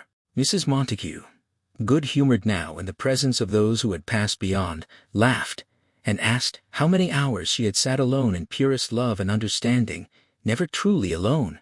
She was here to help these unfortunate beings, to extend heartfelt fondness, so they would know someone still remembered, still listened, and wept their loneliness was over. The doctor agreed, but insisted she leave the door open. She offered to leave it unlocked if he wished. He said he would stay only down the hall and could hear her if she needed anything. Mrs. Montague laughed and waved him away, saying the others needed his protection far more than she did. They were so very vulnerable with their hard hearts and unseeing eyes. Arthur returned with Luke, who looked highly amused, and reported briskly that all was clear and perfectly safe for everyone to go to bed. The doctor thanked him soberly, wished his wife good night, and to be careful. She smiled around at them all and urged them not to be afraid, no matter what happened, because she was here. Good nights were exchanged, with Arthur behind them promising they could rest quietly and not to worry if they heard shots. He would begin his first patrol at midnight. Eleanor and Theodora went into their own room while Luke continued down the hall. After a moment the doctor turned reluctantly from his wife's closed door and followed. Once inside their room, Theodora whispered for Eleanor to wait. Luke had signaled them down the hall. She should not get undressed and must stay quiet. Theodora cracked the door, peered out, and swore the old biddy was going to blow the house wide open with her perfect love nonsense. If any place had no use for perfect love, it was Hill House. Arthur had closed his door. Quick and silent in their stocking feet, they hurried down the carpeted hall to the doctor's room. He opened the door just wide enough for them, urging haste and quiet. Luke closed it to a crack and sat on the floor, saying it was not safe, that man was going to shoot somebody. The doctor admitted he did not like it either. He and Luke would stay up and watch, and he wanted the two women in here where they could keep an eye on them. Something was going to happen. Theodora hoped Mrs. Montague had not angered anything with the planchette, then apologized for speaking rudely of the doctor's wife. He laughed, but kept his eye to the door, and said she had originally planned to stay the entire time, but had enrolled in a yoga course she could not miss. She was an excellent woman in most respects, a good wife who took splendid care of him and did things like sewing buttons on his shirts. This was practically her only vice. Eleanor suggested perhaps she felt she was helping with his work. The doctor grimaced and shivered. At that moment, the door swung wide and crashed shut. In the sudden silence outside they heard slow rushing movements, as though a very steady, very strong wind blew the length of the hall. They glanced at one another, trying to smile, trying to look courageous beneath the slow coming of the unreal cold. Then, through the wind, came knocking on the doors downstairs. Without a word, Theodora took the quilt from the foot of the bed, folded it around Eleanor and herself, and they moved close together, slowly so as not to make a sound. Eleanor clung to Theodora, deadly cold despite the arms around her, and thought, "It knows my name. It knows my name this time." The pounding came up the stairs, crashing on each step. The doctor stood tense by the door. Luke moved beside him and put out a hand to stop him from opening it, saying it was nowhere near the nursery. Theodora remarked ridiculously how weary one grew of this constant pounding, and that next summer she must really go somewhere else. Luke answered that there were disadvantages everywhere in the lake regions. One got mosquitoes. She asked, voice shaking despite the light tone, whether they had exhausted Hill House's repertoire. They had endured this pounding act before. Was it starting everything over again? The crashing echoed along the hall, seeming to come from the far end, farthest from the nursery. The doctor shook his head anxiously against the door and said he was going to have to go out there. She might be frightened. Eleanor rocked to the pounding that seemed inside her head as much as in the hall, pressed her hands to her eyes, and told herself the knocking would simply go on down the hall to the end, turn, come back, and continue the way it had before. Eventually it would stop, and they would look at one another and laugh and try to remember how cold they had been and the little swimming curls of fear on their backs. Theodora told the doctor across the noise that it had never hurt them and would not hurt the others. The doctor said grimly he only hoped she did not try to do anything about it. He remained at the door but seemed unable to open it against the volume outside. Theodora whispered to Eleanor to come closer and keep warm, pulling her nearer under the blanket, while the sickening still cold surrounded them. Then came sudden quiet, and the secret creeping silence they all remembered. Holding their breaths, they looked at one another. The doctor gripped the doorknob with both hands. Luke, face white and voice trembling, said lightly that brandy was in order, though his passion for spirits. Theodora giggled wildly and stopped him from finishing the pun. Luke apologized, the decanter rattling against the glass as he poured, and admitted he no longer thought of it as a pun. That was what living in a haunted house did for a sense of humor. Using both hands, he carried a glass to the bed where the women huddled.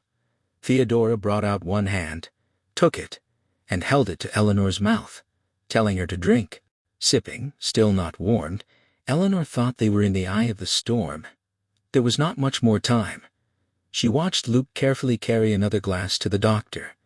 Then, without comprehending, she watched the glass slip through Luke's fingers to the floor as the door was shaken violently and silently. Luke pulled the doctor back. The door was attacked without sound, seeming almost to pull away from its hinges, almost ready to buckle and leave them exposed. Backing away, Luke and the doctor waited, tense and helpless.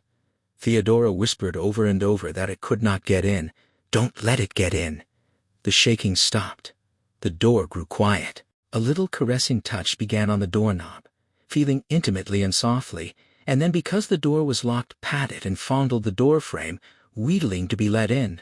Eleanor sensed the presence, knew they were here.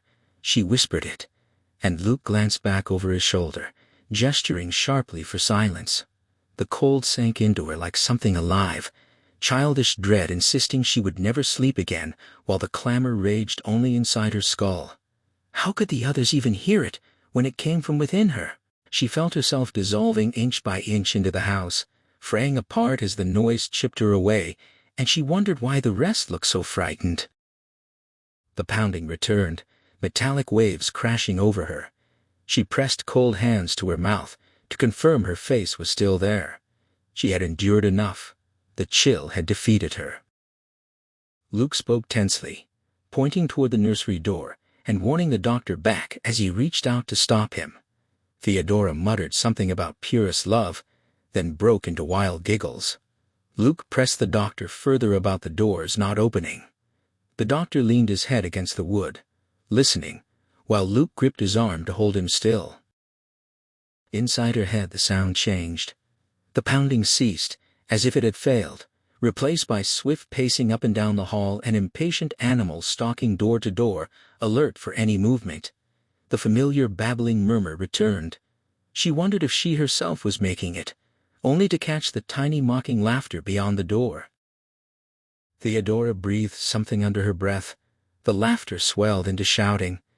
Eleanor covered her face, certain the sound lived inside her skull and was forcing its way out. The house shuddered. Curtains lashed the windows, furniture swayed, the hallway roar battered the walls until glass shattered, pictures falling, windows perhaps breaking. Luke and the doctor strained against the door while the floor pitched beneath their feet. Eleanor clung to the bed, head down, eyes shut, teeth sunk into her lip against the cold. The room dropped sickeningly, then steadied and swung slowly back into place. Far away she heard Theodora say the house was coming down, voice calm beyond fear. Theodora added something about God Almighty. At the door, Luke caught the doctor and kept him upright. Luke called out, braced against the door and holding the doctor by the shoulders, asking if everyone was all right. Theodora answered that she was hanging on but unsure about Eleanor. Luke told her to keep Eleanor warm. They had not seen everything yet. His voice faded into distance. In the churning dark, only her own small white hands around the bedpost felt real. They tightened each time the bed rocked, the wall leaned, the door turned sideways. Somewhere a great crash sounded the tower. She was sure, the house destroying itself at last. They were lost. Over it all the thin lunatic laughter rose in its crazy little tune. It was too much. She would surrender this self she had never wanted, relinquish everything the house demanded. She spoke aloud her willingness to come. Theodora leaned over her. The room lay perfectly quiet now, sunlight steady between the still curtains. Luke sat bruised and torn-shirted by the window, drinking brandy. The doctor looked neat, dapper, and composed in another chair. Theodora said Eleanor seemed all right. Eleanor sat up, shook her head, and stared. The house had lifted itself prim and unmoved around her. Nothing had been disturbed. When she tried to ask how, the three of them laughed. The doctor remarked on another day, then corrected himself to another night, voice wan despite his tidy appearance. Luke observed that living in a haunted house destroyed any sense of humor, and clarified he had not intended the unintended pun. Eleanor asked about the others. The words felt strange, her mouth stiff. The doctor said both were sleeping like babies and continued, as though picking up an earlier thread, that he could not believe his wife had stirred the storm, but admitted one more word about pure love would have been too much. Eleanor asked what had happened, certain she must have been gritting her teeth all night. Theodora described the house dancing them through a mad midnight fling, at least dancing, perhaps somersaults. The doctor noted it was almost 9, and suggested they proceed once Eleanor was ready. Theodora urged her along, offering to wash her face and make her neat for breakfast. Theodora glanced speculatively into the coffee pot, and asked whether anyone had reminded them that Mrs. Dudley cleared at 10. The doctor hesitated, reluctant to wake the sleepers after such a night. Theodora repeated that Mrs. Dudley cleared at 10. Eleanor told them they were coming. She could hear them on the stairs, and in that moment, felt she could hear everything moving through the entire house. Distantly, they all caught Mrs. Montague's irritated voice. Luke realized the pair could not find the dining room and hurried out to open doors. Mrs. Montague's complaint about proper airing preceded her.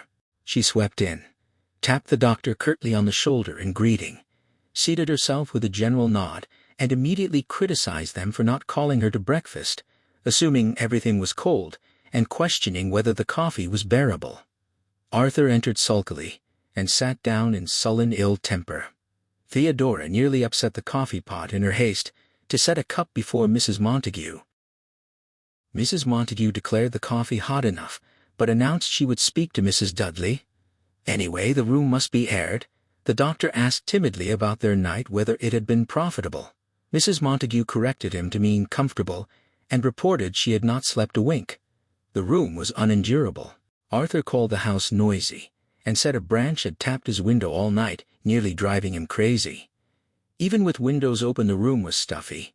Mrs. Montague continued. Mrs. Dudley's coffee was not as poor as her housekeeping. She asked for another cup, and expressed astonishment that the doctor had placed her in a room not properly aired, insisting air circulation should at least be adequate for any communication with the beyond. She had smelled dust all night.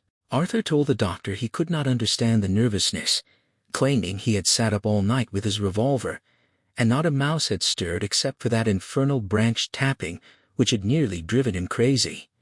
He confided the same to Theodora.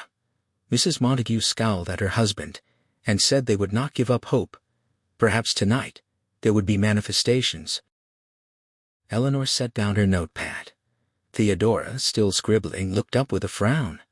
Eleanor said she had been thinking about something. Theodora admitted she hated writing the notes, and felt like a fool recording such madness. Eleanor said she had been wondering. Theodora smiled a little, noting how serious she looked, and asking if she had reached some great decision. Eleanor answered yes about what she would do afterward, once they all left Hill House. Theodora prompted her to go on. Eleanor told her she was coming with her.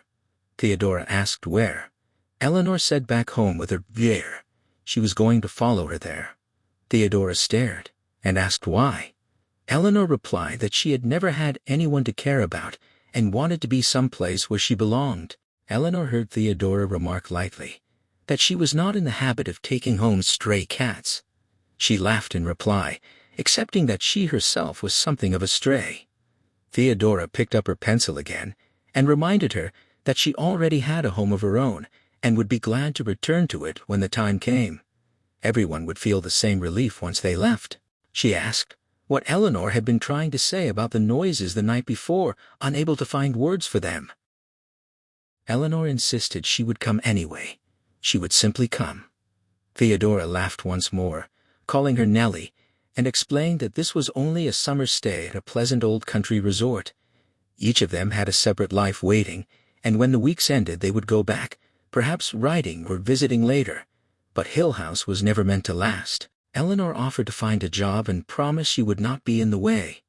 Theodora flung down her pencil in frustration and asked whether she always went where she was not wanted. Eleanor smiled placidly and answered that she had never been wanted anywhere. Luke began describing the house as motherly. Everything soft and padded, with great embracing chairs and sofas that turned hard and unwelcome the moment one sat, rejecting at once. Eleanor called softly to Theo. Theodora looked over and shook her head in bewilderment. Luke went on about hands everywhere, small soft glass hands curving out and beckoning. She called to Theo again. Theodora refused outright, saying she would not have her, and wanted no more talk of it.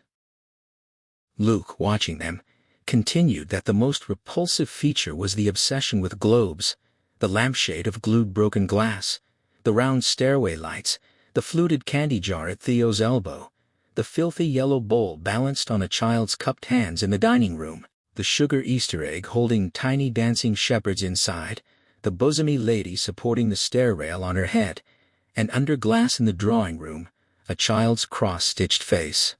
Theodora told Nellie to leave her alone and suggested they walk down to the brook instead. Luke kept speaking, then reassured Eleanor not to look so apprehensive. Theo had only proposed the brook, and he would come along if she liked. Theodora agreed to anything.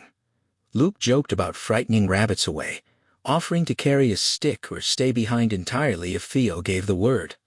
Theodora laughed, and suggested perhaps Nell would rather stay behind writing on walls. Luke called it unkind, callous of her. Theodora asked to hear more about the shepherds inside the Easter egg.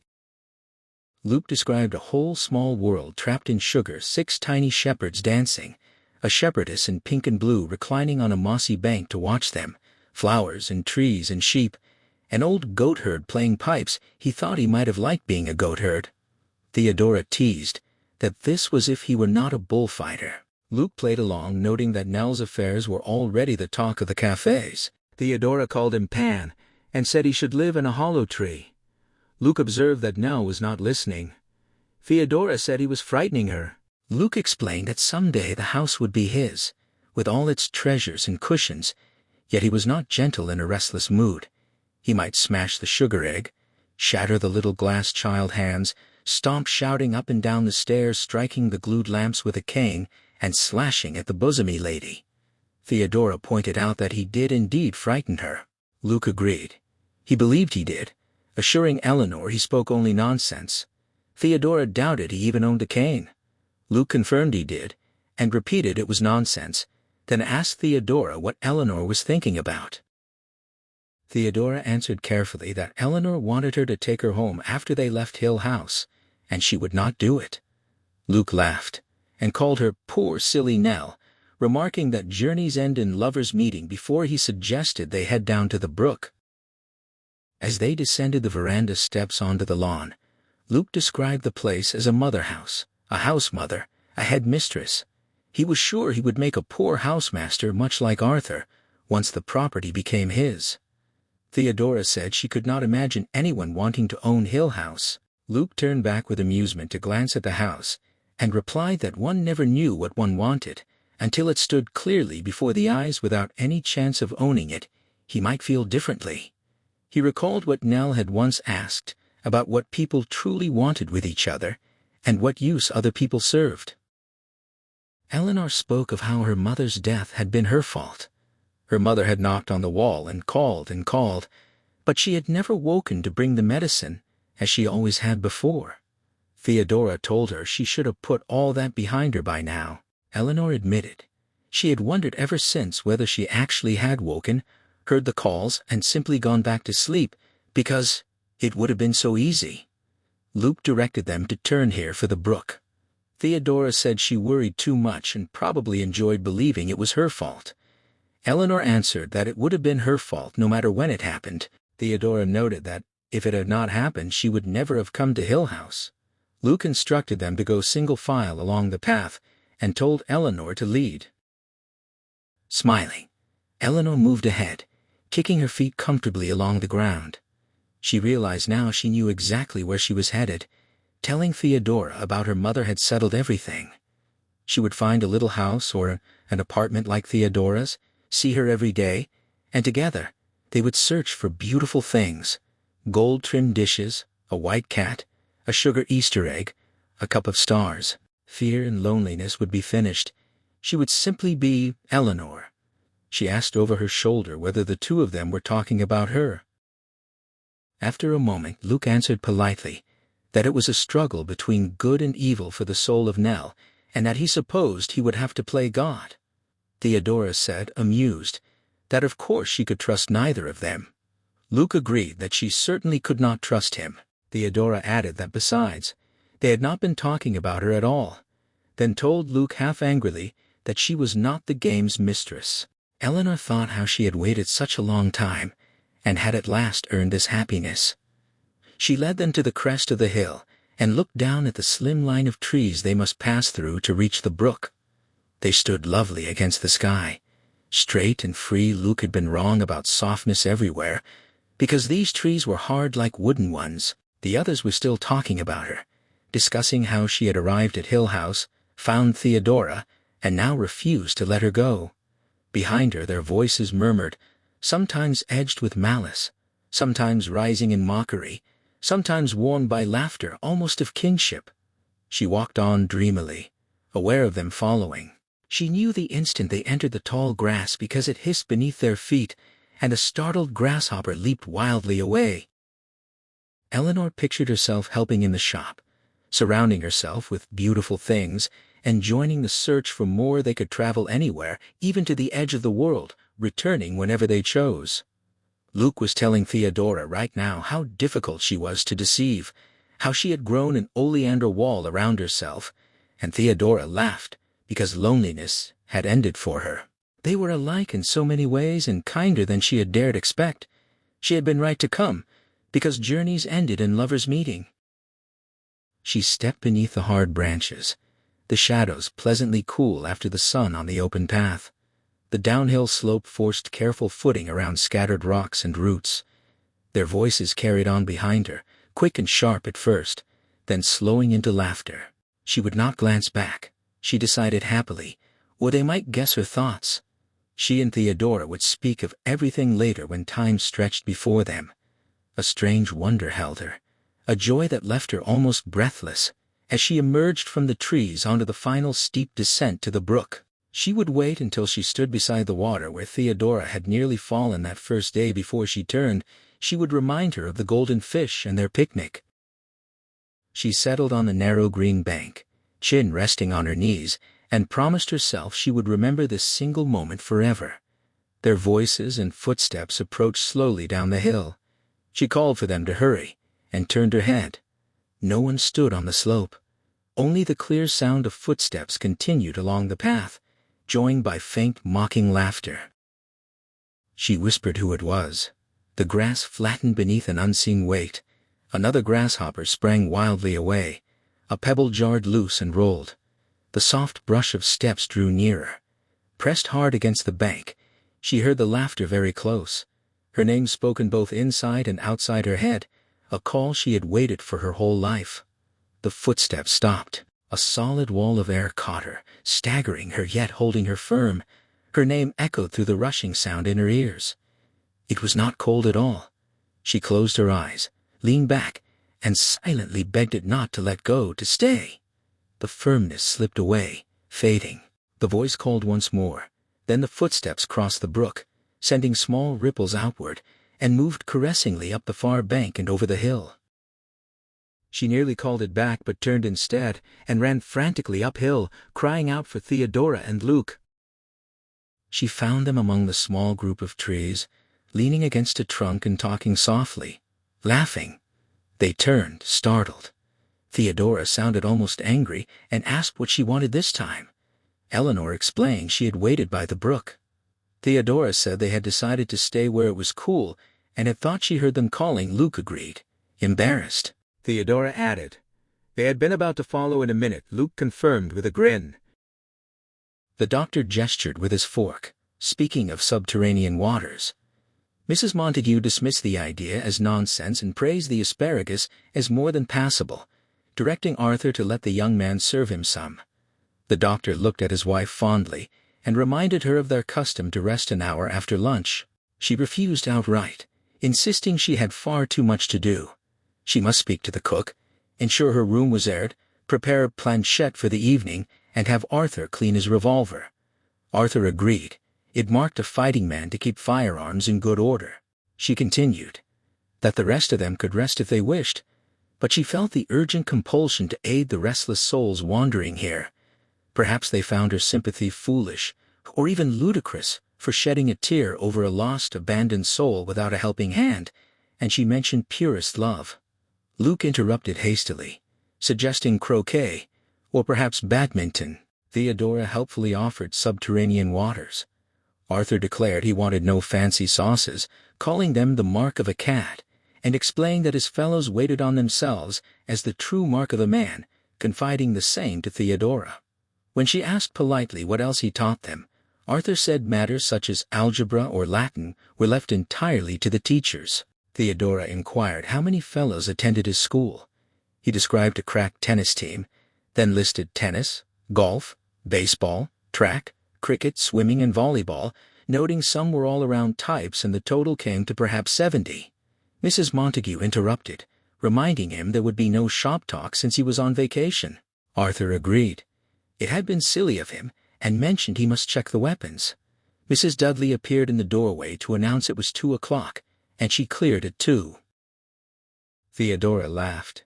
Hidden deep in the shadows behind the summer house, Eleanor covered her mouth to remain silent. She had to find out. Luke described a song called The Grattan Murders, offering even to sing it. Theodora teased that it sounded more like the mark of a scoundrel. They joked about preferring Arthur's educated company and about the surprise of cricket. Luke sang in a nasal monotone, recounting how the attacker began with the young Miss Grattan using a corn knife, then the old and tired Grandma Grattan, then Grandpa Grattan by the fire with a wire, and finally the baby in the trundle bed, ending with tobacco juice on the golden head. After a moment's silence, Theodora called it lovely and perfectly beautiful, saying she would never hear it again without thinking of him. Luke said he planned to sing it to Arthur.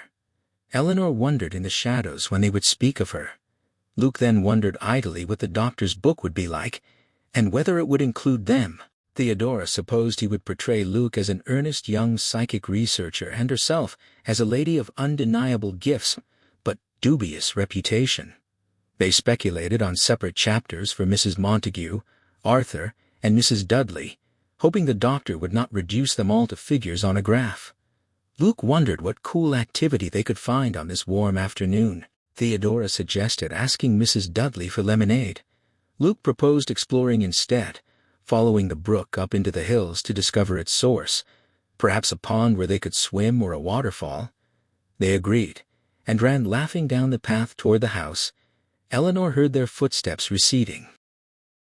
Arthur's voice carried from the parlor, as he tried valiantly to entertain by reading from a book about making candles out of ordinary children's crayons. The doctor sounded weary, and excused himself to finish writing up his notes. Arthur agreed. They all had their work, and settled to be quiet. He asked how one generally passed the time, and whether the doctor was recording what happened in the house, if he himself appeared in the notes, and suggested including their planchette sessions. The doctor answered shortly that he was simply working. Arthur asked where everyone was. The doctor replied patiently that Theodora and Luke had gone to explore the brook, and the others were around somewhere. His wife was looking for Mrs. Dudley. Arthur sighed and decided to read, then after a minute tried to share something else from the book. Mrs. Montague told Mrs. Dudley she did not believe in throwing young people together promiscuously if her husband had consulted her before arranging this fantastic house party. Mrs. Dudley's comfortable voice reached Eleanor through the dining room door as she pressed close, mouth open against the wood. Mrs. Dudley remarked that one is only young once, and that the young people were simply enjoying themselves, as was natural. Mrs. Montague protested living under one roof. Mrs. Dudley replied that they were grown enough to know right from wrong and that the pretty Theodora could surely look after herself, no matter how gay Luke might be. Mrs. Montague asked for a dry dish towel for the silverware, and lamented how children these days knew everything too soon. There should be more mysteries reserved for grown-ups. Mrs. Dudley answered easily that they then learned the hard way, and mentioned the fine tomatoes Dudley had brought from the garden that morning. Mrs. Montague offered to start on them, but Mrs. Dudley insisted she sit and rest while she put the kettle on for a nice cup of tea. "Journeys end in lovers' meeting," Luke said, smiling across the room at Eleanor. He asked whether the blue dress on Theodora truly belonged to her, as he had never seen it before. Theodora answered wickedly that she was Eleanor because she had a beard. Luke told Eleanor she had been wise to bring clothes for two, since Theodora would never have looked half so well in his old blazer. Theodora continued that she was Eleanor because she wore blue. She loved her love with an E because she was ethereal, her name Eleanor, living in expectation. Eleanor watched them all from a great distance, thinking remotely that Theodora was being spiteful while Luke tried to be kind. He felt ashamed of laughing at her, and ashamed of Theodora for her spite. Theodora glanced half at Eleanor and asked Luke to come sing to her again. He refused uncomfortably, saying the doctor had just set up the chessmen, and turned away quickly. Piqued, Theodora leaned her head back and closed her eyes, resolved to stay silent. Eleanor sat looking down at her hands and listened to the house. Upstairs a door swung quietly shut. A bird brushed the tower and flew off. In the kitchen the stove settled with soft creaks.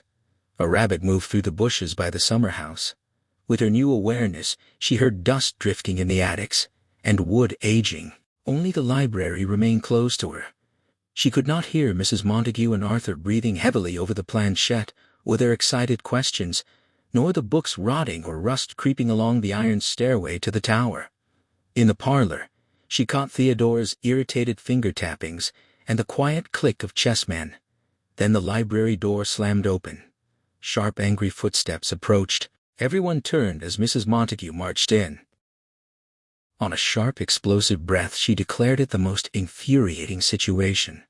The doctor rose, but she waved him aside angrily.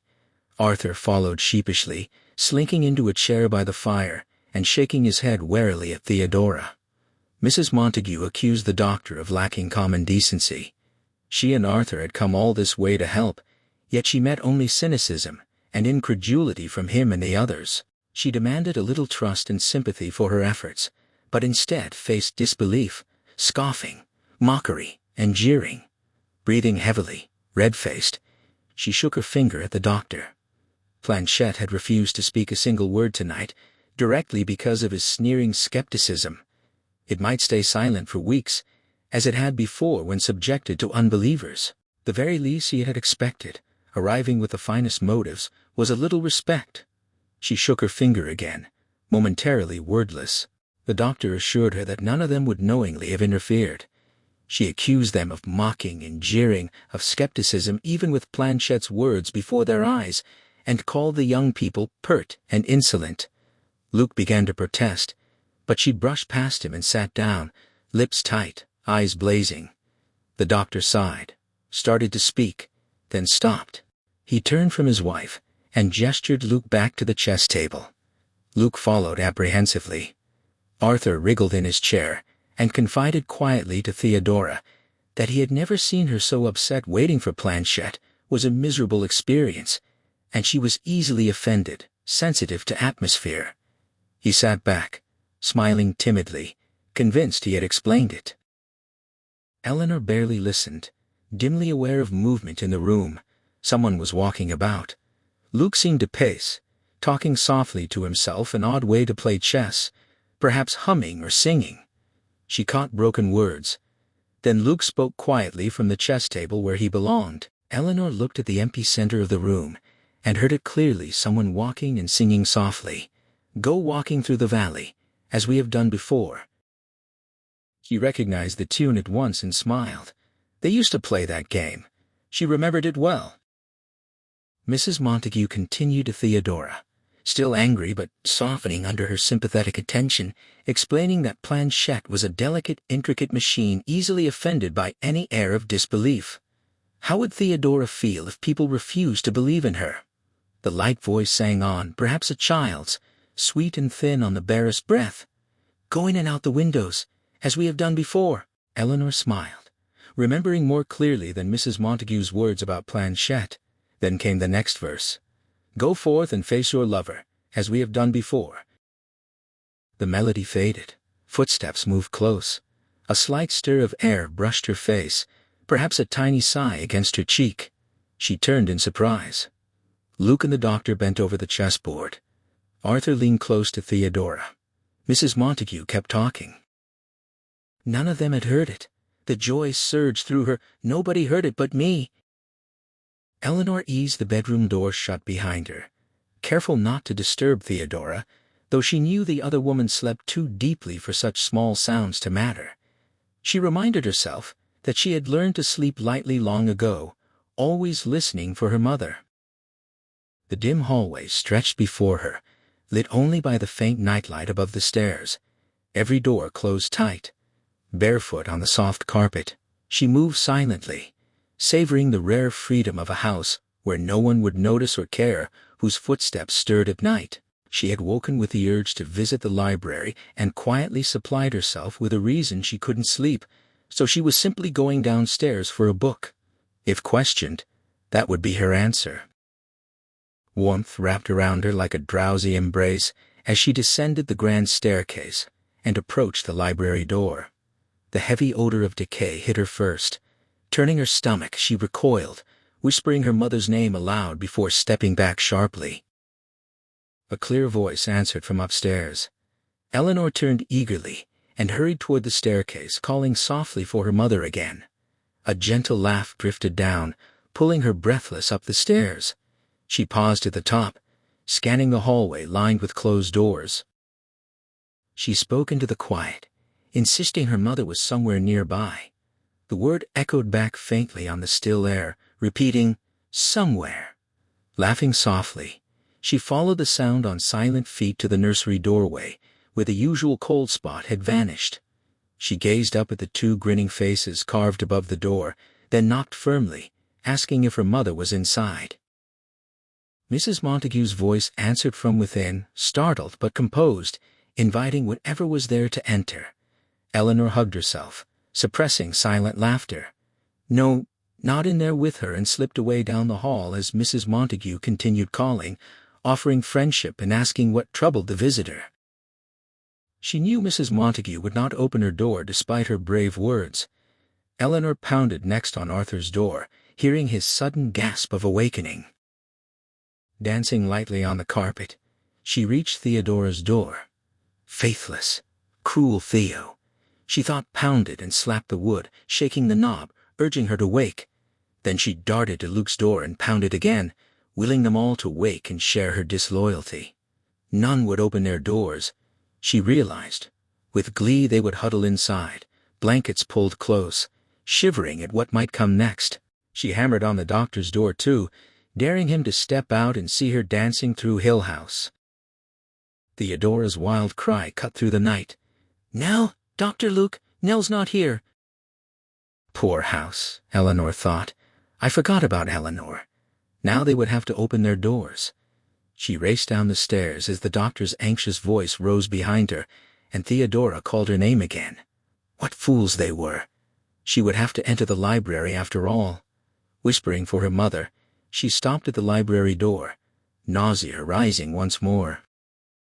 Upstairs, she could sense the whole house stirring with their worried talk, Mrs. Montague protesting, Arthur joining in, the doctor urging everyone to hurry and search. Eleanor smiled. She could hurry too. She slipped into the little parlor where the fire flickered briefly at her entrance, and the chess pieces sat abandoned from Luke and the doctor's game. Theodora's scarf lay draped over a chair. Eleanor seized it, tearing one end with her teeth in a quick, savage pull, before dropping it at the sound of footsteps on the stairs. They descended together, anxious voices overlapping as they decided where to look first, and occasionally called her name. Far away she heard another faint "Coming?" and the stairs creaking under their weight. Daring and light-hearted, she peeked from the hall doorway. They moved as a tight group, the doctor's flashlight sweeping until it caught the wide-open front door. In a rush they called her name and poured outside, the beam darting busily. Eleanor clung to the doorframe, laughing until tears blurred her vision.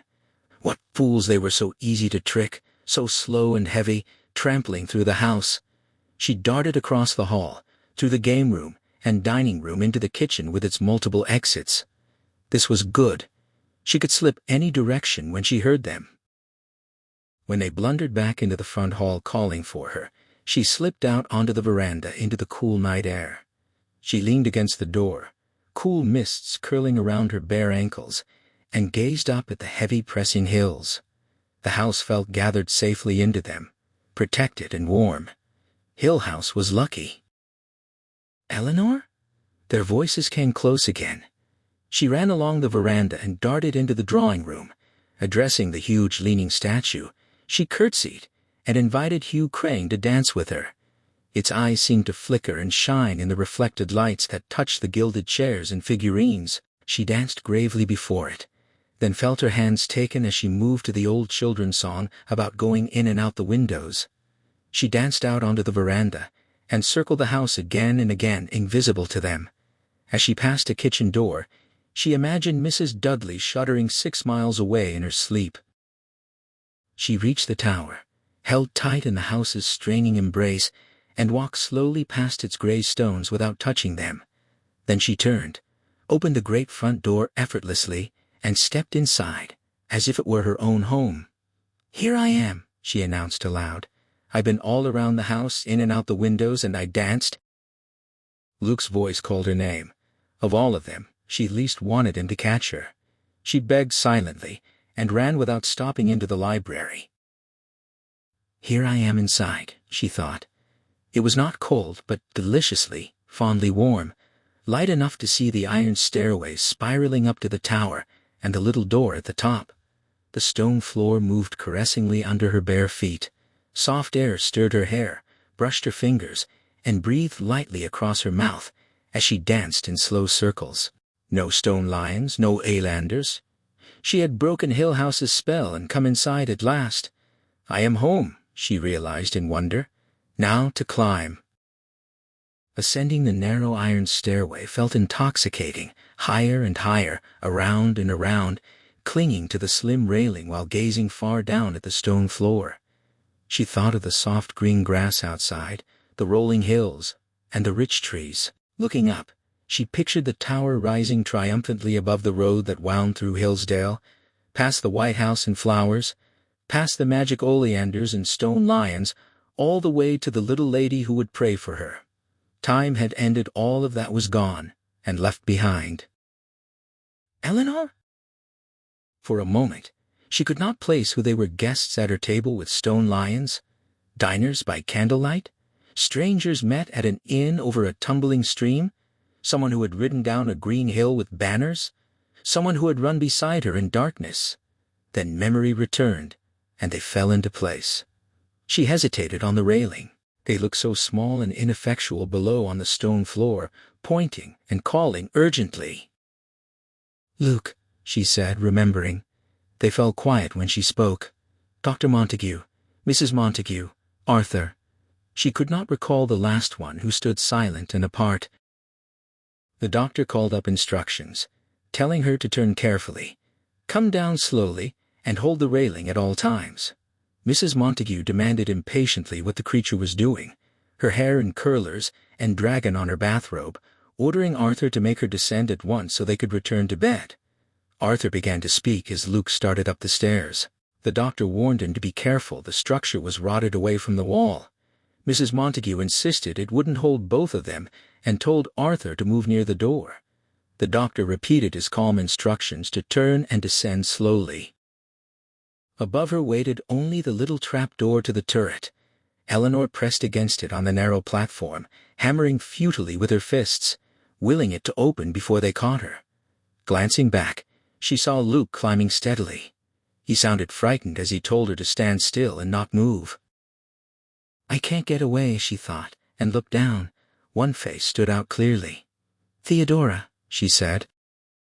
Theodora pleaded for her to do as they said. Eleanor replied that she couldn't get out the door had been nailed shut. Luke confirmed it sharply, calling her lucky, and continued climbing slowly toward the platform. Both he and the doctor urged her to stay perfectly still. Theodora added her soft plea once more.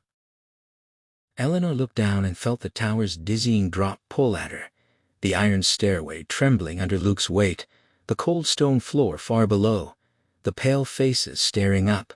She asked helplessly how she could possibly get down. The doctor told her to move very slowly and follow exactly what Luke said. Theodora reassured her that it would be all right. Luke answered grimly that, of course it would be all right, though probably at the cost of his own neck. He reached the platform, hands shaking as he gripped the railing, face damp with effort, and ordered her sharply to come along. She hung back, reminding him that the last time he had told her to go ahead, he had not followed. He replied furiously that perhaps he would simply push her over the edge and let her smash on the floor, then commanded her to behave, slip past him, and start down, hoping he could resist the urge to shove.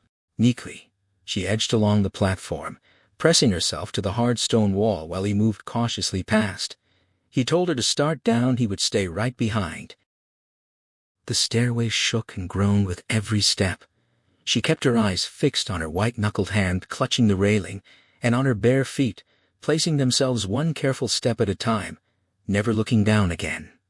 "Go down very slowly," she repeated to herself. Nothing more. Luke spoke steadily behind her, urging her to take it easy. Below, the doctor and Theodora instinctively held out their arms, ready to catch her. When she stumbled once and the rail wavered, Theodora gasped and rushed to steady the bottom of the stairway, repeating softly that it was all right. "Only a little farther," the doctor said. Creeping downward step by step, Eleanor at last felt solid stone under her feet. Behind her the stairway rocked and clanged, as Luke jumped the last few steps and walked unsteadily to a chair, collapsing against it, head down, and still trembling. She turned, looked up at the impossibly high spot where she had stood, and said in a small voice that she had run all the way up.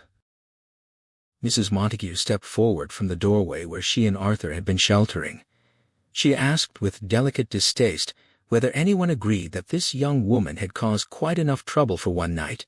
She herself wished to return to bed, and so did Arthur. The doctor began to speak of Hill House, but Mrs. Montague cut in, declaring that the childish nonsense had almost certainly ruined any chance of manifestations that night. She had no expectation of visitors from beyond after such a ridiculous display. If they were quite finished with their posturing and waking busy people, she would say good night. She swept out, quivering with indignation. Eleanor said that Luke had been scared. The doctor agreed that Luke had most certainly been scared. Luke added from behind her that he had been so frightened he had nearly failed to get himself down. She was an imbecile. The doctor inclined to agree with him. Theodora asked quietly whether Eleanor had simply had to do it. Eleanor answered that she was all right. She could no longer meet their eyes and look down, surprised, at her own bare feet that had carried her unfeeling down the iron stairs. Then she raised her head and explained that she had come downstairs to the library for a book. Nothing was said at breakfast. She was served coffee, eggs, and rolls exactly like the others, and allowed to linger, watching sunlight outside and commenting on the fine day ahead. For a few minutes it almost seemed as though nothing had happened. Luke passed her the marmalade. Theodora smiled across the table, and the doctor wished her good morning. Afterward, once Mrs. Dudley had cleared at 10, they moved without a word to the little parlor. The doctor took his place before the fireplace. Theodora wore Eleanor's red sweater.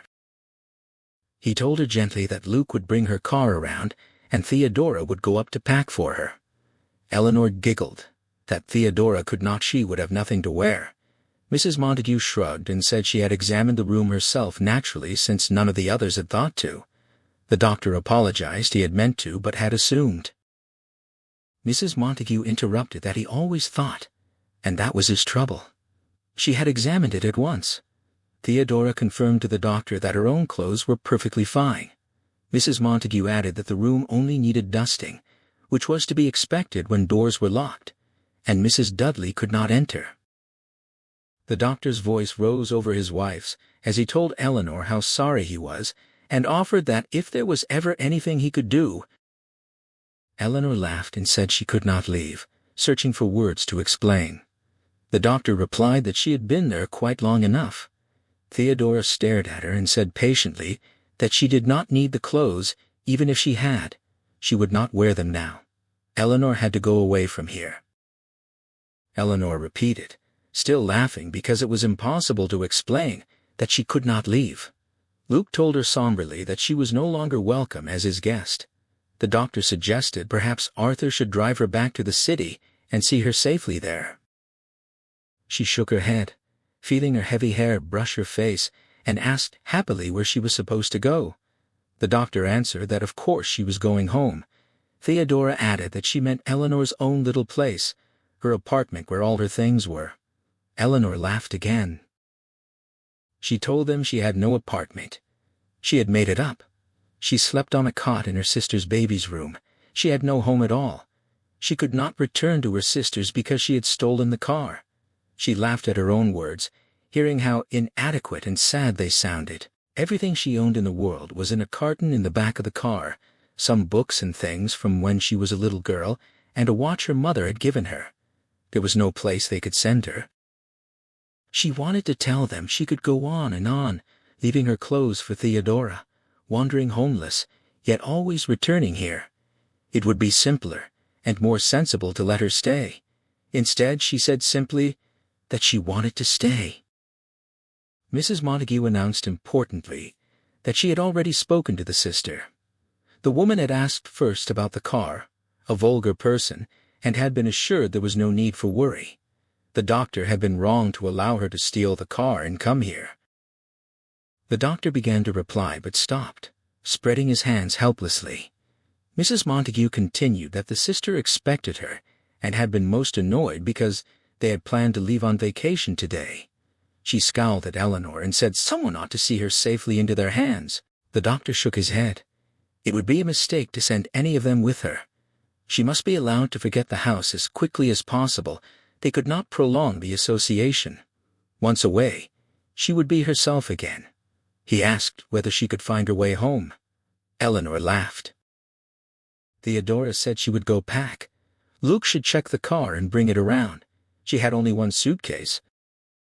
Eleanor laughed again at their stone faces and repeated that she was walled up alive. She wanted to stay. They formed a solid line along the steps of Hill House, guarding the door. Beyond their heads she saw the windows looking down, and, to one side, the tower waiting confidently.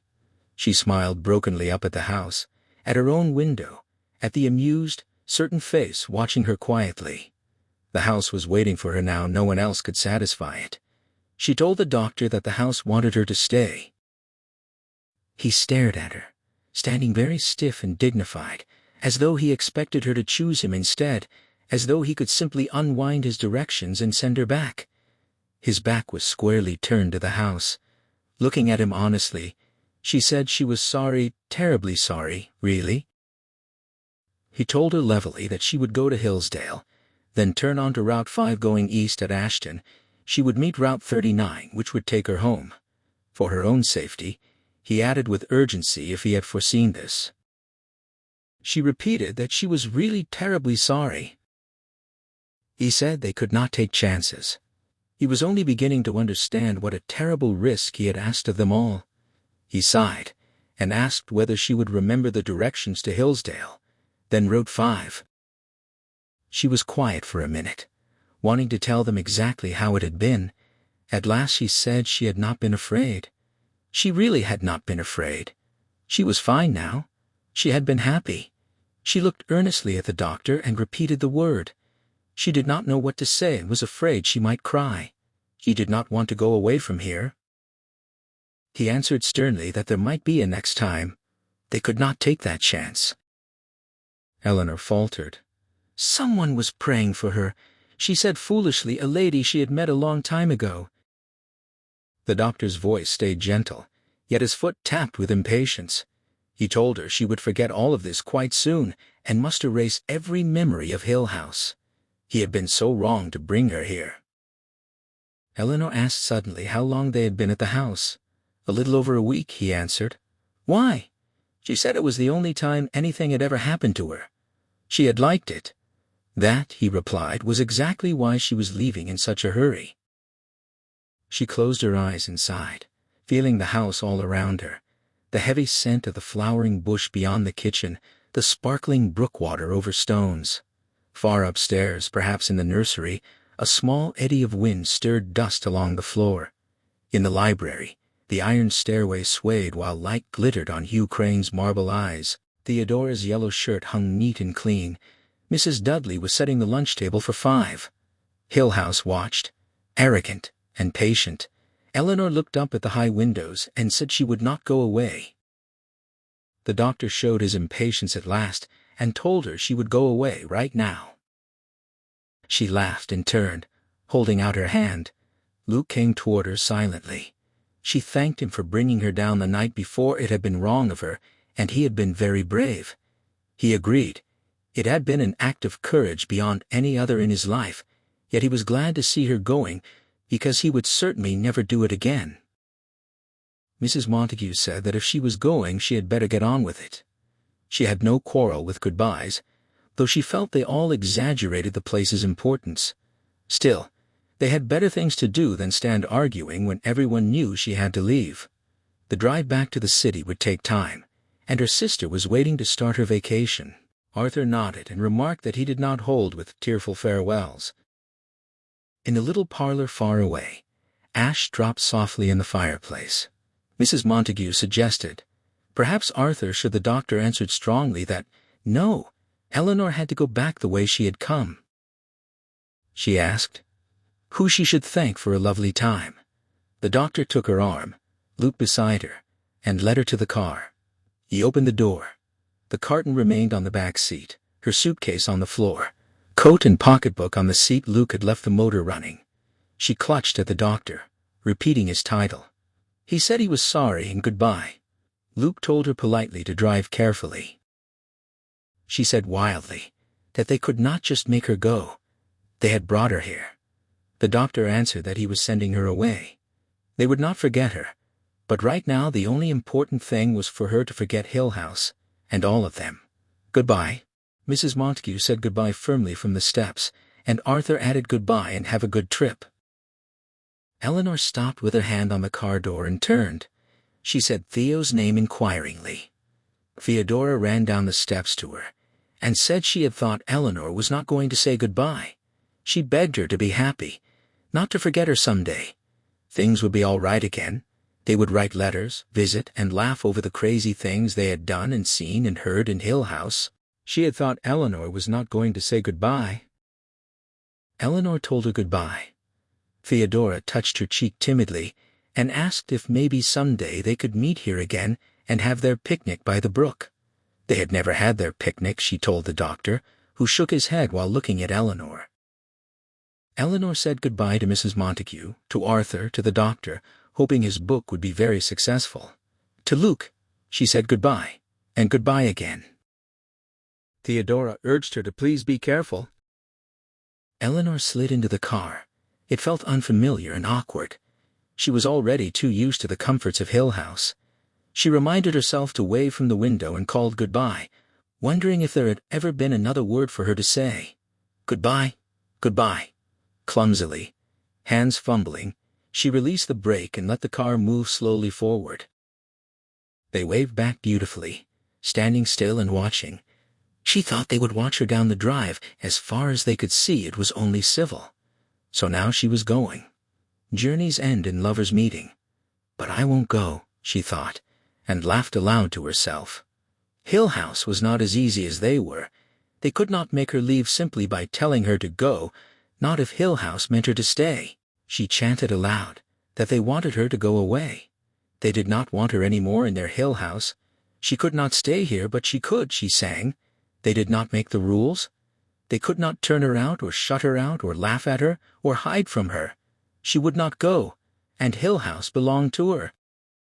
With quick cleverness, she pressed her foot hard on the accelerator. They could not run fast enough to catch her this time, she thought, but by now they must be realizing. She wondered who would notice first. Luke, almost certainly. She could hear them calling now. Little footsteps running through Hill House, the soft sound of the hills pressing closer. She was really doing it, she thought, turning the wheel to send the car directly at the great tree at the curve of the driveway. She was really doing it, all by herself. Now, at last, this was her. She was really doing it by herself. In the unending crashing second before the car struck the tree, she thought clearly, "Why am I doing this? Why am I doing this? Why don't they stop me?" Mrs. Sanderson was enormously relieved to hear that Dr. Montague and his party had left Hill House. She would have turned them out herself if he had shown any desire to stay. Theodora's friend, mollified and contrite, was delighted to see her back so soon. Luke took himself off to Paris, where his aunt fervently hoped he would remain for a while. Dr. Montague finally retired from active scholarly work after the cool, almost contemptuous reception of his preliminary article on the psychic phenomena of Hill House. Hill House itself, not sane, stood against its hills, holding darkness within. It had stood so for 80 years and might stand for 80 more. Within, its walls continued upright, bricks met neatly, floors were firm, and doors were sensibly shut. Silence lay steadily against the wood and stone of Hill House, and whatever walked there, walked alone. The end. Thank you for staying with the story until the very end, for letting Hill House settle into your thoughts the way it lingers in mine. Shirley Jackson found the seed for this novel in the dry clinical reports of 19th-century psychic researchers who rented a supposedly haunted house. What fascinated her wasn't the ghosts. It was the fragile, clashing personalities of the investigators themselves. She clipped newspaper stories of real poltergeist cases, studied old ghost tales, and pinned a single eerie photograph of a decaying California mansion to her wall. From those fragments, and from her own lifelong fascination with the occult, she drew floor plans of the house, mapped every crooked hallway, and wrote what she called a story about fear itself, fear of self, fear of self. She worked in the late 1950s, a time when post-war America was quietly unraveling ideas of sanity, home, and belonging. Jackson turned that unease inward. Hill House isn't haunted because of spirits alone. It is haunted because it reflects the hidden fractures in the people who enter it. She faced her own private struggles, creative doubts, a complicated marriage, yet she pushed through, determined to create a novel so unsettling you truly couldn't read it alone at night. The result is a masterclass in psychological horror, spare, elegant prose that makes the ordinary feel malevolent, where doors bend, walls breathe, and the house itself seems to choose its victims. Jackson later explored similar themes of isolation and family secrets in her equally admired novel, We Have Always Lived in the Castle. In 1963, Robert Wise brought the story to the screen as The Haunting. It remains one of the most faithful adaptations ever made, condensing the 10-day visit into a single tense weekend, yet preserving the book's atmosphere of creeping dread and psychological unraveling. The 1999 remake and the 2018 Netflix series took bolder liberties, reimagining the Crane family across generations and showing the ghosts Jackson deliberately kept hidden, but Wise's version stays closest to the novel's chilling restraint. Production was no small feat. Wise shot exteriors at the ancient Eddington Park in England, using infrared film to make the stone look unnaturally alive. He insisted on an experimental wide-angle Panavision lens that distorted every frame, deliberately warping the architecture so nothing ever felt quite square. Interiors were built with actual ceilings to trap the characters in claustrophobia. There were no CGI ghosts, only sound, shadow, and suggestion. Julie Harris, playing the fragile Eleanor, arrived on set already battling depression. Her raw vulnerability bled into the performance in ways that still haunt viewers. Wise, the visionary behind West Side Story, The Sound of Music, and The Day the Earth Stood Still, approached the film as a tribute to Val Lewton's power of suggestion style. He kept the camera restless, the angles Dutch and uneasy, letting the house become the true monster. Behind the scenes, Jackson herself watched the finished film and publicly called it terrifying, though privately, she admitted she missed a few of the book's quieter moments. One crew member later joked that the bending door scene required several burly stagehands shoving beams from the other side. The terror you feel is entirely practical. A few quiet discoveries.